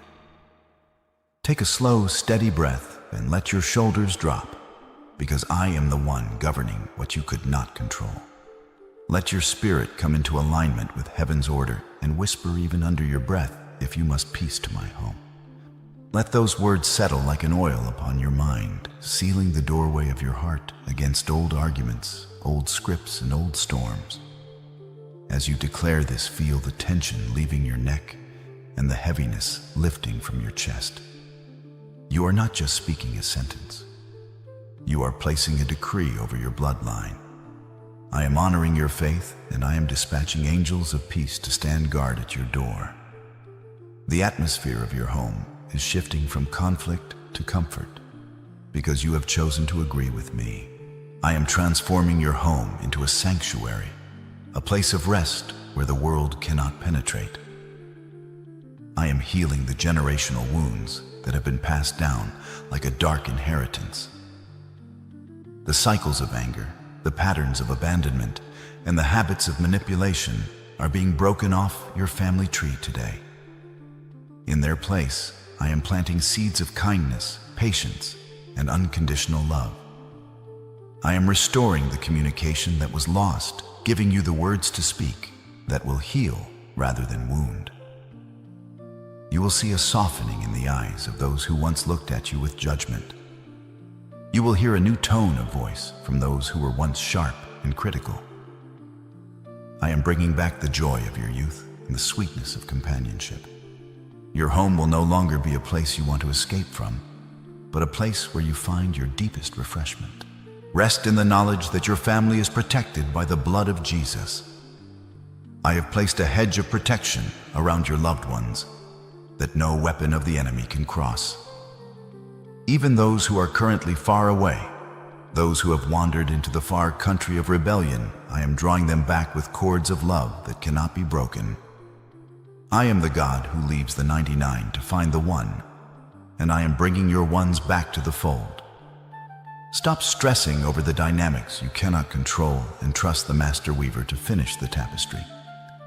I am making everything beautiful in its time, and your family's story is not ending in heartbreak. It is ending in a glorious reunion. The peace that surpasses all understanding is yours today. Receive it, breathe it in, and watch as I turn your house into a home again. My warrior, the horizon is changing before your very eyes, and the scent of rain is finally in the air. You have walked through a desert so vast and so dry that you had almost forgotten the sound of running water. But look back at the path behind you. You are no longer where you started. Every step you took in the sand, every mile you walked, while your feet were blistered and your heart was heavy, was a step toward the person you were always meant to become. I have seen your courage when you had every reason to turn back. I have seen your persistence when the voices of doubt screamed that you were wandering in circles. But I tell you today, you were never lost. You were being aligned. You were being prepared for the weight of the harvest that is now beginning to manifest. The desert was not a graveyard for your dreams. It was the womb where your true strength was born.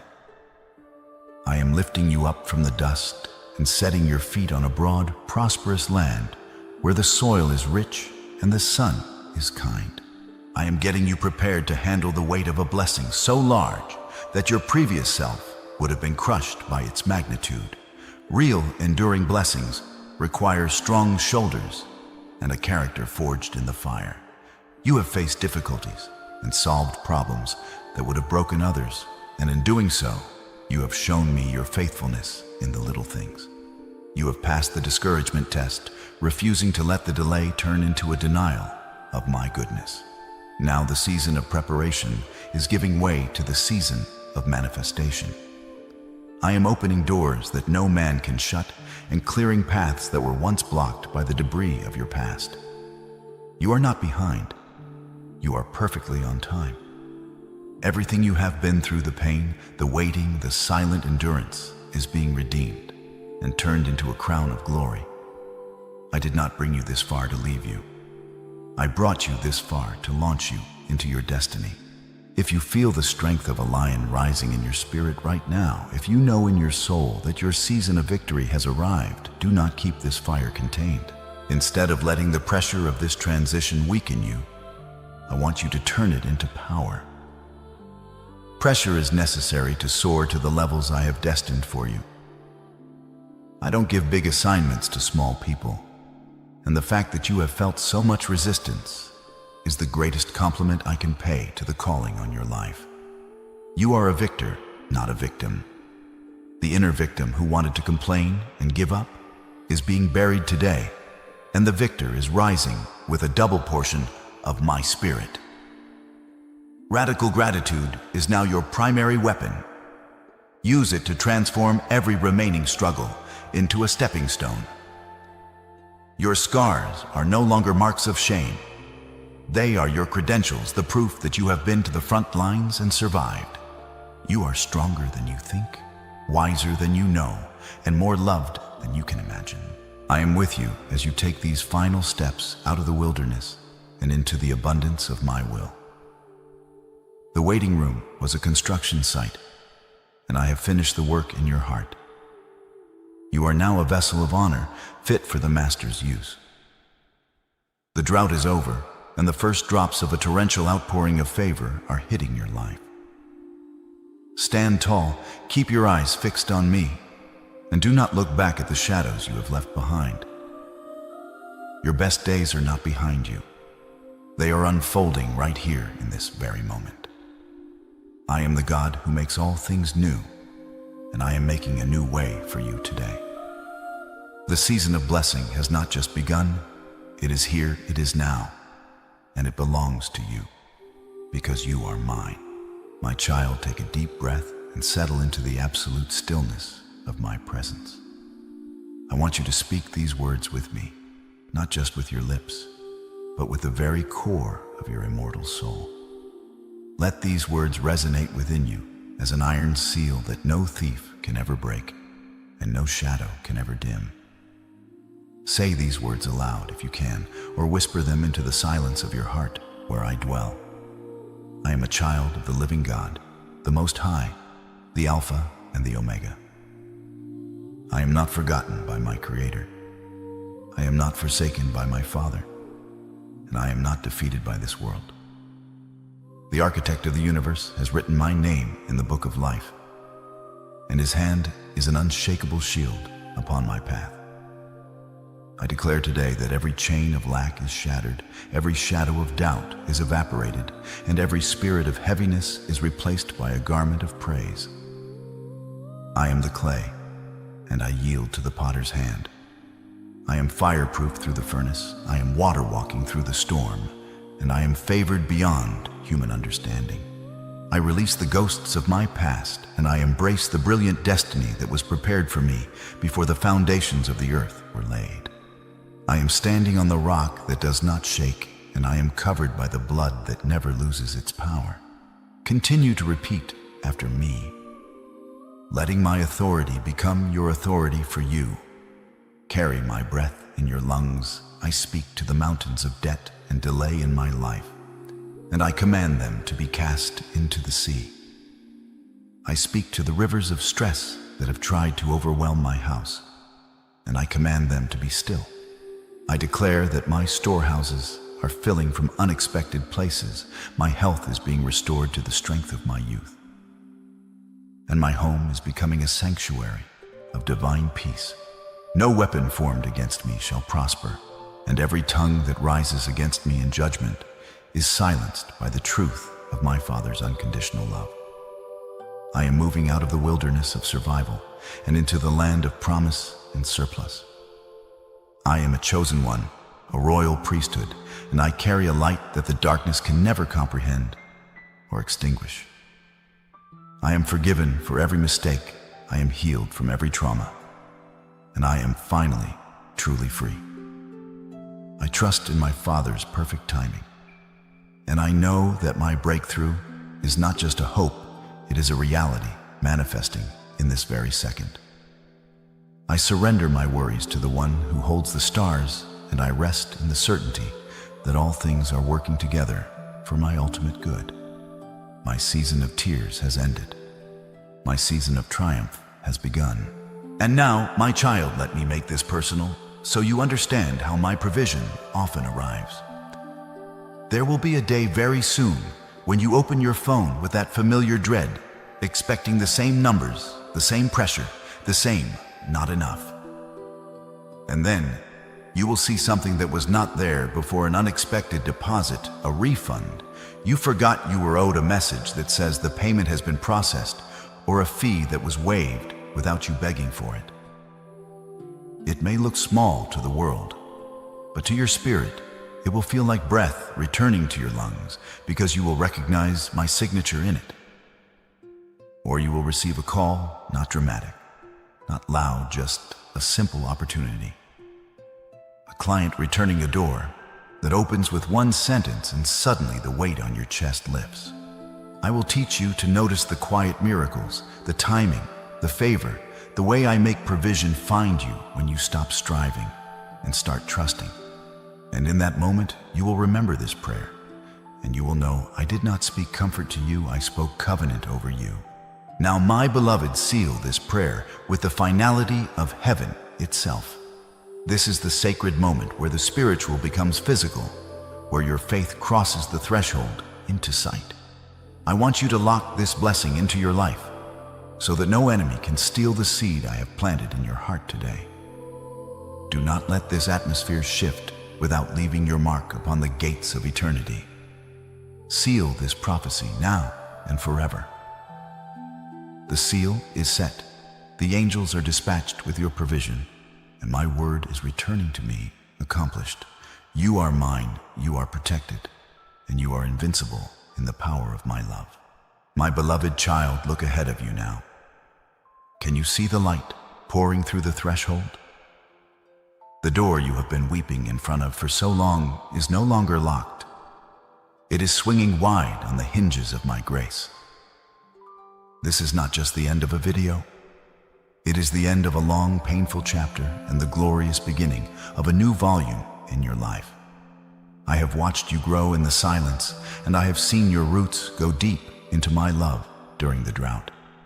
Now the season of growth in the dark is over, and it is time for you to flourish in the light. The door that opens before you today leads to a land of rest, a land of provision, and a land where my favor is as constant as the rising sun. You are stepping into a reality that your mind can barely fathom, but your spirit has always known was coming. This is the moment you were trained for. Do not be afraid to step through. The ground on the other side is holy, and it has been prepared specifically for your feet. As you move forward into this new day, do not rush to leave the stillness we have shared here. Let your heart slowly digest the peace I have poured into you today. I have so much more to tell you, so many more secrets of the kingdom to reveal. But for now, let this comfort settle into your bones. I am not a distant God who speaks once and disappears. I am your constant companion, your eternal Father, and the breath in your lungs. I will still be with you when you turn off this device, when you walk into your kitchen, and when you lay your head down to sleep tonight. My silence was never abandonment. It was the quiet of a father watching his child learn to walk. Now that you are standing strong, I am leading you by the hand into the fullness of your inheritance. This is just the first of many doors I will open for you. Trust me, lean into me, and watch as the impossible becomes your daily bread. Before you go, I want you to make one final act of faith to activate the miracles that have been released in this hour. This is the moment of final activation. Press the like button now as a quiet seal your yes in the natural that echoes in the unseen. Then, in the comments, type something short but sacred. Type "IT is done" or 7-7 and let it be your single step across the threshold. Do not over-explain it. Do not try to prove it. Just plant the seed and let heaven water it. And do not keep this light trapped inside your own life. Share this message with someone who has been stuck in their own wilderness. When you share it, you are not just sending a video, you are extending a doorway. What you release in love, I will return in overflow. As you bless them with this truth, I will multiply the blessings in your own life. Go forth now with your head held high and your heart full of my peace. The chains are gone, the debt is paid, the sickness is fleeing, and the door is open. You are my chosen one, and your light will now shine so brightly that the world will have no choice but to see my glory in you. I love you with an everlasting love, and I am already working in your tomorrow. Rest, rejoice, and receive, for the Master of the universe is on your side. It is finished. It is done. It is yours. My precious child, do not move a muscle. I have ordained this very second, this very breath, for us to meet in the sacred stillness of your soul. I see your hands trembling as you hold this device, and I hear the silent, echoing scream within your chest that no one else on this earth can hear. You think you stumbled upon this message by chance while scrolling through the noise of the world. But there are no accidents in my kingdom. I have cleared the path, silenced the static of your worries, and paused the universe just so my voice could whisper directly into your heart. This is the divine appointment you have been crying out for in your darkest, loneliest hours. Before I reveal the immense life-altering blessing I am preparing to pour into your life, declare your presence before me. Type, "I am here, Lord," or 707 right now to open the windows of heaven and let my light flood your weary spirit. I am here, I am watching, and I have much to tell you. I have watched you carry a heavy burden that was never meant for your shoulders. I saw you waking up at dawn, your mind already racing like a trapped bird, trying to figure out how to fix things that are far beyond your reach. You try to control the weather of your life, the fickle opinions of people who do not see your worth, and the timing of doors that were never meant for your destiny. You are exhausted because you have been fighting against the very current of my grace. You are like a sailor frantically rowing against a tide I have set in motion to bring you home. To join this family of faithful believers and secure your spiritual protection, press the like button and subscribe to this channel now. This is more than a click. It is a signal of your agreement with heaven that you are ready to stop fighting and start receiving. By doing this, you are declaring that you no longer walk alone, but under the shadow of my wings. I have intentionally blocked your path, my chosen one. I have closed the doors you tried to kick open with your own strength, and I have allowed the delays that made you cry out in frustration. I saw you weeping in secret, wondering why everything seemed to go wrong just when you thought you had it all figured out. But listen to me, those blocks were my shields. I was protecting you from a storm you were not yet strong enough to weather, and from people who would have extinguished the light I placed inside you. You have been living under the illusion of control, believing that your effort alone determines the height of your flight. But I am the Alpha and the Omega. I see the end from the beginning. When I say stop, it is an act of supreme, unconditional love. I am calling you to enter a season of rest where I do the heavy lifting. The battle is not yours, it is mine. You are not losing time. You are being aligned with my perfect divine timing. Relax your shoulders and breathe in. My peace for the architect of the stars is now taking full charge of your journey. Stop the frantic rowing for the waves themselves. Obey my voice. My beloved child, I have watched the weight of the world slowly curve your shoulders and dim the spark in your eyes.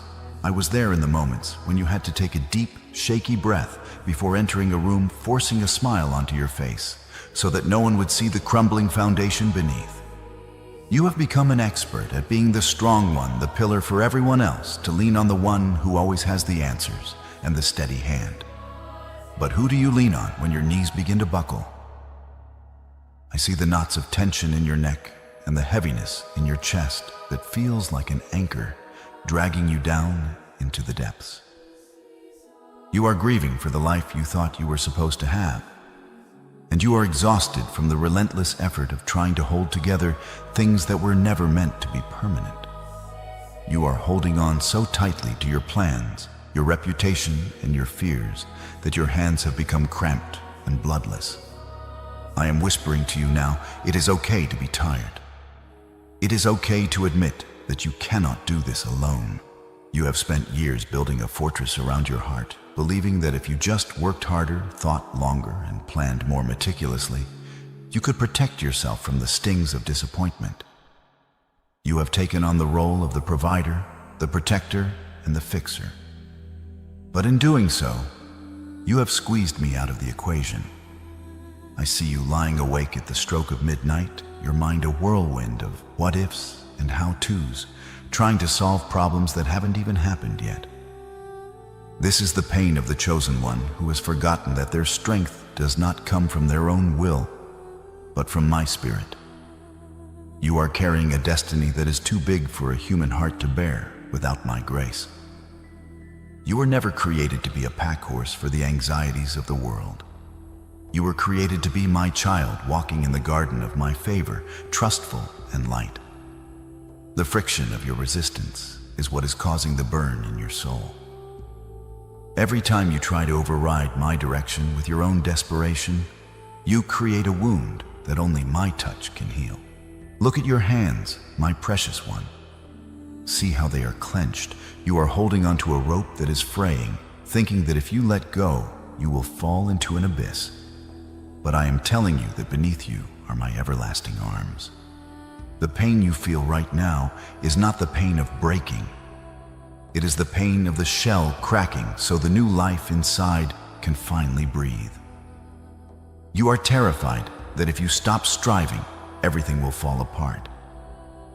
But what if I told you that some things need to fall apart so that I can build something far more magnificent in their place?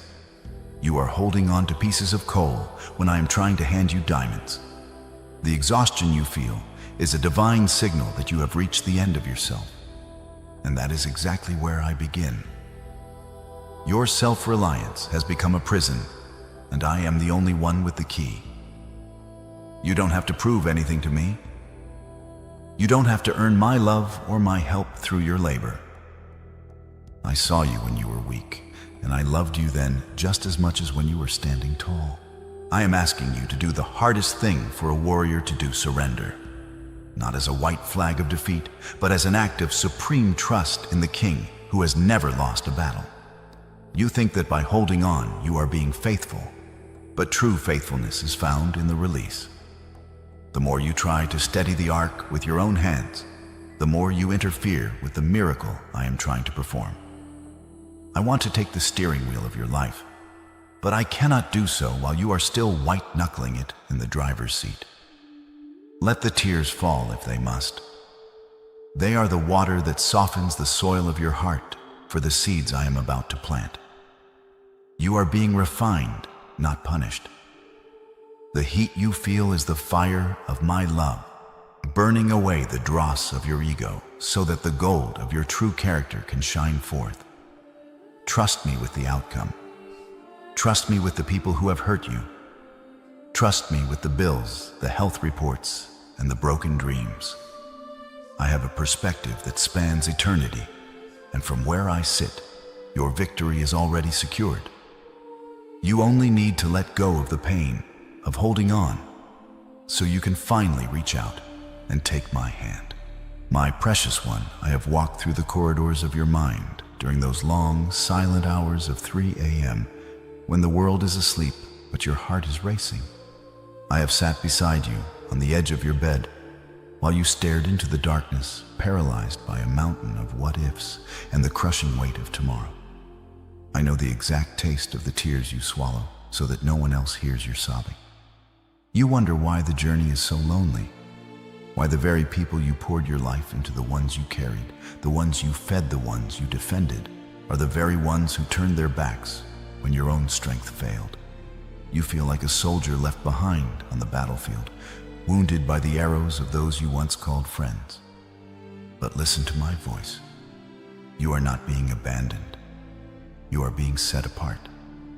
The loneliness you feel is not a vacuum of my absence, but a cocoon of my presence. I have allowed the noise of the world to fade and the hands of others to withdraw so that you would finally have no choice but to reach for mine. I saw you when you were betrayed. I saw the look in your eyes when the realization hit that your kindness was met with coldness and your loyalty with lies. You feel a deep, burning sense of injustice, as if you are being punished for having a good heart. But I tell you, your scars are your credentials for the next level of your destiny.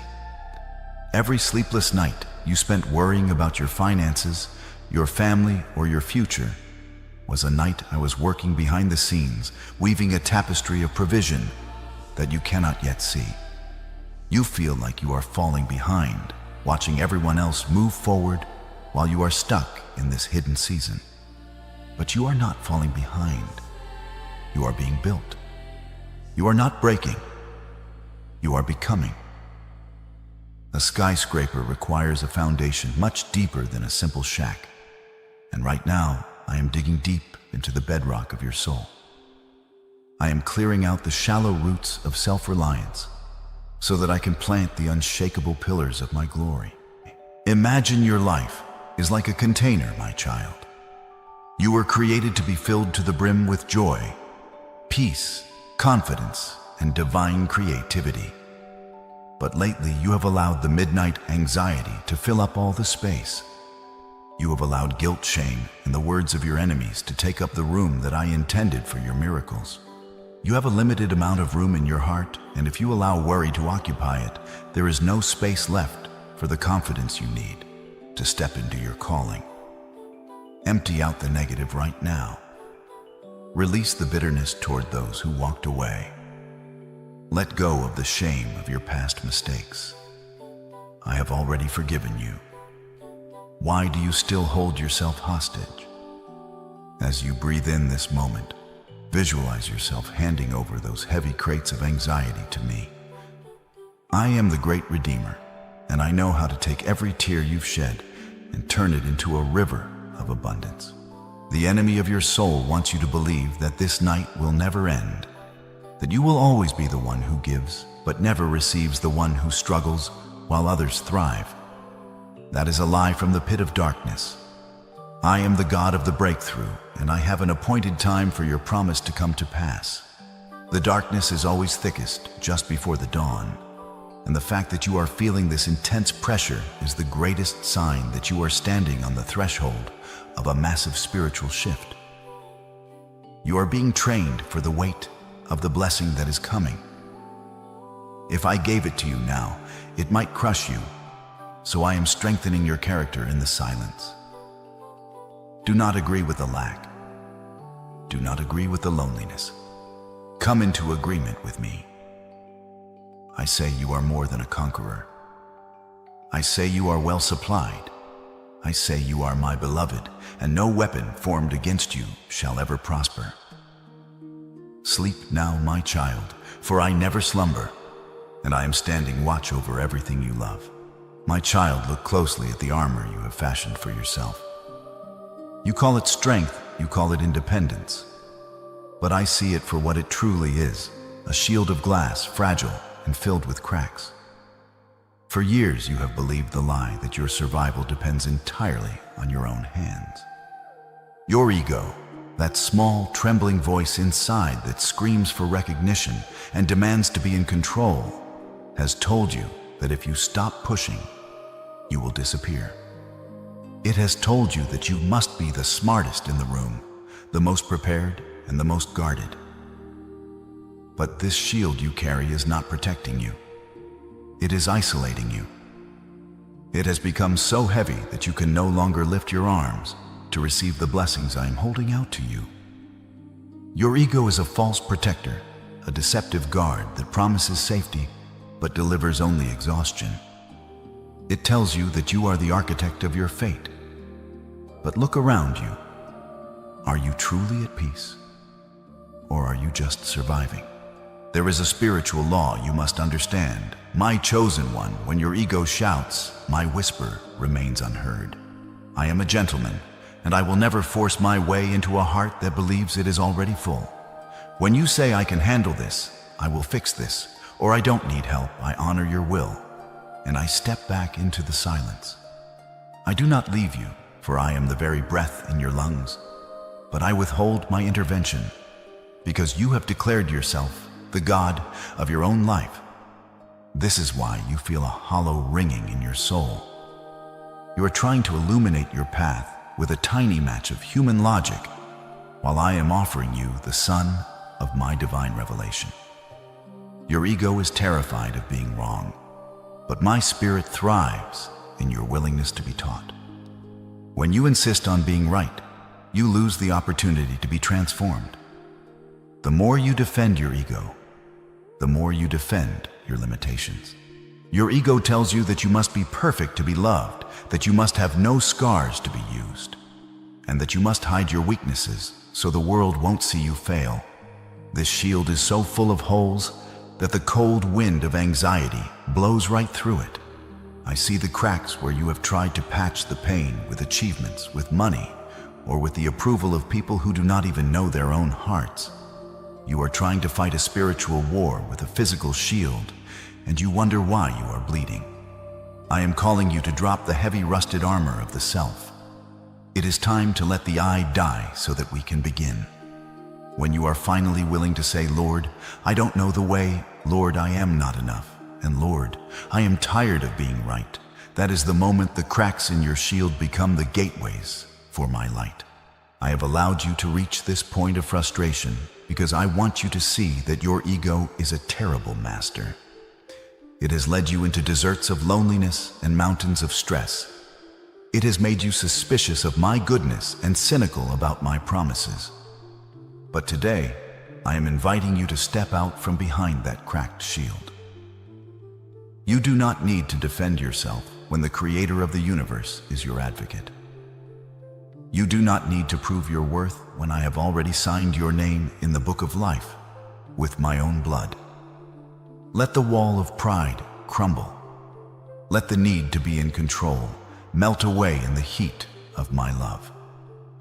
When the ego is silenced, the soul can finally sing. Only when you admit your emptiness can I pour in the abundance that I have been reserving for this very moment. Stop protecting the person you thought you had to be, and start becoming the person I created you to be. Your true power is not found in your shield, but in your surrender. My precious child, you have been taught by the world that surrender is a white flag of defeat, a sign of weakness, or the desperate act of someone who has lost the fight. But in my kingdom, surrender is the highest form of strength. It is the brave decision to stop trying to force doors that were never meant for you, and to stop trying to heal yourself with the same mind that caused the injury. You have been clenching your fists so tightly that your palms are bleeding, holding onto situations and people that I have been trying to prune away for your own growth. Surrender is not giving up. It is getting out of the way so that I can finally move. It is the moment you stop telling me how big your storm is and start telling your storm how big your God is. When you yield, you are not falling into a void. You are falling into the palms of the one who measured the waters in the hollow of his hand. Imagine you are standing at the threshold of a magnificent mansion. but you are exhausted from trying to keep the old decaying shack you've lived in from collapsing. You are holding the keys to the shack so tightly that you cannot reach out to take the keys to the palace I have prepared for you. To surrender is to simply drop those old rusted keys. It is saying, Lord, I am no longer the master of this house. I hand the keys of my finances, my relationships, and my future to the master architect. This is the sacred exchange. When you take your hands off your problem, I finally put my hands on your problem. As long as you are trying to fix it, I will wait in the wings, honoring your choice to be independent. But the moment you let go, the moment you exhale and say, I trust you, the entire machinery of heaven begins to turn on your behalf. This is the secret that the world cannot understand. When you are weak in yourself, then you are truly strong in me. Surrender is a spiritual portal. It is the mechanism that shifts you from the dimension of human effort into the dimension of divine grace. You have been trying to swim upstream, fighting against the current of my will. And that is why you are gasping for air. I am calling you to flip over and float. Let the river of my spirit carry you to the destination I have already marked for you. You don't have to know where every turn in the river leads. You only need to know the character of the one who moves the water. Your anxiety is born from the belief that you are responsible for the outcome. Today I am relieving you of that burden. I am the Alpha and the Omega. I am responsible for the outcome. Your only responsibility is to remain in me. Do not fear the silence that follows surrender. That silence is not my absence. It is the quiet of a construction site where the foundation is being laid in secret. When you release the need to understand everything, you gain a peace that transcends all human logic. You will find that you are no longer reacting to the world, but responding to my voice. The people who mocked your defeat will soon stand in awe of your victory, not realizing that your victory was won the moment you stopped fighting them and started trusting me. This is your moment of liberation. The chains of I must are falling off, replaced by the freedom of He will. Breathe deeply, my chosen one. The heavy lifting is over. From this breath forward, we walk together, but I am the one leading the way. You are finally safe because you are finally surrendered. Now seal this surrender with one quiet act of agreement. Press like as your yes in the unseen. Subscribe so my voice can keep washing your mind daily. And in the comments type, I surrender or 1111. Not as a ritual, but as a spiritual release. Let those words be the soft click of a lock turning as my peace settles deeper and deeper into you. My precious child, let these words sink into the deepest marrows of your bones, for they are the ironclad foundation upon which your entire life rests. I will never leave you, and I will never ever forsake you. This is not a mere platitude or a distant wish. It is a blood-bought guarantee from the Creator of all things. When the world feels like a desert of shifting sands, and the people you trusted have vanished like mist in the morning sun, this truth remains as solid as a mountain of granite. You have felt the cold sting of abandonment, the hollow ache of being forgotten in the crowd, and the terrifying silence of nights when you felt you were shouting into a void. But I tell you, even when you could not feel my hand, I was holding yours. Even when you could not hear my voice, I was singing songs of deliverance over you. My presence is not a reward for your perfection. It is a promise for your journey. There is no depth you can sink to where I am not there, and there is no height you can climb where I am not already waiting. I walk before you, my beloved, to level the mountains of impossibility that look so daunting from your human perspective. I am the one clearing the debris from your path and making a way where there seems to be no way. When you see a closed door, do not mourn. Recognize that I am standing at that door, keeping it shut, because the path behind it leads to your destruction. But I am also the one walking behind you, acting as your rear guard.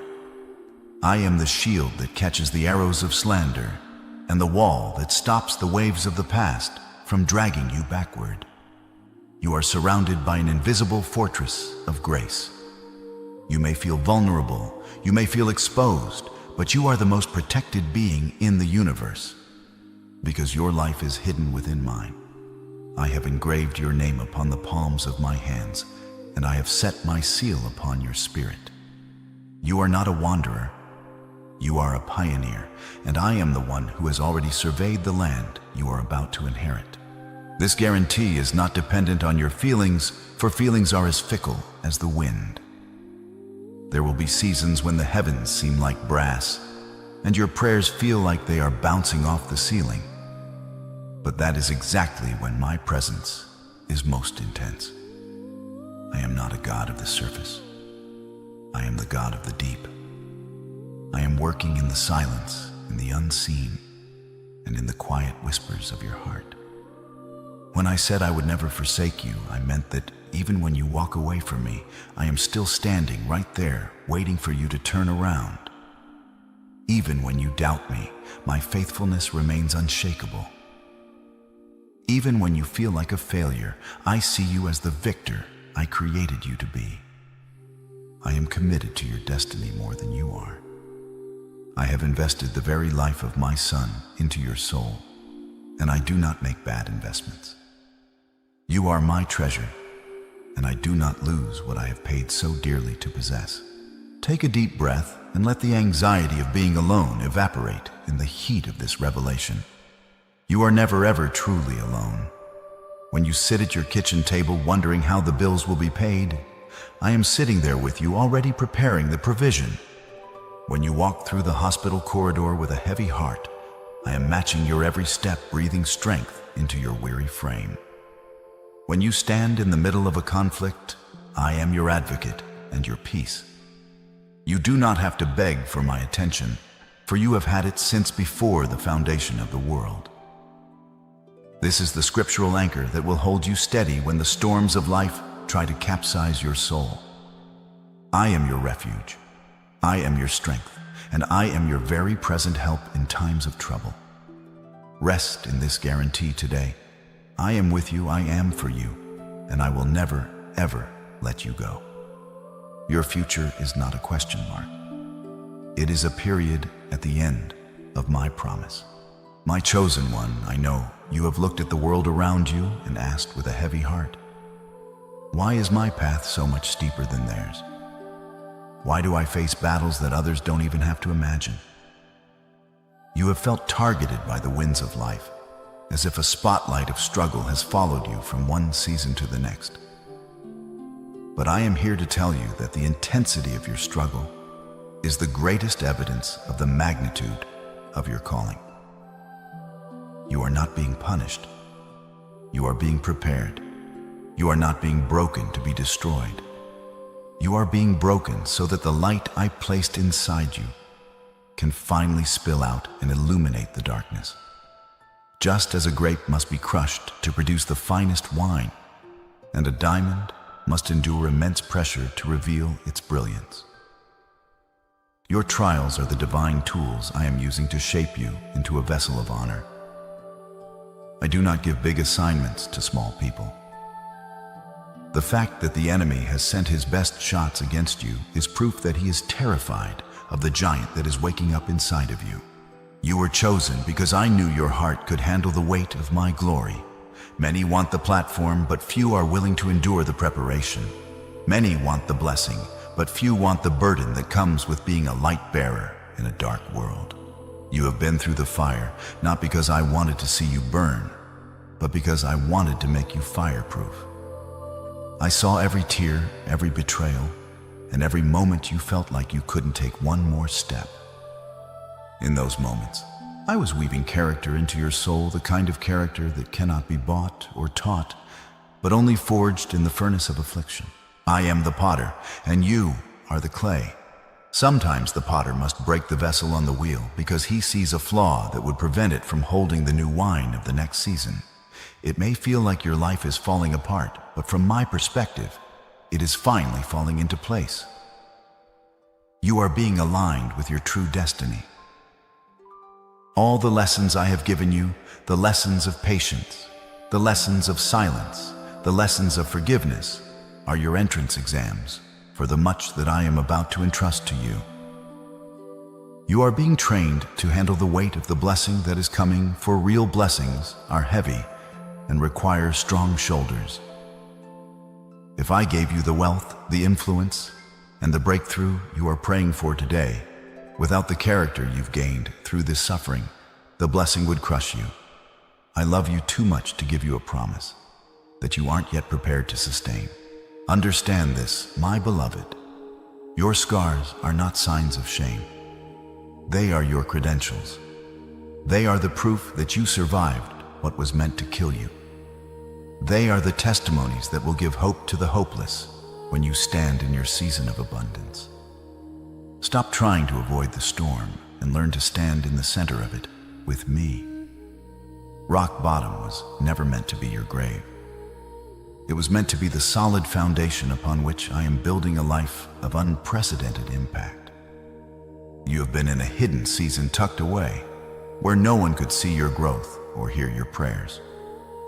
But the season of being hidden is coming to an end. You are about to emerge as a person completely different from the one who entered the trial. You will walk with a different authority, speak with a different wisdom, and love with a different depth.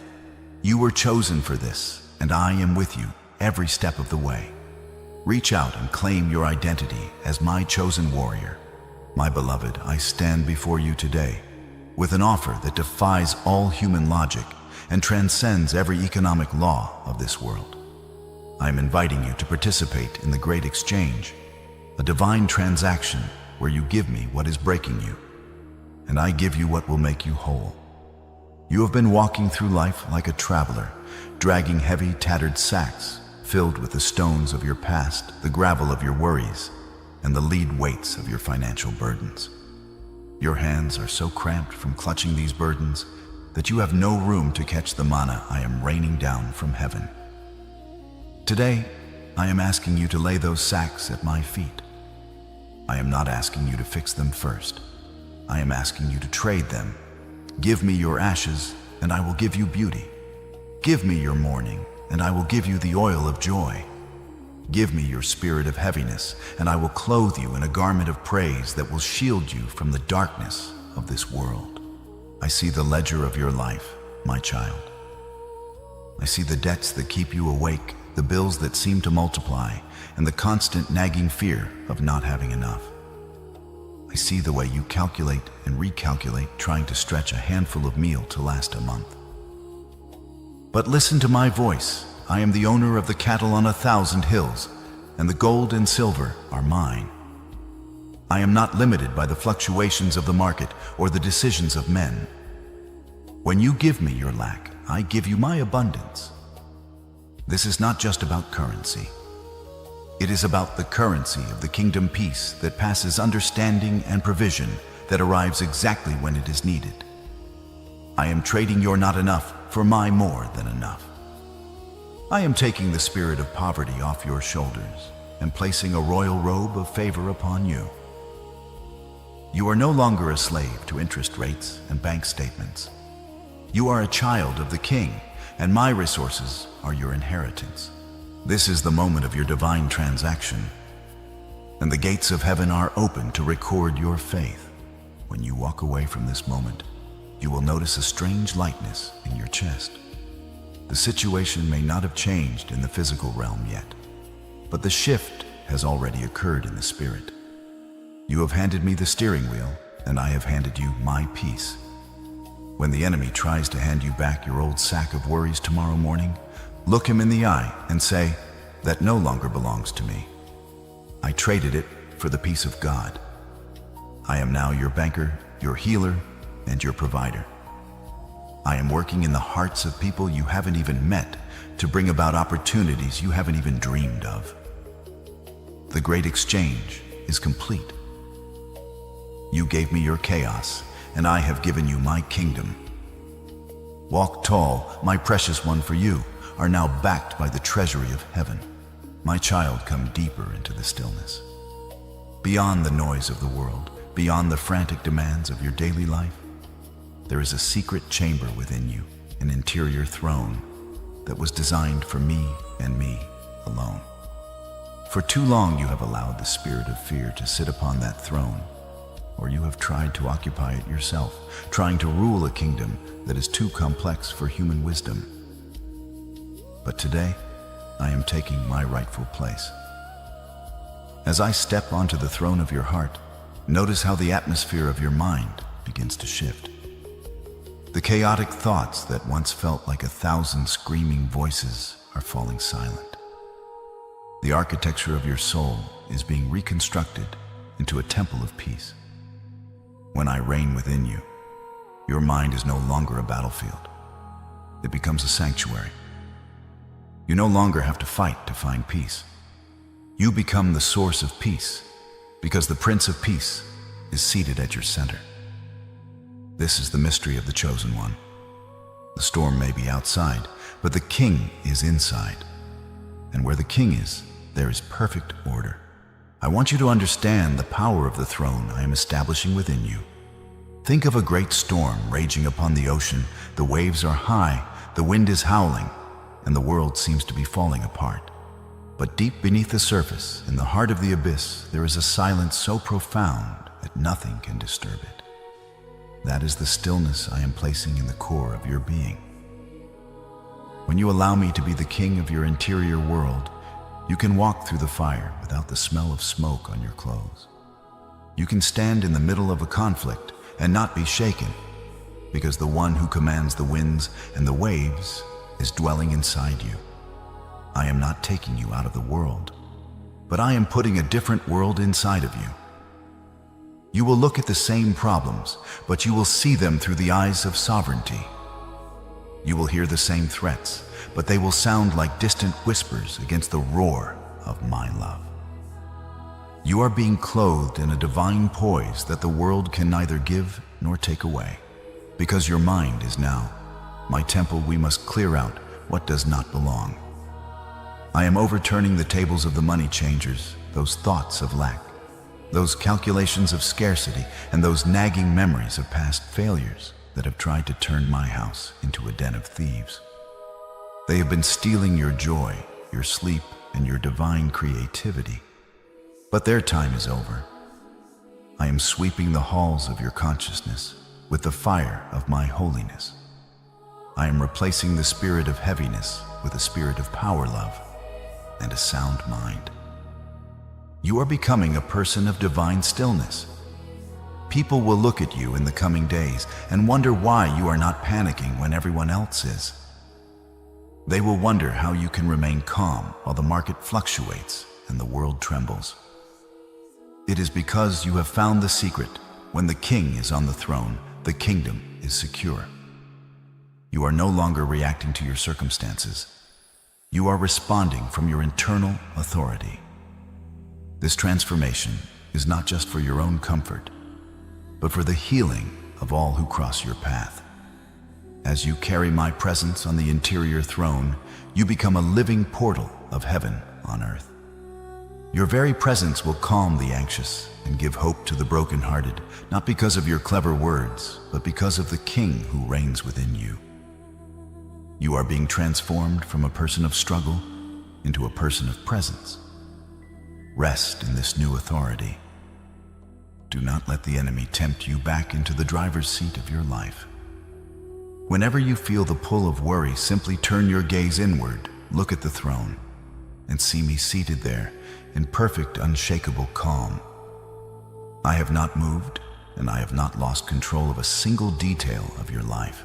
If I am not worried about your future, you don't need to be either. The throne is established, the temple is clean, and our reign together has begun in the quietness of your soul. My child, look into the mirror of your soul. I see the shadows left by those who have wronged you, the ghosts of betrayals that still haunt your quiet moments. You carry the bitter memory of their words, like a hidden wound, thinking that by holding on to your anger, you are somehow protecting yourself or punishing them. But I tell you, resentment is a poison you drink while hoping your enemy will perish. In the truth of my wisdom, I have told you that offenses will surely come. It is impossible to walk through this world without being bruised by the brokenness of others. But I am here to hand you the key that unlocks the heaviest gate of your prison, the key of radical forgiveness. This is not a suggestion for your comfort. It is a command for your liberation. As long as you refuse to let go, you are tethered to the very person who hurt you, allowing them to steal your present peace with the ghosts of your past. Today, I am calling you to cut the cord and walk away from the courtroom of your heart. You must see with my eyes, my chosen one, to understand the mystery of those who caused you pain, those who betrayed you, those who mocked your dreams, and those who treated your kindness as a weakness. They were but instruments in my hand, though they knew it not. They were the sandpaper I used to smooth your rough edges. They were the fire I used to test the purity of your gold. Without the betrayal of Judas, there would be no cross. Without the cross, there would be no resurrection. Do not look at them with eyes of vengeance, for they are more broken than the wounds they inflicted upon you. When you realize that their actions were merely the scaffolding I used to build the cathedral of your character, you can finally thank me for the trial. They meant it for evil, but I have already turned it for your ultimate good. By forgiving them, you are not saying what they did was right. You are saying that my grace is bigger than their sin. I am reaching into the deep, dark places of your heart where you have stored the names of those who failed you, the ones who left when you needed them most. I am asking you to bring them into the light of my presence right now. Feel the iron chains of bitterness snapping as you breathe out their names and release them into my justice. You do not need to be the judge when I am the righteous judge. When you release them, you are actually releasing yourself. The weight that has been pressing on your chest, making it hard to breathe, is the weight of the unforgiven. Let it go. Right now, as you listen to my voice, imagine the heavy shackles falling away from your wrists and ankles. You are becoming light. You are becoming free. The mirror is being wiped clean, and instead of the face of your enemy, you will see my reflection shining through you. You are no longer a prisoner of your past, but a pioneer of your future. This is the path of the true victor. A victim remains trapped in the past, replaying the crime over and over, until it becomes their identity.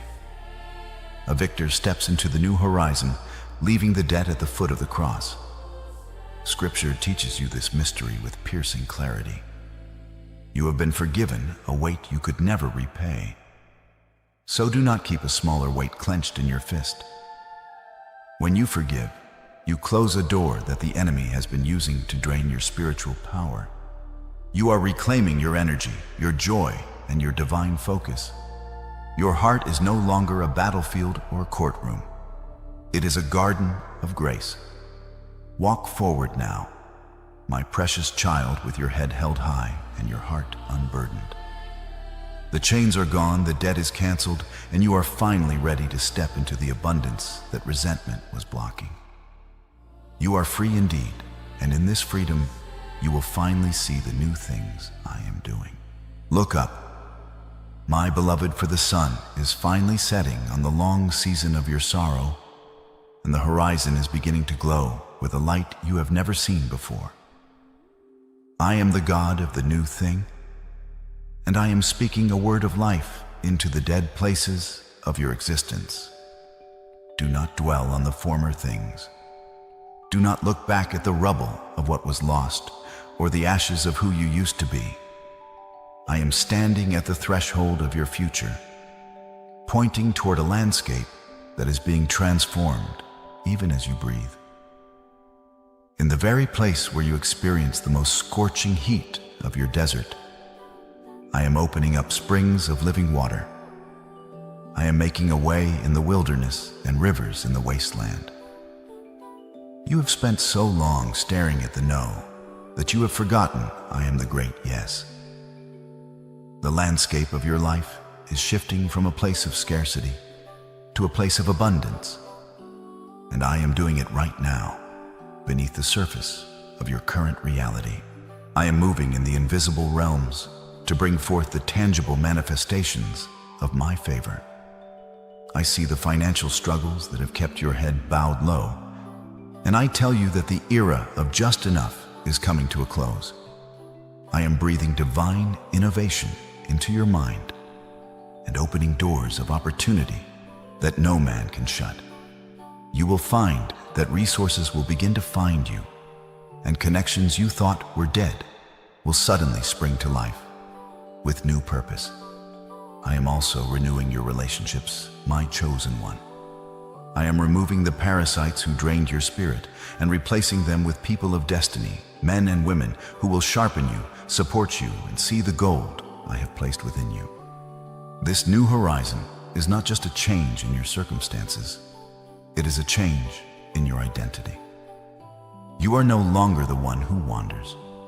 You are the one who inherits. I am doing a new thing, and it is springing forth even now. Do you not perceive it? The dry bones of your dreams are beginning to rattle and come together. The silent prayers you whispered months ago are being answered in ways that will leave you breathless. I am not just restoring what the locusts have eaten. I am giving you a future that is far greater than your past could ever have promised. This is the season of divine surprises. You will see my hand in the coincidences, my voice in the unexpected calls, and my provision in the sudden shifts of your fortune.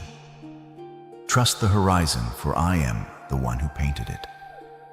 The darkness is behind you, and the dawn of my glory is breaking over your life. Step forward with boldness, for the ground beneath your feet is now holy, and the path ahead is paved with my unfailing goodness. My precious child, lean in and listen closely, for the rhythm of the universe is changing beneath your very feet. You have felt the slow, agonizing crawl of the waiting room for so long that you have forgotten what it feels like for things to move quickly. But I tell you, the time of preparation has met the moment of manifestation. The gears of heaven have shifted from the slow grind of character building into the high velocity of divine acceleration. I am declaring a 24-hour window of spiritual shift over your life.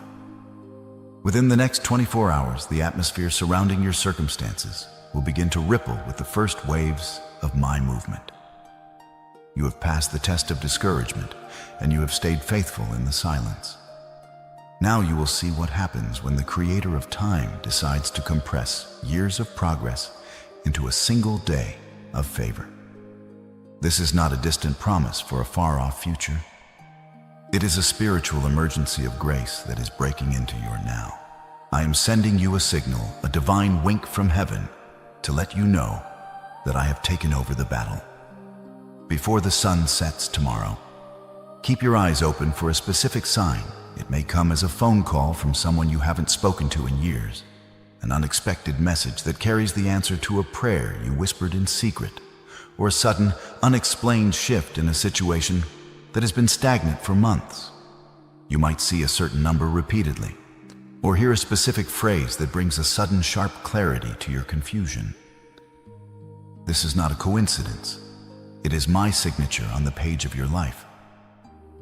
I am moving in the hearts of those who have the power to help you, and I am removing the sleep from the eyes of those who owe you a debt of kindness. Watch for the suddens of God. A sudden favor, a sudden opening, a sudden peace that drops into your heart like a stone into a still pond. Do not be startled when the phone rings or when an email appears that changes the trajectory of your week. I am working in the background, rearranging the chess pieces of your destiny while you sleep. You have spent enough time worrying about the how and the when, but within this 24-hour shift, I will show you that my how is higher than your thoughts, and my when is always perfect. This shift is the result of your surrender. Because you stopped trying to force the outcome, I have been given the legal right in the Spirit to intervene with my sovereign power. You are moving from the season of toiling into the season of receiving.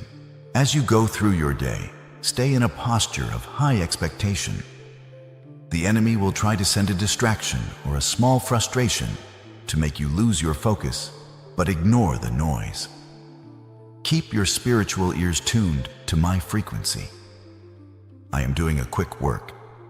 I am restoring the years that the locusts have eaten, and I am doing it with a speed that will leave your critics silenced and your friends amazed. This 24-hour shift is just the beginning of a momentum that will carry you through the rest of this year. You are not behind, you are being propelled. You are not stuck, you are being launched. Trust the timing, trust the signs, and most importantly, trust the one who is speaking to you now. Your miracle is no longer on the way, it is standing at the door, knocking. Open the door of your heart and let the shift begin. My precious child, I have seen you standing in the shadow of your own history, wearing your wounds like a heavy cloak that defines who you are. I saw the nights you looked in the mirror and saw only the reflection of what others had done to you, the scars of their neglect, the bruises of their words, and the hollow ache of being misunderstood. You have identified yourself as the one who was hurt, the one who was cheated, or the one who was left behind. I have watched you rehearse the story of your pain so many times that it has become the very script of your life, a narrative that keeps you anchored to a version of yourself that I never intended for you to stay in. But I am here to tell you that today, the victim within you must die so that the victor can finally be born. You were never meant to be a monument to your tragedies. You were meant to be a trophy of my grace. I am reaching into the depths of your self-perception and pulling out the roots of self-pity that have kept you bound to the graveyard of your past. The shift I am performing within you right now is not merely a change in your mood or a temporary boost in confidence. It is a complete reconstruction of your spiritual DNA. I am stripping away the label of survivor and replacing it with the crown of conqueror. A victim constantly asks, "Why did this happen to me?" But a victor asks, "What are you building in me through this? I saw you when you felt you were at rock bottom. But I was using that rock bottom as the foundation for a life of unprecedented authority." You are no longer someone who is begging for crumbs of attention or mercy from the world. You are a royal heir, a chosen warrior, who has been tempered in the fire to lead others out of the same darkness you once inhabited. The enemy wanted you to stay paralyzed by the memory of your defeat. But I am using those very memories as your battle strategies for the future. You are not a victim of your circumstances. You are the victor over them through the power of my spirit. Your words are seeds, and for too long you have been planting seeds of weariness, lack, and defeat. You have said, "I am tired, I am broke, or I will never get well." But today, I am changing your vocabulary and your identity. Instead of speaking from the valley of your circumstances, start speaking from the peak of my promises. Instead of saying you are tired, declare that you are strong in the Lord and in the power of my might. Every time you refuse to speak the negative and choose to speak my truth, you are burying the inner victim and watering the roots of the victor. When you emerge from this moment, you will not be the same person who entered it. You will walk into rooms with a presence that demands respect, not because of your ego, but because of the Christ who is alive and reigning in you. You are moving from the back of the line to the front, from the audience to the stage, and from being the one who needs a miracle to being the one who carries the miracle for others. Before you leave this threshold, I want you to seal this identity shift with one holy action. In the comments write, "I am a victor," or 999, not as a performance, but as a spiritual signature that the old narrative is buried and the new name is alive. Then press like and subscribe as a covenant of alignment so this frequency of victory stays in your ears and in your days. And do not keep this transformation locked inside your own story. Share this message with someone who has been wearing pain like a name, so they can remember who they are in me. This transformation is permanent and unshakable. What I am doing in you cannot be undone by the opinions of people or the attacks of the enemy. You have passed the endurance test, and you have shown me your faithfulness in the small, agonizing moments of the struggle. Now you are being promoted into your true identity. Realize that your reaction to your pain was the only thing hurting you more than the event itself. And by choosing to let go of the victim narrative, you are choosing to inherit the victor's reward. I am giving you a new name and a new song of praise. You are no longer the one who was passed over. You are the one who is being celebrated in the courts of heaven. Stand tall, my precious one, and adjust your crown. The battle has made you fireproof, and the victory is not just coming, it is already yours. Walk as if you have already won, for in me the war is over, and you are standing on the winner's podium. My precious one, as I pour my spirit into you, understand that I am not just filling a cup, I am opening a fountain. For too long you have lived like a reservoir, trying to hold on to every drop of peace and every bit of security out of fear that it might run dry. But in my kingdom, the more you give, the more you have. I am transforming you from a reservoir into a river. You are being blessed not just for your own comfort, but to be a vessel of healing for a world that is parched and dying of thirst. The healing you have received in these moments is now flowing through your hands, your words, and your very presence. When you walk into your home, the atmosphere will shift because you carry my light. When you speak to your colleagues, your words will carry a weight of wisdom that you did not possess yesterday. You have been chosen to be the bridge over which my grace travels to reach your family, your friends, and even those who once considered themselves your enemies. You are a source of light that cannot be hidden. I have refined your heart so that you can see the gold in others, even when they can only see their own dross.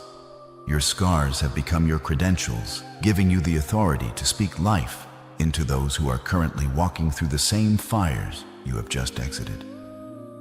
Do not be a vessel that only receives. Be a vessel that overflows. As you begin to act as a source of blessing to others, you will find that the problems you once obsessed over will seem to solve themselves. This is the divine mystery. When you make sacrifices to help others' dreams come to pass, I make sure your dreams come to pass. If you take your hands off your own needs to be good to someone else, I will put my hands on your needs with a power you cannot imagine.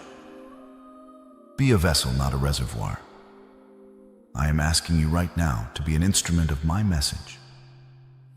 Do not keep this light hidden under a bushel. Every person you touch from this moment forward will feel a shadow of the peace you now possess. Your gaze has been healed, and because you now see through the eyes of my love, you will see opportunities for kindness where you once saw only inconvenience.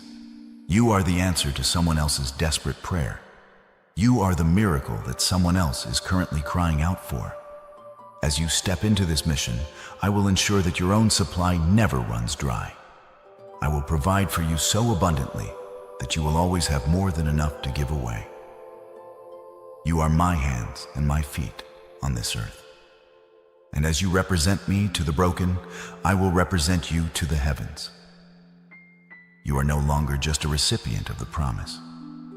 You have become a part of the promise itself. Walk forward as a bearer of light, for you are blessed to be a blessing. And through you, many shall find their way back to me. My beloved child, we have traveled through the valleys of your exhaustion and climbed the mountains of your destiny.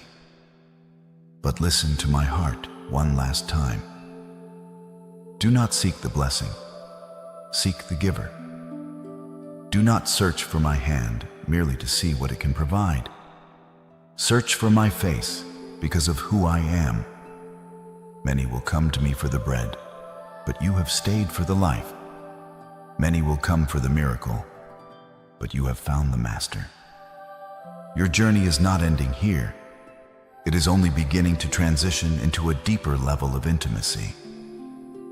What you have heard today is just the first layer of a treasure chest that is as deep as eternity. I have many more things to reveal to you, many more secrets of the kingdom to whisper into your spirit, and many more doors of abundance to swing open. But I ask you, is your heart wide enough to contain it all? Are you willing to keep walking with me, even when the path leads into the beautiful unknown? Because in me, you are already a source of blessing that will never cease to flow.